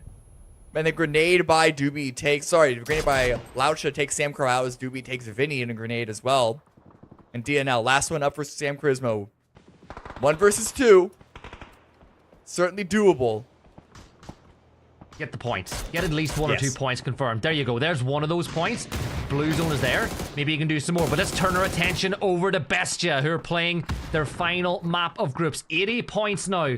As Silzen confirms out general lead. Bestia leave it all down to Mindvetti's back on his feet. Silzen there. They might actually get all 4 players back up if they play their cards right. But Tiltown was something to say about that. DNL didn't get the kill confirmed onto Laucha as Fisher managed to pull off that res, but with the blue zone in this position, Sammy's right there, and no, Laucha gets the kill. Sam Crismo, they're eliminated, and yeah, why not? Let's give Roth a P90 and level 3 gear on the beach, as if he needed it already. Let's turn our attention back to Tiltdown and Bestia. Oh, Savage is able to get a knock onto Silzen, but instantly traded by Vinny, and Mime's grenade, a little too eager. So Mime's the last one up for Bestia. Has 3 revives that he needs to get. Benya holding down the shack that Toyo's able to send 4. Shift goes that direction. So Wuju2 on that send towards Balefrost. Now, again, find themselves with a really strong, we'll call it a center position. It's not literally center, but as far as its interaction with the rest of the game, it's mostly center. They just need to worry about Al Qudsiya to the south. They have their attention towards the southwest where Bestia are. Liquid, been pretty quiet this game. We haven't really seen too much action from them. Unsure how many kills they have. But they've just been holding out their position. They are making sure to defend from the north before they start to make their way towards the center of Phase 6. Empire now, they'll have a hell of a utility dump thrown their way along with 556. Valiant falls, the blue zone nade is there. Get on your med kit right now unless you don't have one. And Michael falls back right into the waiting arms of Benya as Michael will fall. It's only be Liquid right on cue. You asked about how many kills they have. Well, Kurt will add 1 to the tally. Valiant has been smoked around to get himself inside that shack, and the knock onto Martin holds pause onto this push towards Empire, at least for now. 2 kills for Liquid, looking to find some more now with this vehicle send. After goes down, that's Defina. Adam finds the second. And so Empire got a couple of kills. hold it up to 3, but moving out of this position is going to be nigh on impossible. It's not even in phase 6. They got to work across the road. They don't have any vehicles. They got a couple of smokes. And now with the north cleared, Liquid have a lot more space to work with. You can see Sparking already, making sure he's not getting taken out by Toyo, but eyes on Empire to finish their run. Empire 52 points. We said that they needed a big game, and they're giving it a go, but there's still a lot to do. Roth will get a knock and flush onto Fakeson over by the beach, but Bestia making a big push, but will stick with his fight with Toyo. Benya looking over this way. Another nade. This time it's Capitan finding Finna, and it's all down to Valley, and Capitan closes it out. And now we look at Sparking. He's stretched on out. Sparking will find the knock. Another transition over. Almost gets Benya down to his knees, but should confirm out Capitan. 4 now for Liquid. If they have the utility, they'll be able to clear out this shack, but as quiet as they've been, Sparking's got nothing, Cammy. All he has is smokes. Yeah, we were watching the early game hot drop, so unsure what their timing, rotation, everything was. That could be a part of it. There's at least 2 stuns on the side of Kurt, but again, no aggressive utility. Bestia and QAD, they're popping off down south. Roth is the last one standing up against Vinny, 1 versus 1. And I think Roth is pulling away. He's so worried about a potential push by Wuju 2, going to want to play for placements. But now we have the top 4 teams. With Bestia eliminated, it's going to be Liquid, Toyo, QAD, and Wuju 2. And just looking at who remains, how strong each roster is in terms of manpower, Liquid have this game that should be theirs. I could see it, by the way. They get up over the 100-point mark, which I'm sure was always a target that they would have had in mind. Toyo, though, all 2 players left standing inside a shack, staring into each other's eyes longingly, saying, well, if we go down together. Cowboy is going to go down on the beach. Roth didn't quite have the same thing in mind as he flees over towards Wuju 2. We've had a decent first day, 39 points, maybe a little bit more to gather off the back of this one as Sneak attacks up on top of the roof. Roth misses him with the 3x spray, but he's got plenty of hard cover to work with. Does he? It's not even in the zone. That's the problem. He really wanted that knock in order to find some access point. Instead, he's going to loop further counterclockwise. But this ridgeline is going to fall off eventually. But he knows that he can't go west because Liquid are there. Can't even get the revive on Cowboy. Yeah, look, he's gonna smoke his way, and he's trying to decide what the best way to move is. 784 damage for Roth. At least he's put up good numbers on a damage perspective on the final game. I know that some people love keeping an eye on that stat, which can tell lies sometimes too. You know, sometimes you get players who just farm damage from afar. Bana looking to farm Roth as he gets his way over towards the bridge, but the blue is right there. I think his days are numbered now. One good... Oh, that's a great smoke. That's a really good smoke, but the reposition makes it a little pointless. Yeah, there are a lot of windows in this building specifically, but as long as you eliminate as many as you can, that's as much as you can do. Grenade out from Fana. I don't think that one's going to go far enough, but it also wasn't Cook's. Oh, no, it was right on the money. Never mind. Yeah, and then there were 3. 4v2v2. Kurt extending up. They know that Toyo are inside the shack, and he doesn't have the utility more. He has a stun grenade that he can throw in, but I'm pretty sure that there is a Panzer in there as well. So if there's a stun thrown and they hear footsteps, they will absolutely obliterate everything in their path with that Panzerfaust. But you know what? Kurt's been in the game a long time. He knows how powerful position this ridge is. He's going to peek. He's going to scout. He knows that Wuju 2 are inside that compound as well. It's just a waiting game for now to see which fight kicks off first. Kurt is looking. What is the damage from Wuju 2? Sneak attack finds Alo. Still advantage for Liquid, but the instant knock and kill coming out from sneak attack. Not what you like to see, but Kurt's gonna open things up in this shack. Knows that there's likely a second inside. Will he expect the Panzer? That's gonna be the real surprise inside the Kinder Egg that is that shack. But it's not like they can even make that cross. But Luke isn't worried. Luke oh, the grenade from Pippa. Oh my. Pippa putting in the work. Sparking. What is going on? He's going to get knocked and flushed. And it's all gone wrong for Team Liquid. Pippa's got the Panzer. He's shielded the door. Oh my word, Liquid, that could not have gone any worse if you tried. And Wuju too, now all of a sudden in a prime position to get the win. But let's not rule out the two Toyo players inside the shack with the Panzer. As I said, they stare lovingly into their eyes as they res each other once more. Kurt, do you know what you're pushing? He has no clue. He's just hoping they don't have any grenades, even letting some footsteps sound out. No. Oh, Stun no. out! Oh, The no. Panzer is there! Kurt is gone. Liquid are down in 3rd place. Turns out you can't just brute force a win with the man advantage, not against the position and the artillery that Toyo have, and now they can play outside of the shack. So much more freedom. This 2 versus 2 is feeling a lot more comfortable all of a sudden with Liquid eliminated. I would not be the slightest a bit surprised if Pipa and Benya are giggling. They're laughing their asses off inside that shack at what's just happened. The two players, of course, have been together for a long time. Formerly of Synergy, now of Toyo. And all of a sudden they've gone from a, let's just get as many points as we can in the shack to, we could potentially win from this shack. Benya spots out Fana, who pushed the UAZ up towards the tree. But remember, Fana's got that MG3 that is primed, ripped, and ready to lay down unholy fire inside of the shack. Pipa's got to buy some time for this reposition, for this move, because you don't want to be inside the shack as Wuju 2 make their way out. Yeah, not just the way out. Fana has actually found the center position. He does not need to move any further forward. And with the crossfire spread from sneak attack, Wuju 2, they have a big advantage in this 2 versus 2 fight. Toyo haven't really been able to move out much from that shack. They have a couple of smokes that they were able to pick up off of Liquid, but very limited on how they can utilize that, and very limited in cover of where they can even go. Yeah, now we're just going to descend to the mist, the fog of war inside of our angle, as all the smoke grenades that have been garnered and gathered have been thrown out in the middle of the battlegrounds. But let's see which of these teams will extend from the mist for the win. There's Fana with the 3x on the MG, knowing that Toyo have only got a little funnel of distance they can push from. A pan is thrown to maybe attempt to get a Mimi kill to kick things off. There's 2 deployable shields. Nades are thrown. You can shoot those things down. There you go. There's a 1. There's going to be a headshot on the Pipa. Why are we reloading? This is... Okay, you got away with it. I was a bit worried about the timing of that.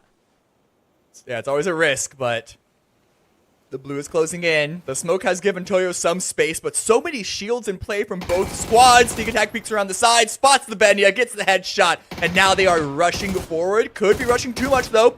Don't give Pippa the 1v1.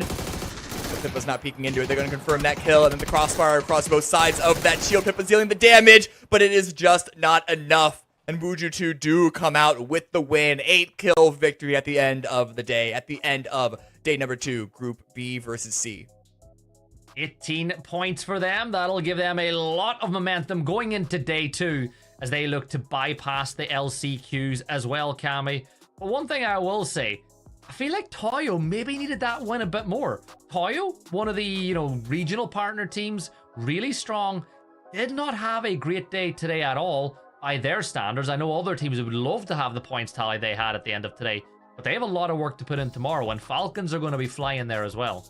Yeah, listen, we have one more day of play, and we have a little bit more that we want to give you guys. We have an interview coming up soon, so we're going to quickly go into this last round's group of highlights, and then we will close out day 2 of 3 of group stage here at PAS number 5.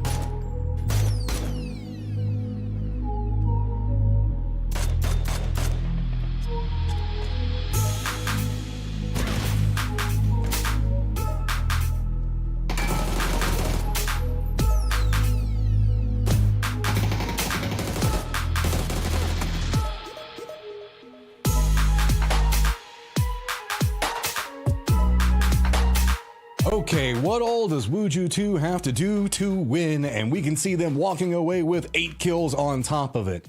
So very needed. Well, I would say very needed for them. You're talking about points for Toyo, but overall, just well performed. That was a very interesting game. And Cam, you were talking trash about Erangel. This is the Erangel I love. I want more of this type of Erangel. You're allowed to have that opinion. And it's the right one. That's all I got to say about that. That's all I got to say about that. It's okay. You can join me on the dark side, Gibson. I know that you're super nice, but you know you loved that bridge. You know you loved it. Come on. Give us a taste. As a caster, I love it. That's what I want the cast over crazy things. That as players, I guess they hate it, but as a caster, give me that every single day of the week. I've got that demon on my shoulder saying I want the zone to go the worst possible place it can. And with that, you always get surprises in the points. But Wuju 2, they got 18 points off the back of that one. They finished the day strong. And, you look a little bit lower. Gunners, no points. So we're going to see them next weekend. Yep, but Working in Silence, walking away with 6 points, and God Squad with 3 off of that does mean the fact that Working in Silence does generate the highest amount of points for the day so far, but God Squad still coming out swinging in a very big way. Looking at this one, Bestio points coming up for them. Liquid also having a very strong day today. It's just Working in Silence and God Squad just keep drawing our attention over. They're still playing in that consistent fashion. So that means that overall, top of our leaderboard with now Group B done. Working in Silence going to be in first place. Al-Qadazia going to be back behind them in 103. Bestia, 87. Then a big drop off down to Zavire at 67 points. Falcons, God Squad, Empire Gaming. Big players today. God Squad at 61 points. Already feeling pretty good about it. But do remember, whenever we're looking at the overall groups, it does mean that Bestia, Al-Qadazia, Working in Silence, Empire, Certito, Gooners, Zavire, and Forever are now all done. So if you are not already inside that top 8, sitting at a decent amount of points, you are going to be going to those last chance qualifiers, Cam. Yeah, not even top 8. You want to be top 3. And we're Working in Silence, Al-Qadazia, and Bestia are probably the only ones that are likely to advance here. But you say Liquid had a good day. I mean, it was okay. But when you compare that they had 19 fewer points after one day than a team like Falcons, which is where we expect Liquid to be, it's fine. It's still certainly on track to be top 8 to go into grand finals. But I don't think Liquid are going to be the team that are happy with that result. Oh, no. They're not going to be happy with their overall result. But if you look at the overall points for Generation on the day, I think that, let me get a quick update on this little sheet over here.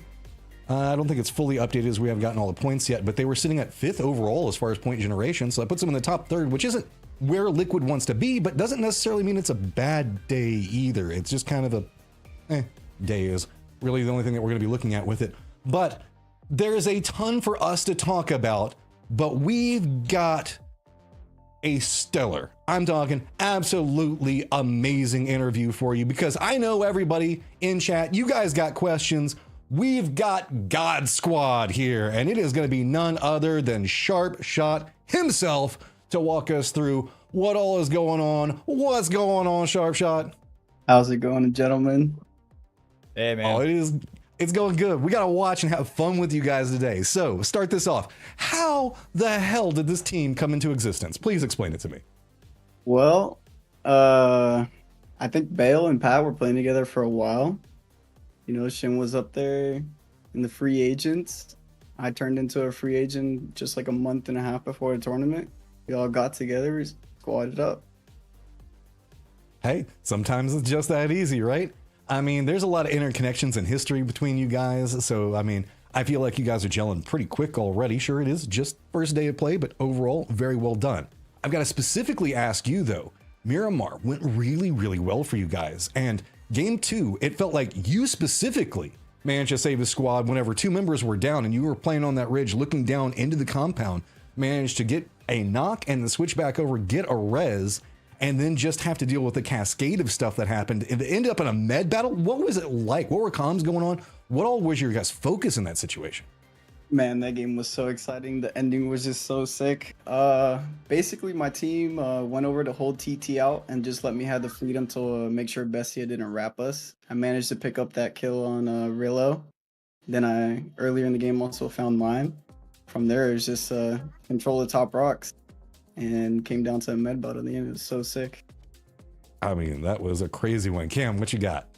Yeah, so I mean, talking earlier just briefly now about the creation of God Squad. You left Bestia before that point, but God Squad is a different type of team than a team like Bestia would be. It's not signed by an organization. I'm wondering if you could tell us like how the stakes are different, how the approach to the games is different with a situation like God Squad compared to Bestia or any other experience with like being assigned org team previously. Right. So my whole career, I played on teams that were just in there every day, practicing, finding out ways to improve.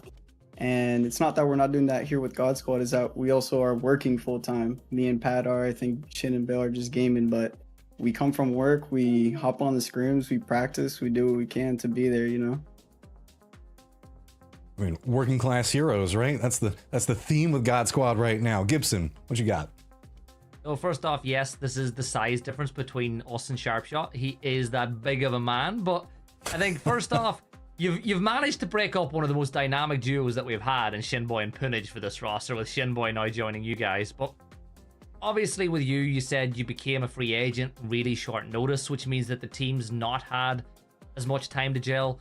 How does everything kind of group to mesh together from a team perspective since you haven't had that much time? Like, you know, how's calling the shots going for the team, and how's that dynamic as a whole when you consider some of these other teams have been together for a long time? Right. So we're basically just pulling from experience here. We have players that went to so many tournaments, have played since the beginning. So we're just pulling all our experience together and trying to put it together on the fly, as well as doing as much preparation as we can with the little time we've had. That's pretty much it. Well, I mean, we were talking about work, we're talking about kids, there's so much stuff that's going on, so we don't want to keep you too tied up inside this interview. So you take it away, feel free to give thanks or say anything that you want to talk about. Floor is entirely yours, my man. I just want to thank PUBG in general. It's been an awesome few years. I got little Caleb here now. Aw. Hey. Say hi. Say hi. You know, it's been awesome. Hi, Just Caleb. thank you to all the fans as well for always supporting me. I get DMs all the time from everybody. It's awesome to see. Well, definitely deserve it. Thank you again for all your hard work, man. We absolutely love you. Cannot wait to see what you guys are going to keep bringing. So feel free, go spend some time with family. Thank you guys. Have a good night. Have a great night. Okay, that is an absolutely great interview. Thank you again so much, Sharpshot, for jumping in and kind of giving us a breakdown of what all's been going on. So we're now at the closeout section. Group B now done. So kind of what are our takeaways and what's going on as we're going to be kind of glancing at what's going on with tomorrow's matches, everything else like that. Cam, looking out, Group B gone. What happens with Group A and C? I think it's going to be pretty close on who's going to make it there. Working in Science Al-Qadzia and even Bestia, but Bestia could be right on the cusp. I think only Working in Science and Al-Qadzia are going to be the ones that are guaranteed to make it into the top 8. But everyone else, there isn't really a team that I can say is guaranteed to advance from groups A or C. Like Falcons obviously want to say that they can. God Squad, from what they showed us today, we want to say that they can repeat it, but we've seen complete 180s in performance. So honestly, until we see the final leaderboard, I don't feel comfortable guaranteeing anything outside of the two that are already in the top 2 positions. Oh, I mean, it's I haven't got the scores just up yet, so I'll do a quick glance over there to see how much I agree. You're saying the fact that you think that Bestia, since the drop off down from 93 to 74, Bestia might still be in some hazardous positioning, which could be the case. But whenever we keep seeing squads like the God Squad eating a ton of points, I mean, I don't know. It does make everything a lot more dicey. Gibson, eyes on tomorrow. Yeah, I think that 3 Group B teams are going to make it through, realistically. Working in Silence, Al-Qadzia, and Bestia should make it through. The real question from that point on is how many teams make it from the other groups. You know, when you think about Group A and Group C, I think things get tougher tomorrow when Group A join the party. Yeah, I mean, we were talking about the strength of Group A, or Group C specifically, but Group A has got some strength in and of itself, so it's going to be absolutely spectacular. Make sure you guys stay tuned in. We're going to have some European action that's going to be going on before us, so make sure you catch that, as well as there is so much to be looking at moving throughout the day. On behalf of everybody on PUBG Corp and everybody that's playing today, thank you guys so much for tuning in. We would not be here without you. Make sure you go have some fun, hop in the Battlegrounds themselves, have a blast. We will see you guys there, and we will see you tomorrow. Every time close my